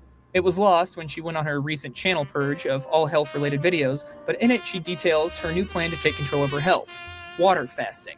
She believed this would heal her ovarian cysts and help her to lose weight. The majority of comments were quick to point out that this was completely insane. However, she pinned a comment proclaiming the benefits of fasting as a cure-all. If you're curious as to whether the fast worked to cure all of her ailments, no, it did not. No. Before I go on, I want to clarify that while the channels I cover going forward call themselves reaction channels, what they're doing is more akin to commentary than the typical slack-jawed laughing at funny videos that comes to mind when someone hears reaction channel. While I didn't like them at first simply because they had react in their name, I've actually come to enjoy them. In April of this year, she threatened to strike a live stream on prominent reaction YouTuber Michael B. Petty's channel discussing Amberlynn Reed, called AmberCon 2.0. The stream had super chats turned off and instead requested viewers donate to the Trevor Project, a charity that seeks to provide support and intervention for LGBT youths who are at risk for suicide. Though the stream was explicitly about Amberlynn Reed, Chantal was worried about the fact that all the biggest reaction channels that cover her videos would be in one place at one time and would bring her up, thus the preemptive attempt at striking it down. Fortunately, her ability to strike channels had been significantly reduced, but, you know, it's the thought that counts, or rather it's the thought that demonstrates what a horrible person Chantal is. Remember that deleted video about Julie Terryberry, the girl Chantal claims was bullied to death by Kiwi Farms, the one she swore she wasn't using just to drum up sympathy for herself? Well, in that video, she says this: if you've ever been to Kiwi Farms or anything like that and contribute to that or are entertained by that, you're disgusting. You're a horrible human being. Like, make the whole forum about me. I don't care. Just leave other people alone. That's right. Chantal, protector of the children, was just months ago willing to have all of Kiwi Farms dedicated to her if it meant saving everyone else. She was willing to be obese Jesus. But when it came time to put her money where her mouth was, She decided she would rather that kids at risk of suicide not get the help they needed if it meant a few people were going to gossip about her on a live stream for half an hour. Chantel struck the stream during one of her meltdowns. She had gone through one of her cycles in record time, uploading a video called My Weight Loss Doctor's Plan Is Not For Me, where she decides that the doctor specializing in obesity and eating disorders doesn't know what he's doing, instead opting for a book called The Medical Medium by a man who, quote, is a medium who offers medical advice based on an alleged communication. You know what? I miss Michael B. Petty. And he did a wonderful rant on Foodie. Y'all want to see it?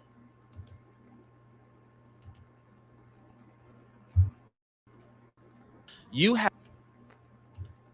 Let's go back. This is 2019 when he did this.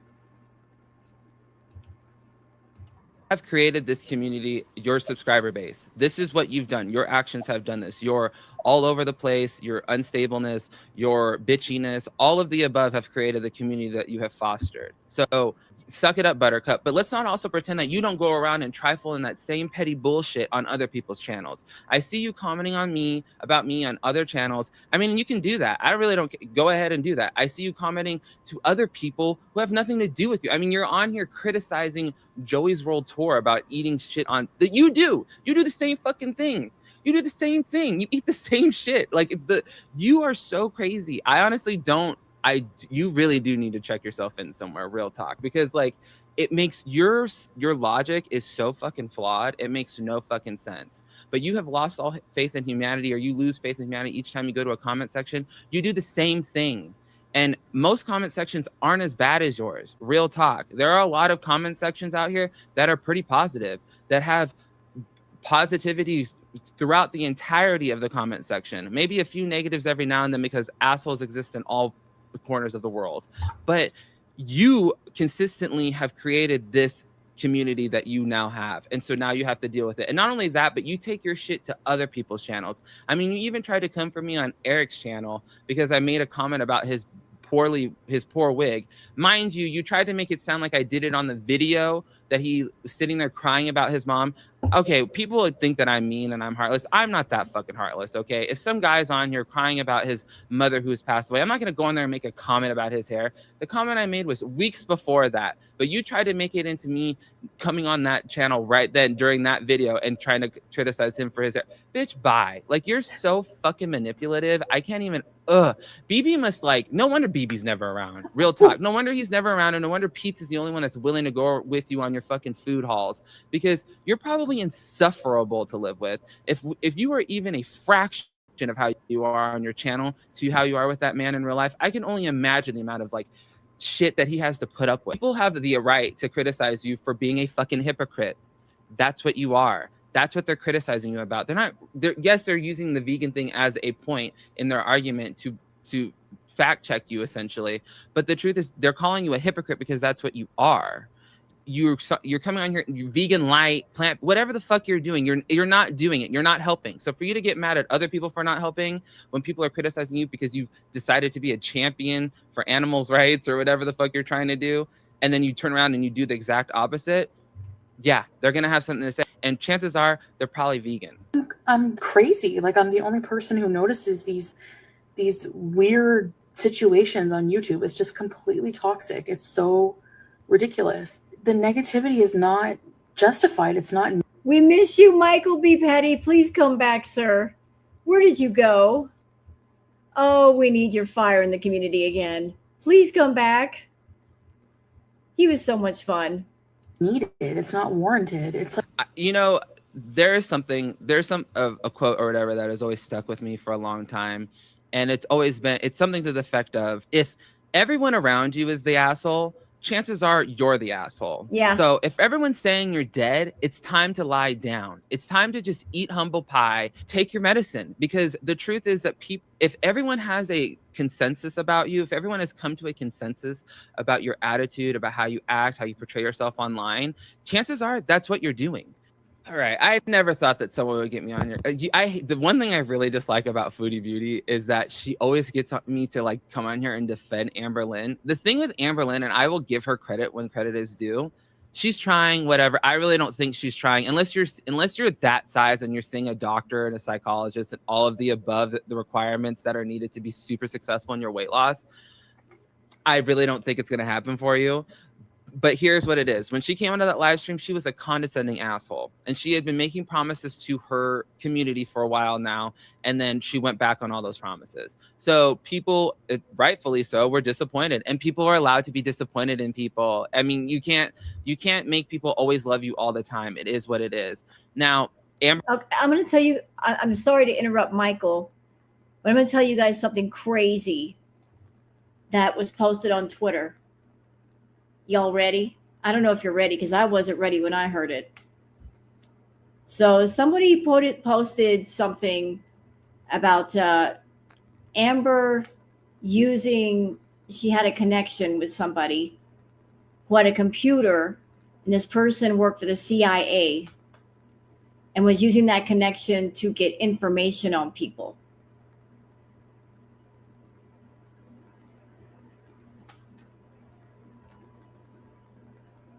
And if that's true, Amber, you're in a whole lot of trouble.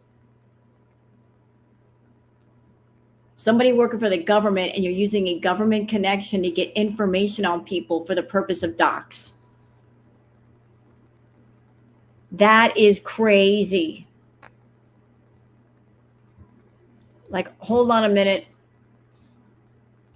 Let's see if I can pull it back up.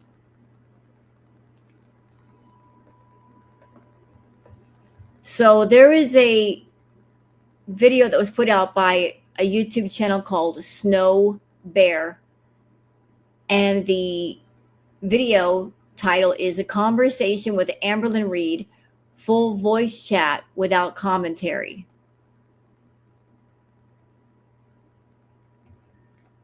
And somebody sent a super chat, Lady Savage, $10, saying, Amber's little friend, the doxer, Sour Stago, marked today's date, won't have her husband's help or the ability to use her internet soon, no matter what IP mask she's using. FYI, I am not involved.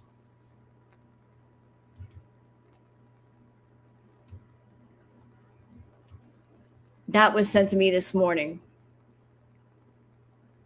Like, she's all about that doxing life. And if she took it to that level, girl, you better run. You in trouble. Berlin, if you're watching this, and I'm sure you're going to watch this because you like to pretend that you don't watch my videos, but I know you're going to watch it. Stay away from her. Stay away from Flobby Bobby. She's toxic. She's nuclear. She's not where you want to be. Okay. If you're really trying to figure it out for yourself, leave her alone. Don't even acknowledge her. Don't come to her defense. Let that bitch drown in her own tub of lard. You don't need to say anything. Let her come on here and invoke your name over and over again to try to get clout, because that's really what this is about. The reason why Chantel comes when you're on a moral high horse and talks about Amberlyn, even though she came on here and fucking dogged her the fuck out when she felt like it, and now she's Team Amberlyn, but you know, she came on here a few times and dogged that bitch out and dragged her, which I mean, rightfully so. I mean, don't get me wrong, Amberlyn's fucking garbage, but now she's gonna act like, oh my god, everyone's so negative, everyone's so like, get over yourself, bitch. Get over yourself. Get over yourself. And the only reason why you're talking about Amberlyn and the only reason you're talking about being vegan is because you want some kind of clout. You want some people coming to your channel. Because titling your thing My 400-Pound Life ain't working anymore. And you also can't seem to commit to like a lifestyle of actually trying to get healthy and better yourself. So doing that over and over again ain't working for you. So you're like, oh, I'll go the vegan route. Maybe that'll work. Maybe that'll pull some views in. Now, all right, maybe I'll just talk about Amberlyn a couple times. Maybe that'll pull some views. No, that's not working. You're struggling. That's really what this is about. You're struggling. To equate people losing their lives to people not liking you on the internet is a fucking stretch. It's a big stretch. Okay, it's not even a teeny. In my world, in my worldview, they don't even exist. They're not even on the same plane. They're not even the same fucking book. If we were in a library, it wouldn't even be the same fucking library at this point. Okay. I need her to expand her victimhood vernacular to things that are not that do not invoke such violent and aggressive imagery in people, because that's really what she's trying to do. She's trying to make it seem like she is this little poor who's being hung to the she's being scrutinized to the masses, and there's a group of people out here trying to get her, and she's this poor marginalized person. You're not any of the above, Chantel. So quit, knock it off, expand. People don't like you. It's okay for people to not like you. Okay, get over it. It doesn't take much for her to come at someone's appearance, which is kind of odd considering she's always talking about how rude how childlike it is for people to come for people's appearances, blah blah blah. This is not the first time that someone who is overweight or a lot more overweight than I am now has come at me for losing weight. I don't know why that's a bad thing. I don't know why me losing weight would be bad for me. I don't know.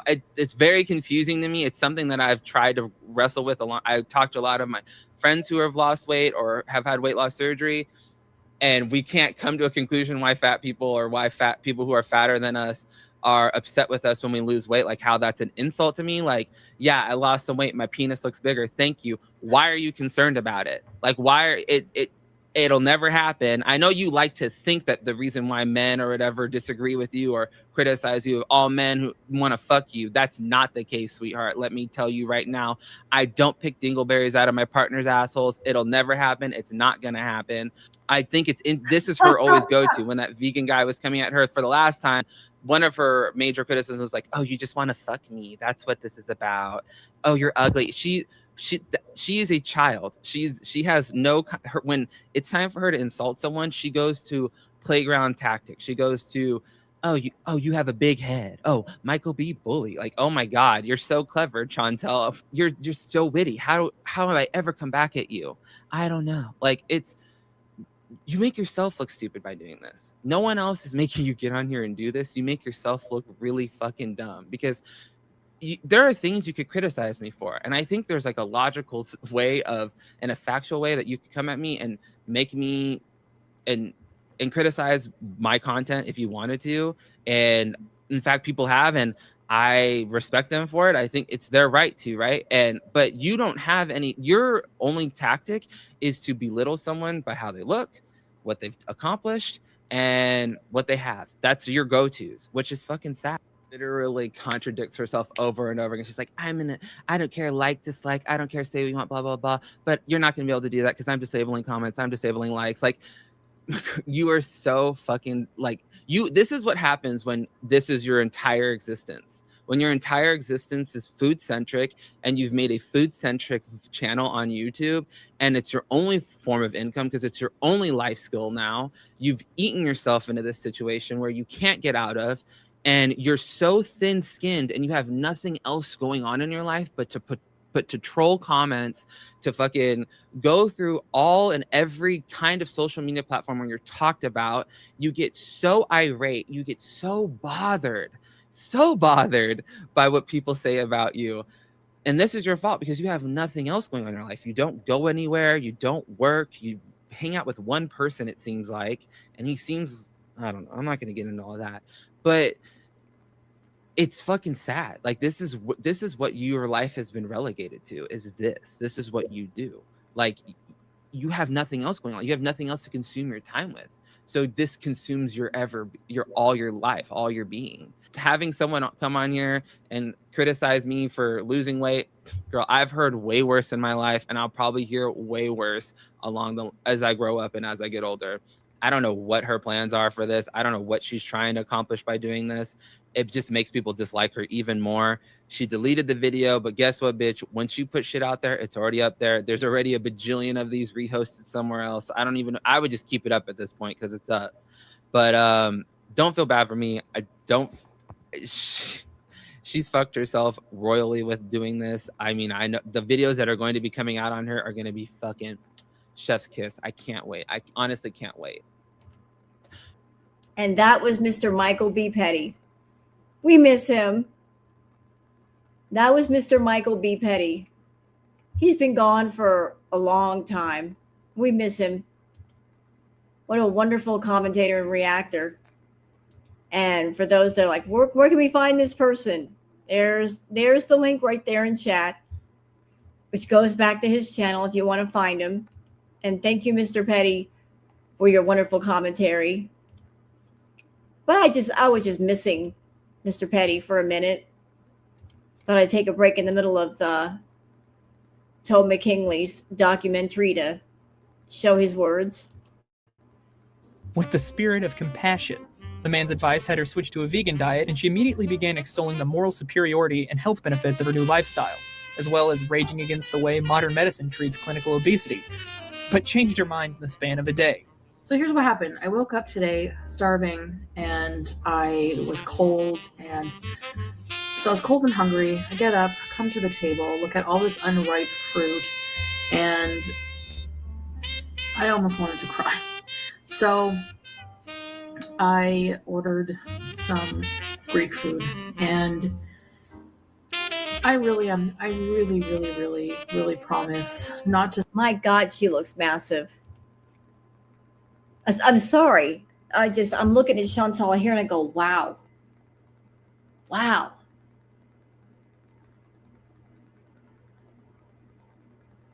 Like I'm little.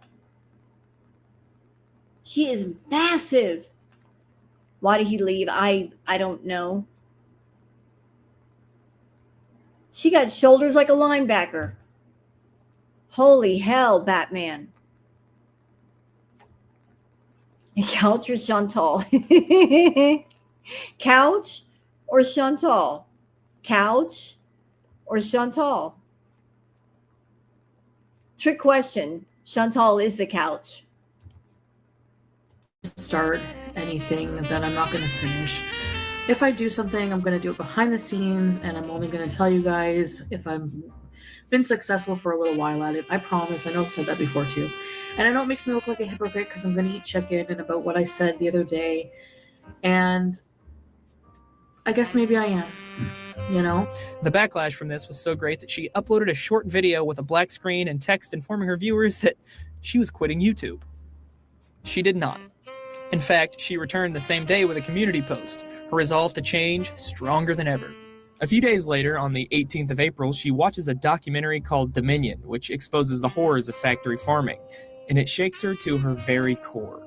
So moved is she by the plight of these poor animals that she decides to go full vegan with no looking back, complete with Instagram posts full of obnoxious moral superiority mere days after committing to this radical change in her life. Unfortunately, this sudden air of moral superiority and condescension earned her a less than warm welcome into the vegan community, and many people started to question her level of commitment. Specifically, why she still had all of the videos in which she'd consumed meat over the years publicly available and monetized. And that's a viable point. So Chantal is passionate about being vegan, and yet she's not going through her channel and omitting anything where she's eating meat. She's leaving those videos up because she wants to continue to make money off of them. That's why a lot of vegans have problems with her. It's like, you're claiming to be vegan, and yet you're not going back to your channel content and omitting anything where you're eating meat.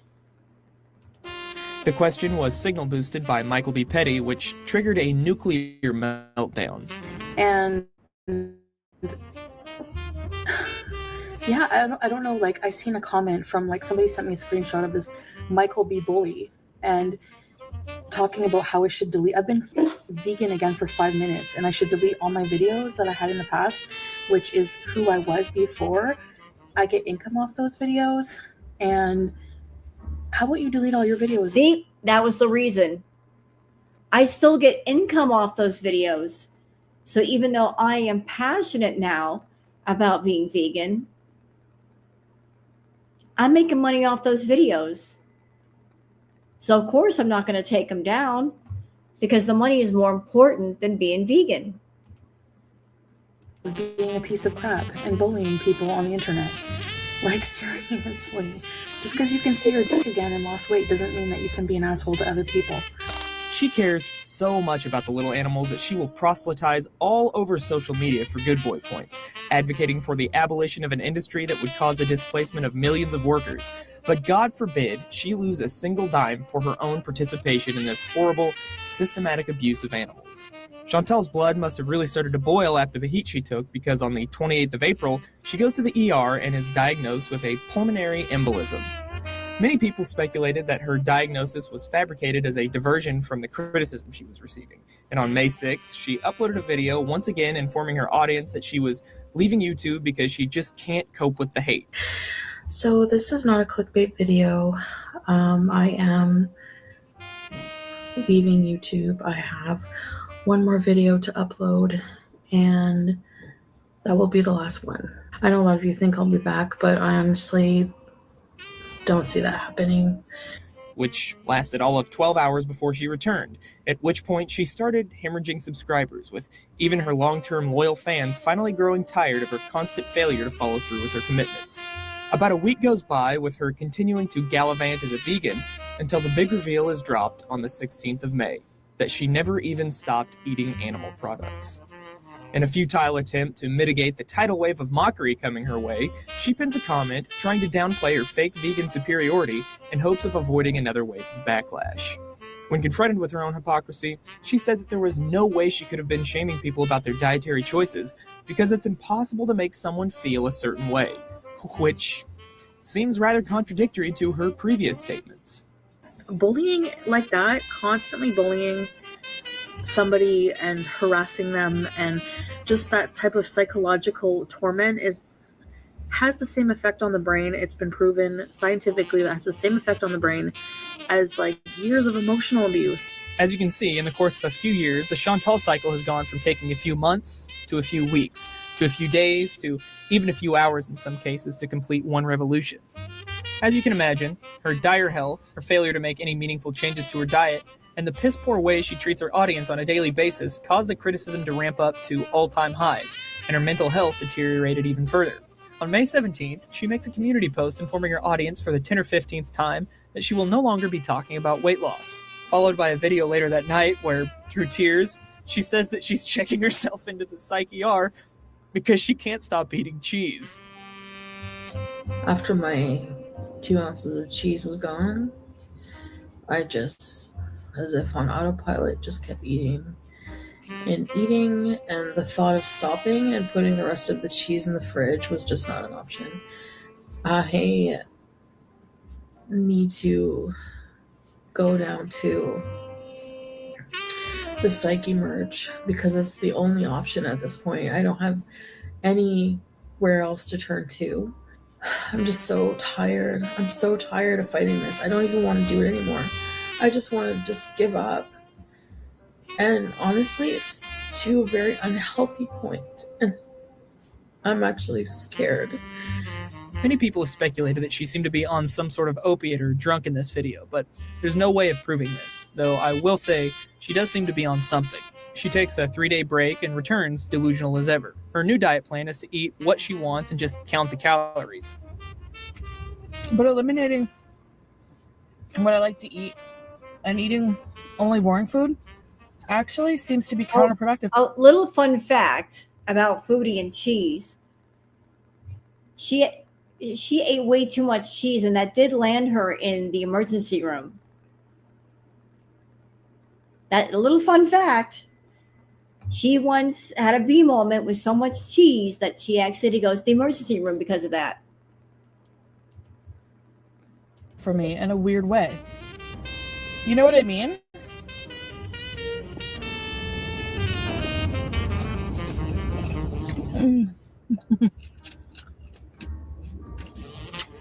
A lot of people are concerned. Like, you're not taking your health seriously. And I think actually in a weird way I am.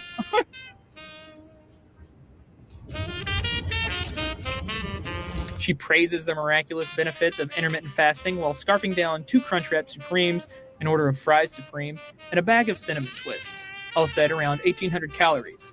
Her comments were quick to point out that her new diet wasn't a diet at all, and after pinning a comment where she rages at her critics, she disabled them altogether. Shortly thereafter, she uploads another meltdown video, telling people her diet is none of their business and that she knows what she's doing. What about your blood clots and stuff like that? Again, that's my business. If I talk about it one day and then I decide not to talk about it another day, oh well, detach yourself from my life. You know, I don't want to binge because I got to have Taco Bell today. You know, I don't feel like eating more junk food today. I had my Taco Bell binge or whatever you want to call it. and I'm good. You know, I'm going right now to get some healthy groceries so I can have like fruit and some cucumbers later, and then I'm going to make something healthy for the weekend. I'm going to eat healthy on the weekend. These are things that you don't see, you know? Sound familiar? Here's the thing, okay? You only see me eat one meal. You don't see what I do the rest of the day. I know what I'm doing. She also tacitly suggests that she hopes a woman who left her a mean comment has their child bullied in the future. And it was somebody who had a picture of their child in their profile picture. Really. I really hope your child leads someday. Really. But karma will get you. She then once again threatens to strike reaction channels with a specific reference to Zachary Michael, who responds directly. So if you're going to be a reaction channel, and you're also, well, I may as well address this now, and you're going to re-upload my content, I'm going to strike you because you don't have a right to do that. Seriously, this is not transformative. This is pausing every few minutes and complaining about something people already know and then putting a few girls in there. I'm sorry, but it's just gotten ridiculous. We've been down this road before, Chantal. You want to strike my channel? You want to strike my channel? Do it! Because all that's going to do is make you look awful, because I already got your strikes overturned, sis. You tried this before and it didn't work. I will link it in this playlist below, sis. Ma'am. Obviously, nothing came of this threat except for more backlash and criticism. She continues to gorge herself unabashedly on fast food for about a week, and then on the 1st of June, uploads a video where she says that she's finally seeking treatment for her eating disorder and will no longer be filming mukbangs. Admits that her critics were right all along, and that her family hates her mukbangs. I'm going to be starting treatment disorder. So, should go without saying that there won't be any more mukbangs. I think that I keep reverting to mukbangs, keeping them on a back burner, and keep going back to them, sort of using them as an excuse to kind of feed my eating disorder. I think, having criticism from an audience did actually help, so I will admit to that. I talked to some family who are very concerned about me and really hate these videos, hate the mukbangs. So 3 days later, she fires up a live stream where she confesses that before she started rolling, she stopped by an Italian restaurant and ate an entire dish of carbonara, then went to KFC for some chicken wings and gravy. Some of you watching may be thinking, typical Canadian, they gotta dip everything in gravy. Well, unfortunately, the gravy wasn't for dipping. It was her beverage. What? I drank a whole gravy. Yep. She sure did that. Girlfriend drank gravy like anybody else drinks a milkshake. She had a gravy shake. She would drink gravy. She didn't sip on it. She just gulped it down like a beer. Got gravy and I drank it like it was juice. Several days later, on the 10th of June, she goes live to once again express her frustration with reaction channels. In it, she specifically goes after a girl named Yaba, who runs a channel called the YouTube Underground. There's one now making videos about me, and it's fat shaming, saying I saw a comment that she made fun of my hands having rolls. You're a fat shamer and you're a mother of two. How freaking disgusting are you? Yaba was understandably angry that Chantal would bring up her parenting and warned her that if she continued to talk about her children, she wouldn't like the results. You're taking this whole offline. You're taking this off YouTube. You're talking about my kids who aren't on YouTube. You're talking about my parenting, which you don't have a clue what goes on in my household. Because I'm a reaction channel and I react to your bullshit, that makes me a bad mom. You act like I'm sitting in front of a camera smoking crack or something. Yeah, but let's look back to the history. So we're seeing this documentary that when I got to call her Manna Kitty. When Manna Kitty got on Kiwi Farms and was spilling the tea about Chantal, what happened? Chantal threatened CPS on Manna Kitty. And now there's Yaba. And Yaba is a mother with children. So Chantal is not only going after Yaba, but going after her children as well, making threats like, that could be bad for you since you're a mother. Oh, it gets worse. She's gone after other ladies in the community that were reactors, that had families, had children, like Perfectly Imperfect, going after Perfectly Imperfect, going after her family, using pics of her kids to make troll accounts, and talking as if the kids were talking against their mother, going after Perfectly Imperfect's job. I mean, always she loves to go after mothers who have children. It's a pattern for her. I don't know if you're aware, but the community that I come from, we don't really tolerate that bullshit. Because I don't have a huge channel and a huge following doesn't mean I don't have a big support group behind me, Chantel. Hello. And you know the drama community. I think you know how they play. They don't play fair. So if you want to take this off YouTube, if you want to go that route, keep talking about my kids. Keep talking about my parenting. Because the last person that talked about my parenting, go take a look at where they're sitting at right now. So that's a warning to you. For the next week, she films exercise videos, makeup tutorials, and healthy meals. On the 17th, she uploads a video where she goes for a walk and then does a grocery haul, revealing her purchase of several pounds of fresh fruit and vegetables, detailing her plans for daily salad and fruit intake. But also, Saskatoon berry rhubarb pie. I have this for desserts, my dinners. many viewers picked up on this, and Yaba made a reaction video. The following day, Chantal uploaded a video addressing #Piegate, which I will now play you in full. Hi guys, so there's a lot of talk about the pie, and we still have it. And BB ate most of it, so I only had the one piece. Okay. She deleted it almost immediately, then commented on Yaba's video, letting her know she was going to be filing a copyright strike. Yaba uploads a video response promising that if Chantal managed to flag her video down, she would retaliate in the same fashion. Chantal leaves a comment on this video stating that if you use her content to bully her, she will file copyright claims, admitting to yet another blatant abuse of YouTube's copyright system. She does this for two reasons. One, to collect personal information on people who criticize her, and two, for a sense of control. YouTube won't pull videos down that she reports for bullying and harassment, so she tries to do it herself by banking on Yaba not wanting to share her personal information. Unfortunately for Chantal, Yaba went with the power play and countered the claim, and she was forced to remove the strike. The next day, Chantal uploads a video accusing reaction channels of being ableist and discriminating against her. This reaction video in particular, for example, that she was reacting to, I found to be very ableist. And ableist is basically, discriminating against somebody who doesn't have, based on their ability to do something, right? Am I describing that right?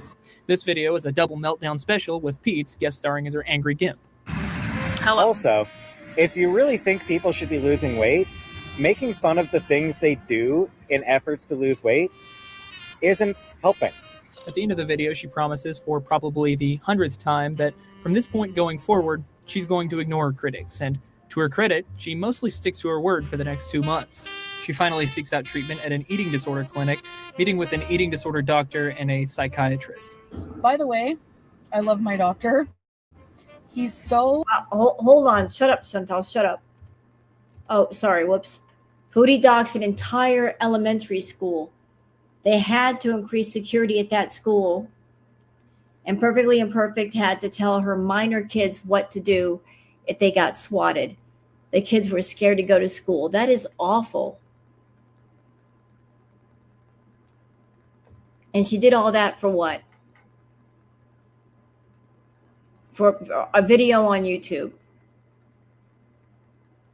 That video made her feel a certain kind of way. And all that Perfectly Imperfect did was share public information. Not private, public information. Had to go through all that just for making a video. That is crazy.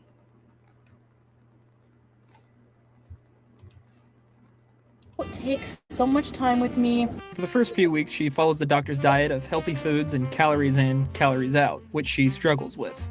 but I'm not going to do any specific diet. You know, he just wants me to focus on not binging, watching calories, limiting, you know, no fast food. But I did pick up a sub because I did a no-no and I kind of skipped breakfast today. Then, out of nowhere, she decides she wants to try 30 days of a ketogenic diet against her doctor's wishes.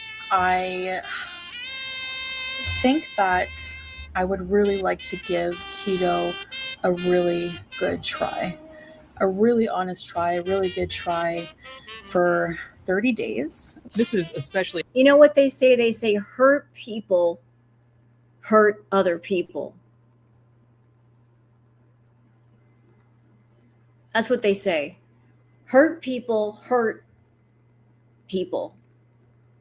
But you know what, Chantal? Even if you're somebody and you've been hurt, it doesn't give you a free hall pass forever to hurt other people with no consequences. Even if you had a bad childhood, even if something bad happened, it doesn't give you free license to be a complete asshole to everyone after that. There's a lot of people that have been hurt, but it didn't stop them from being kind and considerate. You can't just take the things in your past and use them as weapons to say, I can act this way now and I can be this hurtful because I have been hurt. You know, at some point you got to say, that happened to me. It was terrible, but I'm going to move forward and be a good person. You just can't, you don't know how to do it. Ironic, since she spent years railing against a ketogenic lifestyle, and the last time she saw a doctor to address her obesity, she quit seeing him because he wanted her to go low carb, opting instead to take the advice of the medical media.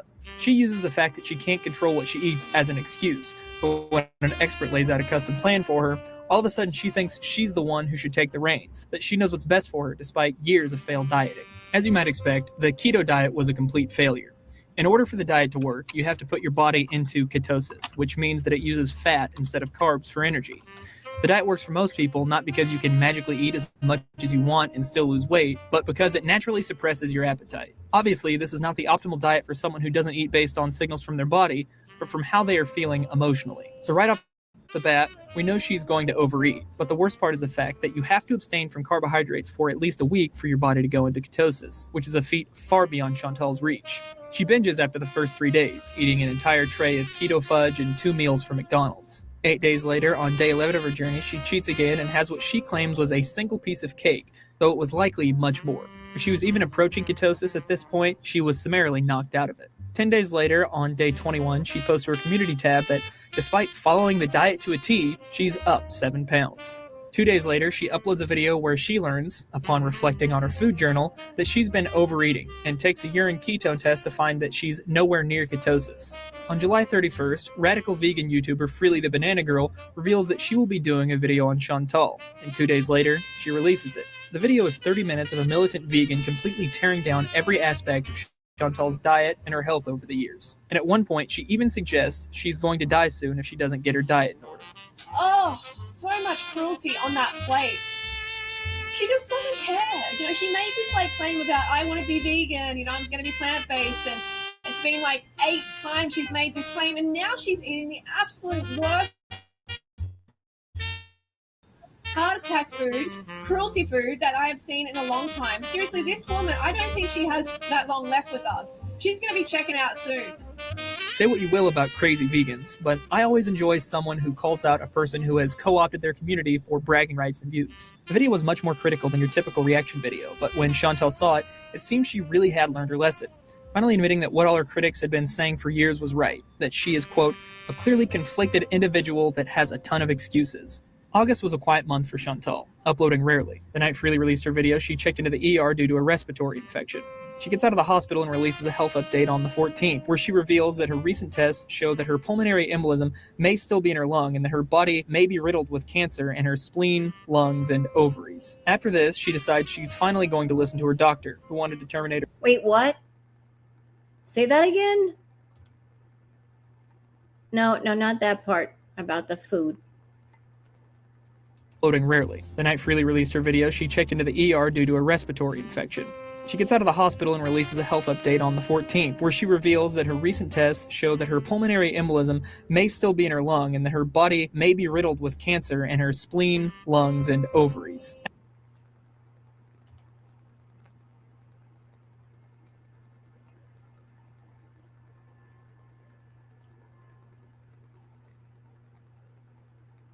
Why would she say that?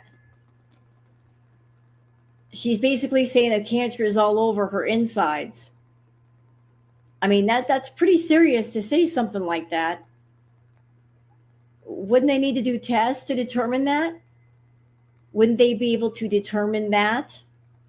Especially that level of infection? You're making this claim that you've got cancer all over the place. You don't just have cancer on one part of your body, it's all over the place.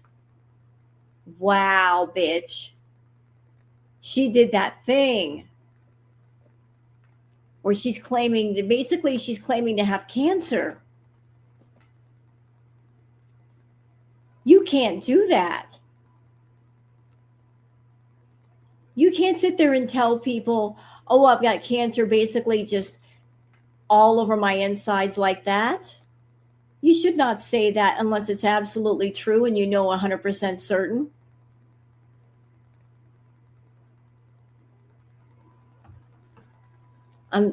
For anybody in my audience that's been through cancer or knows someone who's been through cancer, I'm sorry you just had to hear that from her.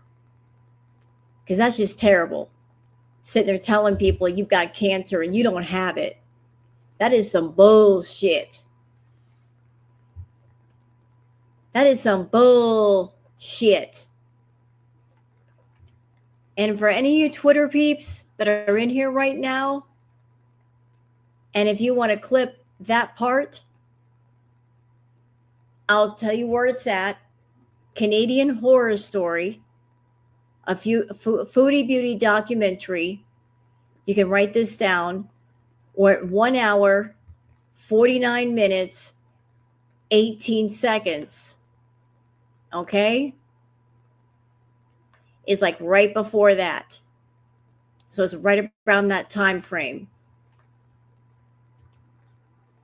when he says that. No, cancer is not a joke. Well, let's hear that again. This bitch. Floating rarely. The night Freely released her video, she checked into the ER due to a respiratory infection. She gets out of the hospital and releases a health update on the 14th, where she reveals that her recent tests show that her pulmonary embolism may still be in her lung and that her body may be riddled with cancer in her spleen, lungs, and ovaries. After this, she decides she's finally going to listen to her doctor, who wanted to terminate her from the program for not following the diet he prescribed over the past month. She takes a brief hiatus of a few days, and when she returns at the end of August, she reveals she will be undergoing a total hysterectomy on October 2nd due to her potentially cancerous cysts, something she could have probably avoided had she had them removed instead of trying to cure them with water fasting and other health advice from someone who consults spirits to naturally heal serious illnesses. Shortly after this, she makes a post on her community tab asking her fans if she should go back to mukbanging healthy meals that fit within her diet, which is met with a resounding no. You're in treatment for food addiction, you've been diagnosed with binge eating disorder, you might have cancer, you're going in for major surgery, and mukbanging is what got you here. She then makes a follow-up post thanking her fans for helping her see reason, and then promptly follows up that post by announcing that despite their feedback, she's changed her mind and is going to go back to mukbanging, but no fast food, only healthy, home-cooked meals. It's the same old tune. For real, guys, this time it'll work.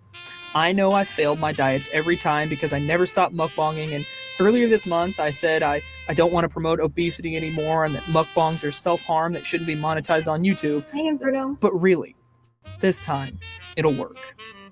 On September 1st, she rolls right back into her huge plates of healthy food for mukbangs and tells a story about her visit to the Psych Emerge. In the story, she talks about another patient having a mental breakdown. The woman was Arabic, and Chantal did an impression of her that many thought was both racist and insensitive to her mental illness, something Chantal had been talking candidly about struggling with for the past few months. She's like,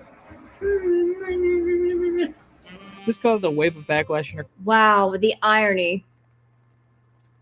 Who was she making fun of again? Say that again? Mukbanging, but no fast food. Only healthy, home-cooked meals. It's the same old tune. For real, guys. This time, it'll work.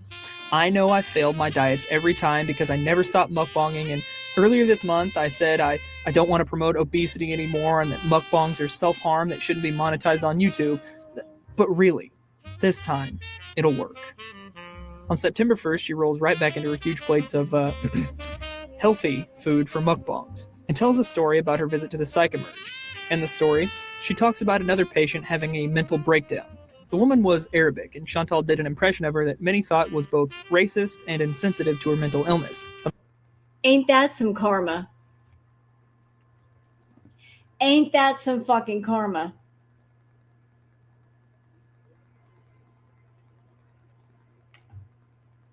Sitting there like this was years ago. Making fun of an Arabic woman.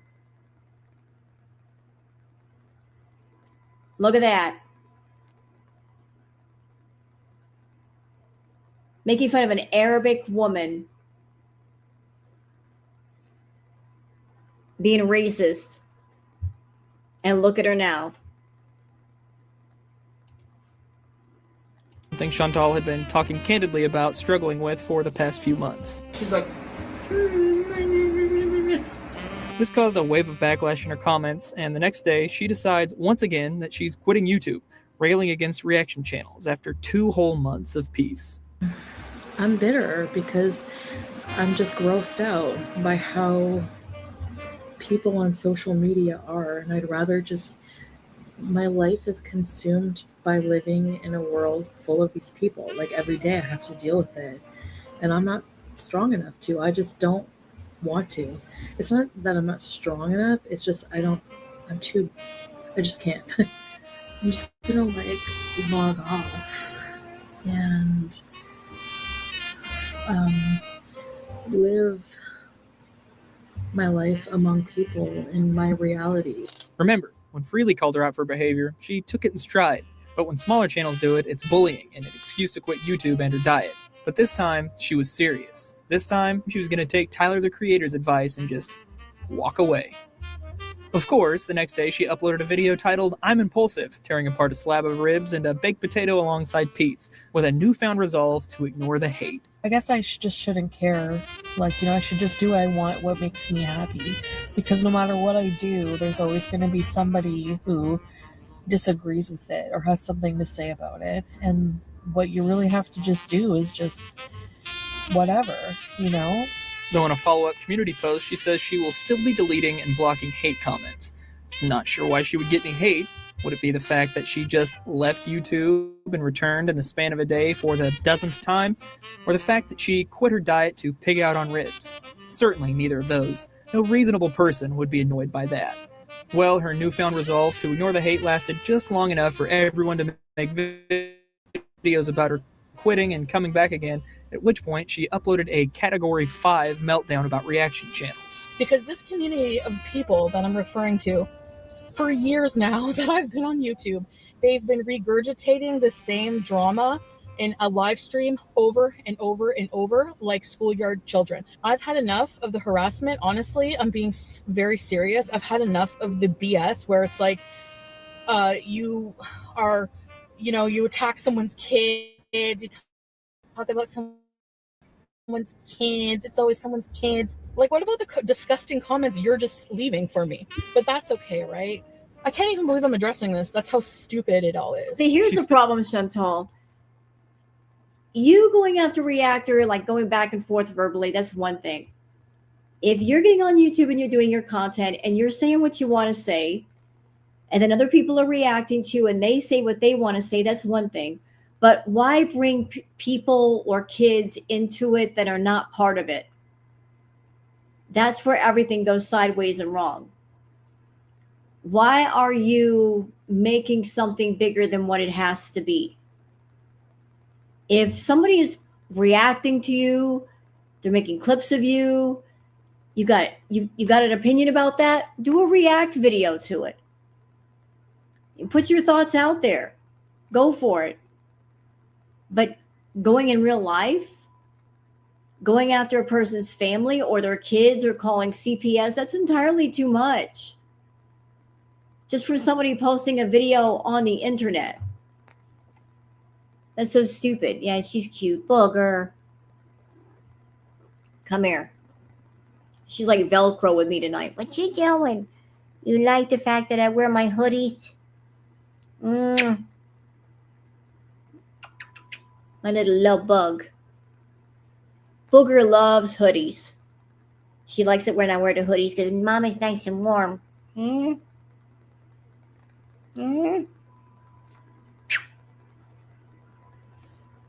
It's the baby. The Booger. She even has her own song now. I made her a song. Yeah, she does call the shots. Boogers. Booger is the star. A good majority of the video bizarrely imploring her critics to imagine that she was their kid and to ask themselves how they would feel if their child was getting the hate she did.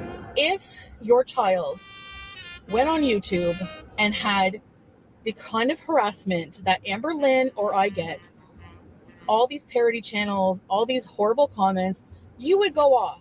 As if any parent would be more concerned that their kid was being criticized on the internet instead of the fact that they... Can I throw a bit of shade? I feel like throwing some shade. Hey Chantal, if you're watching or if you see this react video to you, notice my cat. She's up here with me because she wants to be. She's like Velcro to me right now. And I didn't have to deny her food or water to make her come to me. She wants to be up here with her mother. Ain't you, Booger? You know, it is possible for a pet to spend time with you and snuggle with you, and you don't have to deny their food or their water. I mean, that's your methods, but my methods are different. My kitty.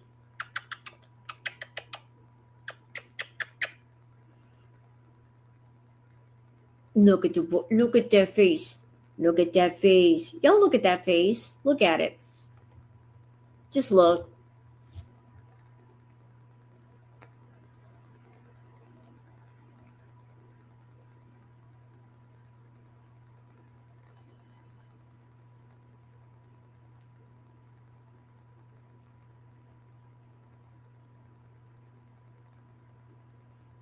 Look at this baby.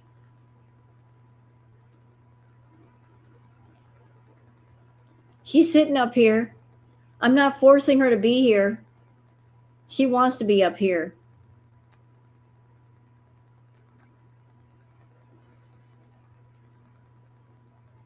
Baby, my booger.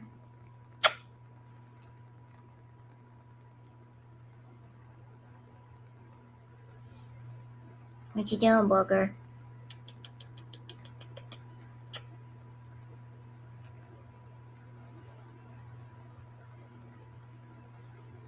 Booger is me in another body.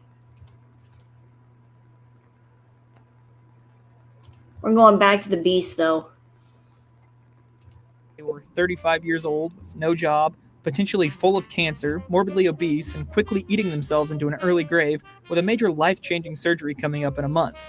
Her lack of self-awareness and unwillingness to own any of the criticism she receives for the poor decisions she has repeatedly made is truly incredible.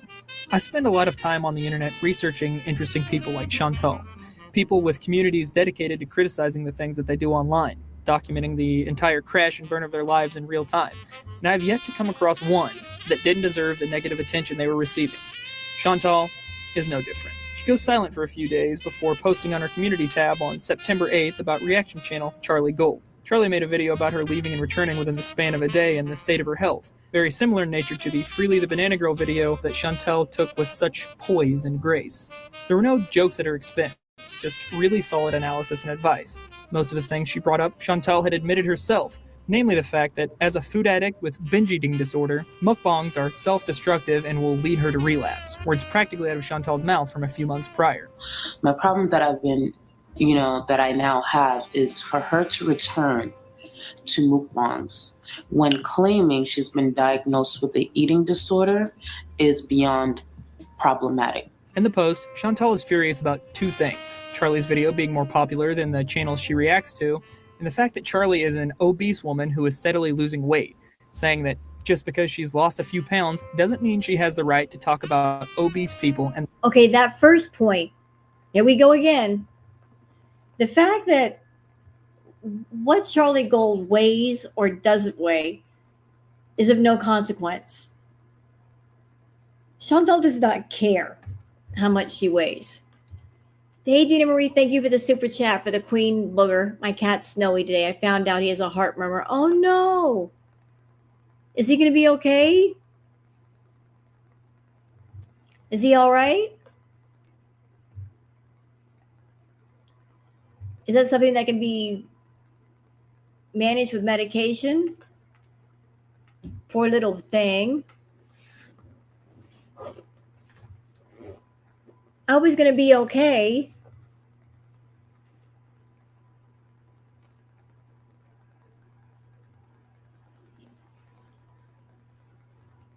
Well, you know what? He's got a good mama. You take good care of him. I'm sure he'll live a long, long time. But I will pray for you and Snowy.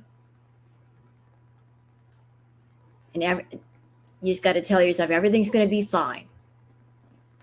You know about the issue, but he'll live a long, long time. Depends on the grade of the murmur. I hope it's not that bad.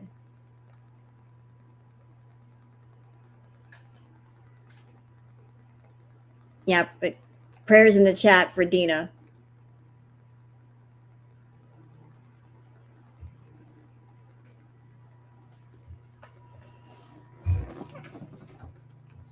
It's terrible. Poor little thing.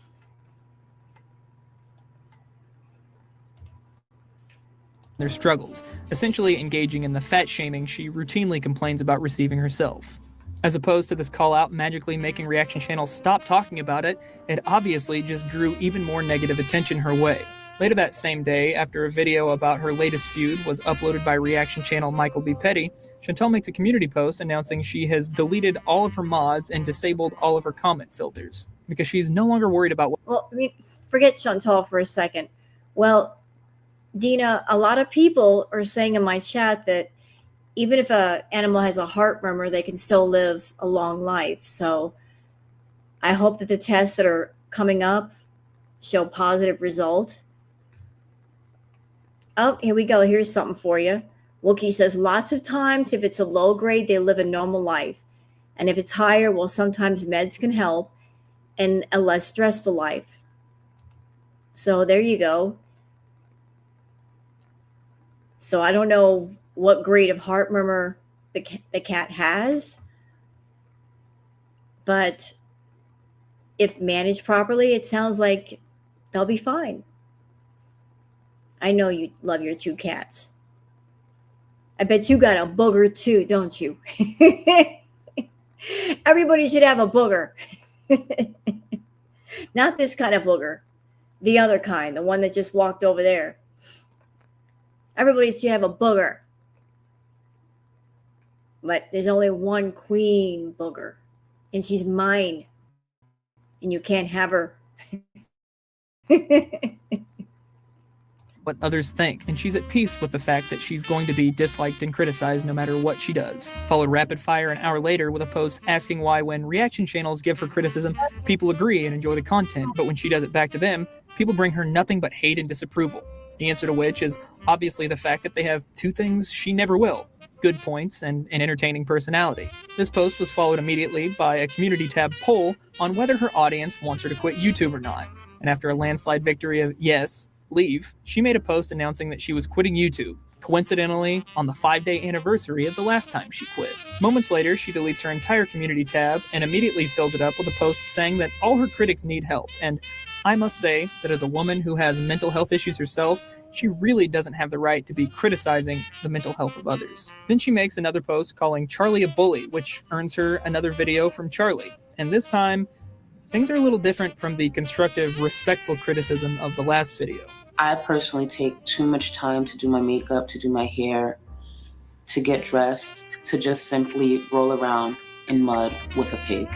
Charlie explains in the video that the reason she makes the content she does is because she sees herself in these bigger women, because she used to be the same way. Can y'all give me a second? Queen Booger needs me to fluff up her food. Yes, that's actually a thing. The queen wants me to fluff up her food. Come here. Come here. Come here. I know, look. There. There you go. You like that?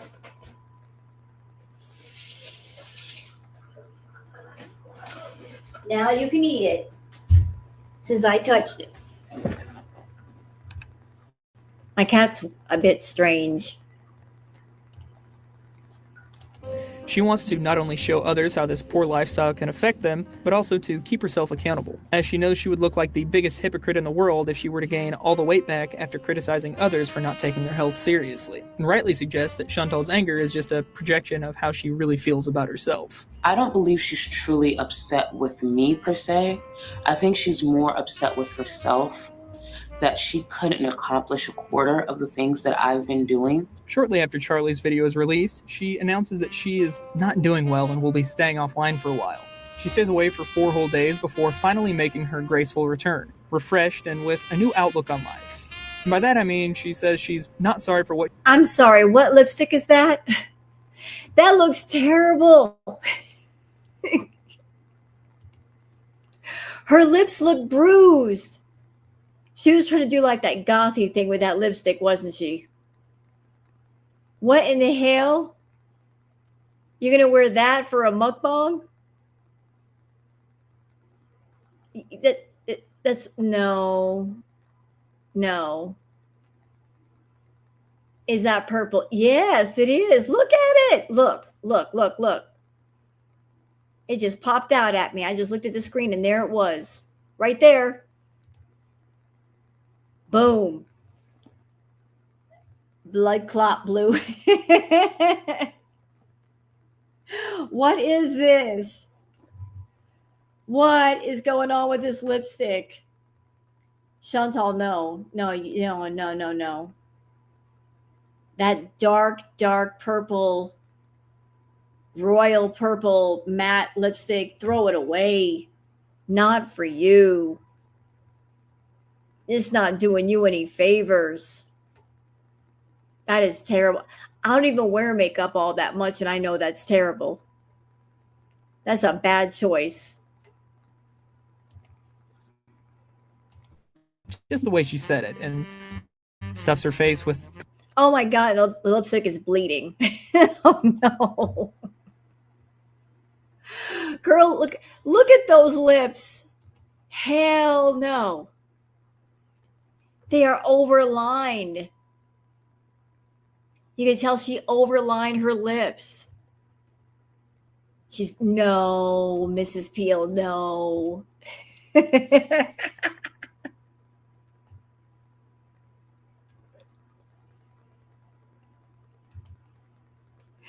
Stop. That's just a no.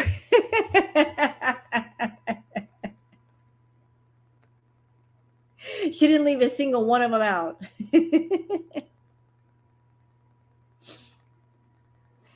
Barney the purple dinosaur is walking around with a big old smile on his face. That's for damn sure. poutine pizza, which, according to her, is now part of her new diet because, in her words, depriving herself of bad food will just trigger her to binge and is counterproductive, which, amazingly, has worked wonders. She hasn't binged since, and she's now down over 100 pounds and counting. Yeah, sorry, misread my notes. Actually, she went home that night and binged on so much cheese that she believed she needed to go to the ER for severe diarrhea, really getting the most out of Canada's healthcare system. After some pretty overwhelming backlash, she decides not to go to the hospital and apologizes for her impulsive insanity. That impulsive insanity continues when Chantal picks her next target. A young woman battling cancer uploads a video addressed directly to Chantal during a visit to the hospital to receive treatment. In it, she details all the numerous treatments she's undergone due to a battle with an illness she did nothing to bring on herself. You know, you mention all the time that you got deficiencies, that you have addiction, food binging, whatever, and all the complaints that you have, and you have your health. That's what I know. And at 34, I was diagnosed with cancer. And at 36, I'm still dealing with it. So when you complain about cancer and your food addiction and that you might have this and you might have that, PCOS is nothing like this. So before you stuff your face again and then complain that you might have this, you might have diarrhea and you're going to the ER, I want you to see for 5 seconds what a daily treatment is like here, because they're about to start my injections for iron, and I actually do have an iron deficiency because of the bone marrow transplant that I had to have to live, and this is my daily life. And I have a port in my chest, I've had PICC lines, I've had chemo treatments that have made me lose my hair multiple times.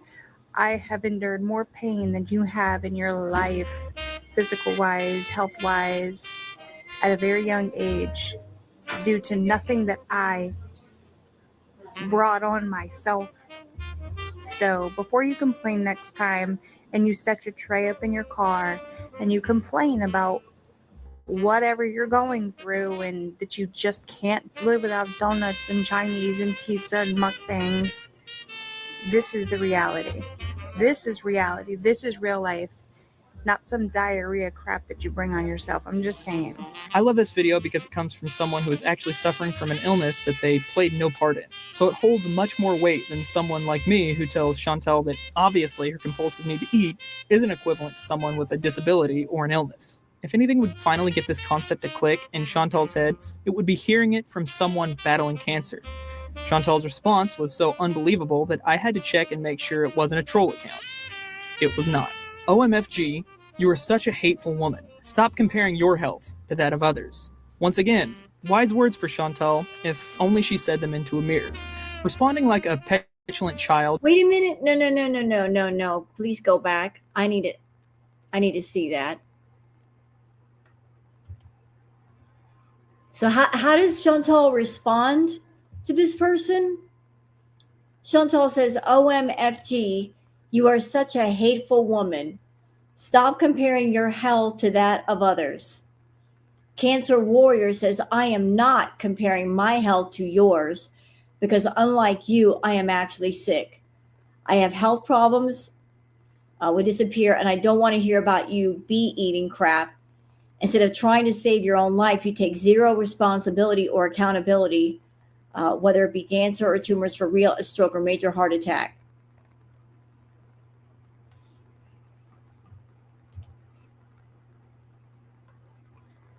So this woman shows a clip on YouTube of what she's actually going through.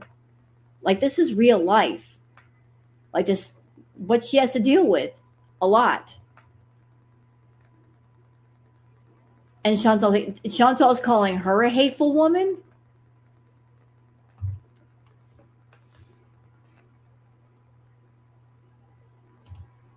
Oh, very hateful. And this, ladies and gentlemen, is why we do the retro reacts. Because you'll learn a lot about Foodie when you watch the retro reacts. There's a lot of information and a lot of these older clips that maybe some people don't know or maybe have forgotten. Read the next comment too. Well, I can't really see it. It's kind of cut off. But Ambitious says, Lord have mercy on your soul, Chantal. This is so very, very low. If you have any decent something, believe I defended you in the past. Back then, I did not understand why most people hate you. You're insulting a sick human being that gave you advice. How low can you go? Yep.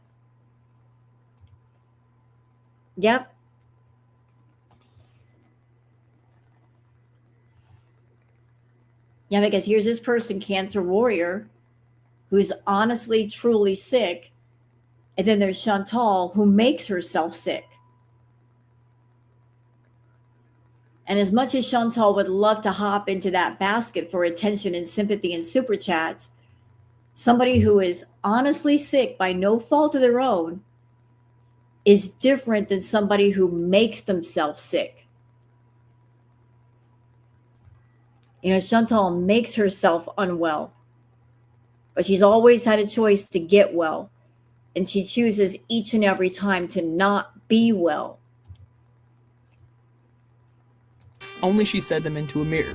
Responding like a petulant child to reaction channels who laugh at her is one thing, but to respond like this to some girl with cancer and less than 300 subscribers who is upset about her squandering her opportunity to be healthy, she truly is rotten to the core. I mean it. Chantal is a bad person. After this little meltdown, she once again nixes all talk of weight-related content from her channel and returns to her regularly scheduled grotesque mukbangs, weight loss goals, and upcoming hysterectomy be damned. She announces she's never doing weight loss again and begins going full body positivity, because if you can't get healthy, just say that you're healthy and that's basically the same thing. When Chantal is in this manic, perpetually binging rage mode, she becomes prime material for reaction channels. Zachary Michael makes a video about her, which she responds to in her community section and promptly deletes. As her hysterectomy date looms near, she shows no sign of slowing her on-camera binges despite her doctor's order of a liquid diet. The criticism ramps up to 11, and in a fit of manic rage, she deletes over 6 million views worth of videos, all diet-related, citing the fact that she has been on toxic... So this big dumb idiot, she's facing a major operation. The doctor is saying, hey, Chantal, you need to go on a liquid diet before this operation. You got to, cleanse your insides out. And instead, she's going the other way. So a doctor tells you got to go on a liquid diet so you can be kind of prepped for the operation. She's not doing that. Diet cycles, which is true, but only because she never stuck to them. And her new plan of eating whatever she wants certainly isn't what any sane person would call an improvement.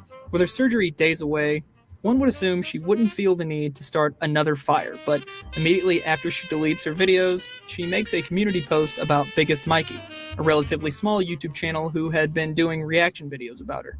She calls him a bully, brings up his weight, and announces her intention to strike him along with any and all reaction channels from this point going forward. Reaction channel, Life of a Free Spirit, advises Chantal against going after Mikey, as it will obviously cause people to retaliate against her. And Chantal lets her know that her channel is in the crosshairs as well. Instead of cowering in fear from Chantal, Life of a Free Spirit reports her to YouTube for blatant harassment. Her prediction that people will come after her is true, as Zachary Michael uploads a video discussing her fat shaming and threatening to strike Mikey, and Mikey laughs it off as his sub count literally doubles overnight due to the attention Chantal has brought to his video. The day of her surgery rolls around, and to the shock of no one, it's canceled. Hey guys, so I have some kind of bad news, I guess.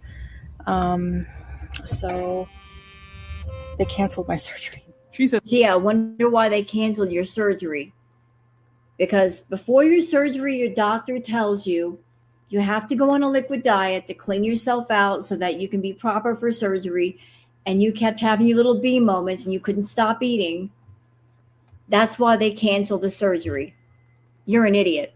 It was due to the surgeon needing to reschedule, but the majority of viewers speculated that it was because of her poor health or because she never scheduled it at all, which causes her to make a seething community post telling everyone to grow up, followed by a post saying she is going to keep her personal life off of YouTube, followed immediately by a post showing her pre-surgery papers as proof that everyone else is crazy, not her. She then rolls right back into mukbanging without missing a step. In fact, her meals are bigger than ever. She manages to go 5 days without bringing her surgery up before putting it back on the table as a topic again, posting a lengthy video going into detail about why her surgery was canceled and promising that it's been rescheduled.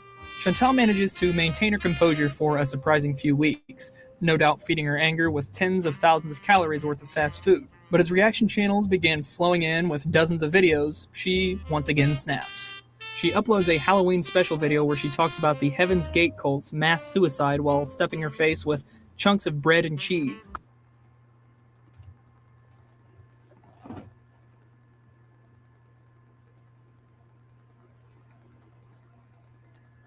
Yep. She did that.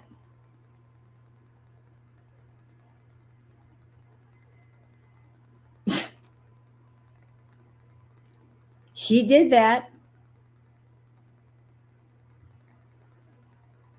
So she has this massive cheese bee moment on camera talking about the Heaven's Gate cult and what happened there.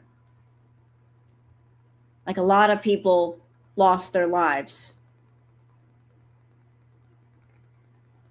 Like why would you do that? Why would you combine those two things?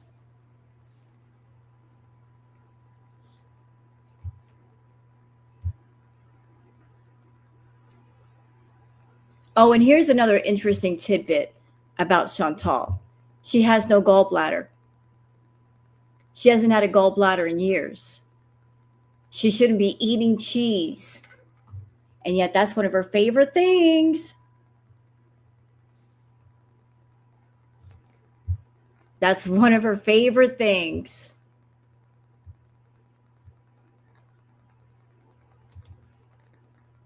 Gulping it all down with a big old glass of wine. Chantal has this nasty habit of talking with her mouth full, and sometimes she pauses mid-sentence to take a bite and chew for upwards of a minute. She also tends to laugh at things that others would find morbid or mundane. People were particularly upset that she flashes pictures of the dead bodies across the screen and made a few jokes at the expense of the dead cult members. Chantal responds by making a community post where she threatens to strike all reaction channels again for bullying, but with a copyright strike instead of community guideline strikes because she still doesn't understand how anything works. The next day, she begins threatening Charlie Gold specifically, once again commenting on her weight, angry that she would dare shame a fellow fat woman.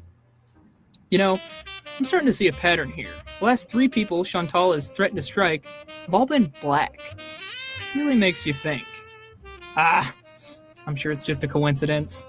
A few days go by with no signs of channels being taken down by community strikes, so Chantal once again takes matters into her own incapable hands and announces she plans to file a lawsuit against Charlie Gold. Finally, she's going to use YouTube's copyright system as it was intended and lose all of her money in court, only to have all of the videos remain up as they are unequivocally fair use. She deletes this post in record time, replacing it with a message that she's now taking time away from YouTube to decompress, which she also quickly deletes. A few hours later, she files a copyright strike against Charlie's video called Foodie Beauty's Out of Breath Mukbang Reaction, but lifts it before Charlie even has time to file a counterclaim. Then uploads a post complaining about reaction videos and how she believes they are not fair use because they cast her in a negative light, which tells me that she still hasn't even ever read the definition of fair use as it explicitly covers criticism. The only important part of her post is this. How is that fair? They never provide any constructive criticism and comment on every single thing we do, and they do all this without consequence. Unfortunately, unless you are willing to take things to court, there's not much that can be done, so for now, I just have to try and ignore it, but that's okay. I'll wait. This is the 4th time Chantal has filed a copyright claim with no intention of following through with it. The 4th time she has knowingly abused YouTube's copyright system to try and shut down someone because she didn't like what they had to say. Chantal, you keep saying fair use, but it doesn't mean what you think it means. Fair use doesn't mean people are allowed to use your content only if you think it's fair. They get to use it according to what the law thinks is fair. And the law explicitly covers criticism. Not just good criticism, whatever that means, criticism, period. You aren't the arbiter of what people are allowed to say about you. And if you keep abusing YouTube's copyright system, I promise you, you're going to lose your channel. That isn't a threat. That's the reality of the situation. Much bigger YouTubers have gone down for the very same thing.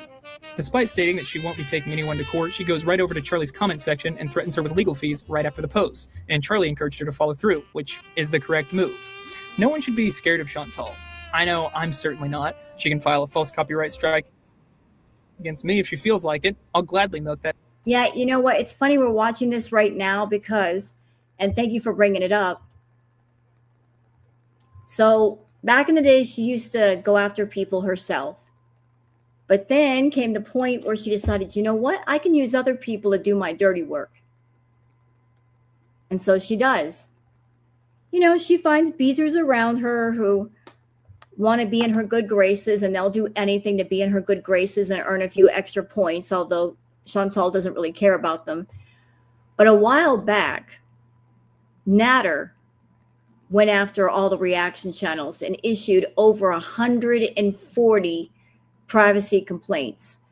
Not because the reaction channels were doing anything wrong. He didn't even watch the videos or live streams in question. He just would see a title and a thumbnail and file a privacy complaint. And you had to know that Chantal was behind that, because she didn't like the reaction channels, but she didn't want to go after people herself. So I'm sure she went to Natter and said, hey, can you make trouble for all these people? And if you do, I'll pay you.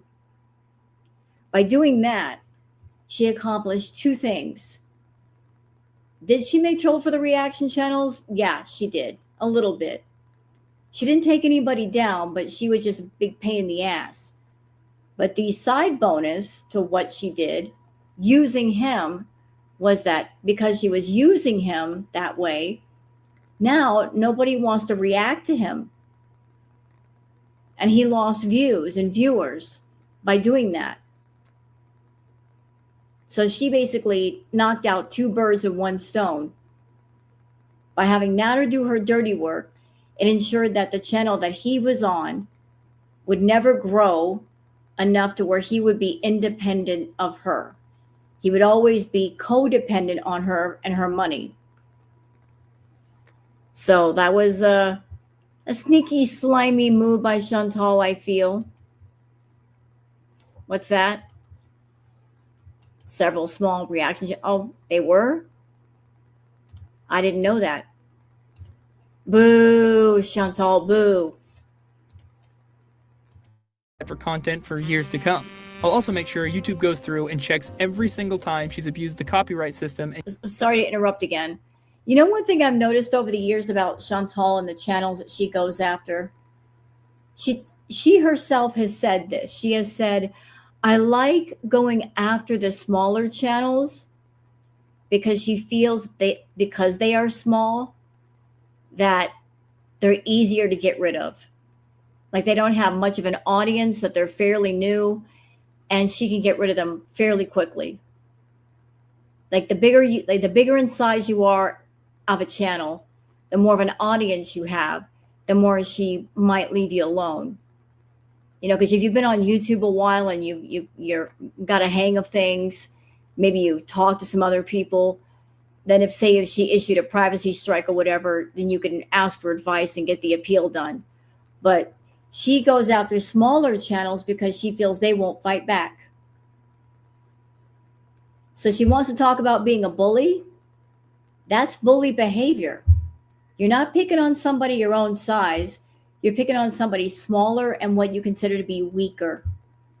So all this talk about bullying, Chantal, you're a bully. You got a bully mentality. But she knows to leave the bigger channels alone. Community guidelines to try and bully people into silence. But I have a feeling she won't be hitting me anytime soon, as I am neither black nor fat. Chantal's downward spiral shows no signs of slowing. In fact, it seems to be escalating at an alarming pace. As I was finishing up this video, she appeared in news articles all over the web in regards to her Heaven's Gate Halloween video. The first article was published by BuzzFeed News entitled, "A YouTuber's Halloween-themed food video about a mass suicide is causing a debate online," where she claimed she was being singled out unfairly for criticism. The article shared tweets from others critical of the video, but all in all, it remained neutral. I'm about 90% sure Chantal reached out to BuzzFeed herself in a bid to expose her critics for what she believes in her deranged mind to be bullying.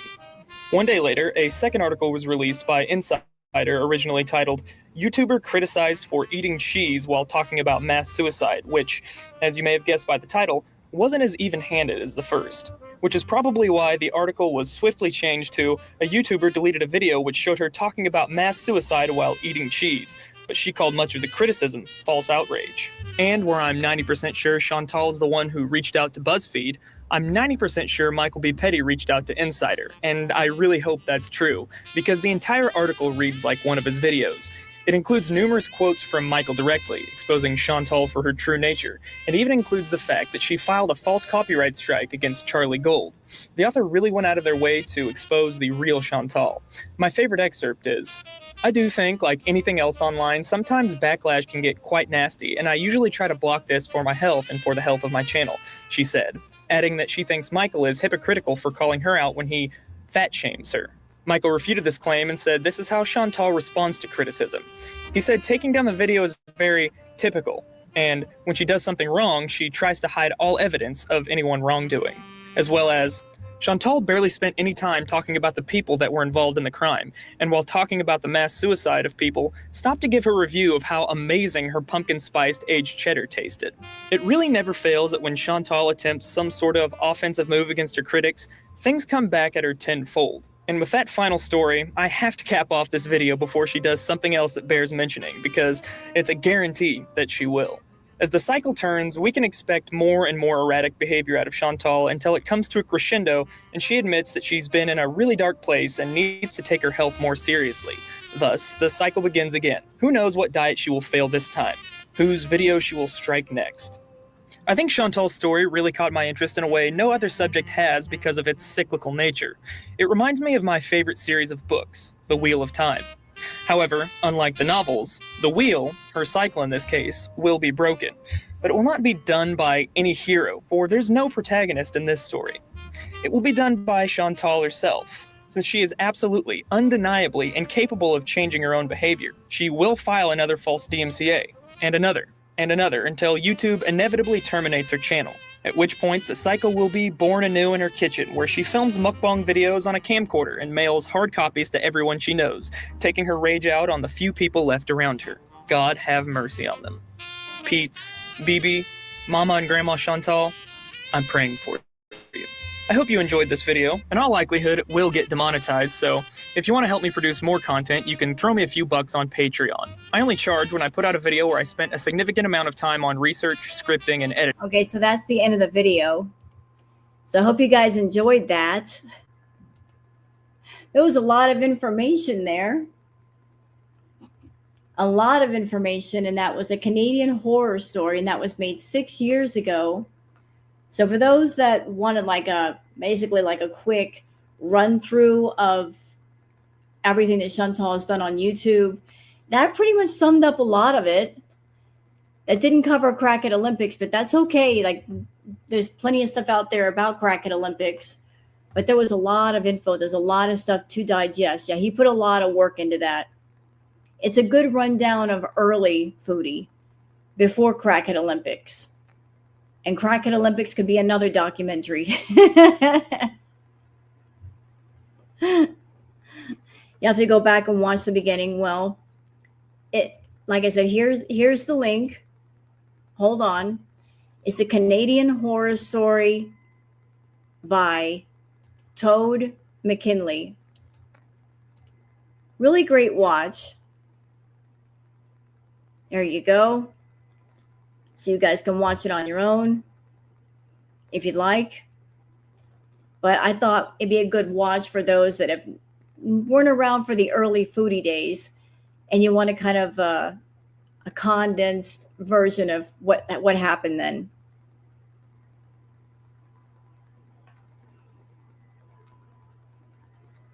I saw it on X that she told us that Salah saves her number as wifey Chantal. People say that means he has more than one wife. More than likely. Why would you have to say wifey Chantal? Or, and I'm sure she's going to hate me saying this, if he's got her name on his phone as wifey Chantal, he might have put that on his phone because when that number comes up, then he knows what character to get into. He might have a phone full of numbers of different women, and he plays a different character for each woman. So he puts her in as wifey Chantal so he knows to act like a husband. So there you go. So I hope you guys have enjoyed that. I guess Goose fell asleep again. I'll talk to her later about that. She sent me all those pictures. We're going to have to talk in the morning about that. But I hope you guys have enjoyed the retro react. I'm going to go and curl up with Queen Booger. What's that? You need to dig up the first year she moved in with Pete's. Is there a video out there of that?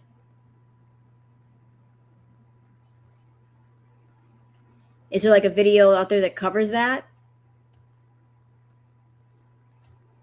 Dastardly.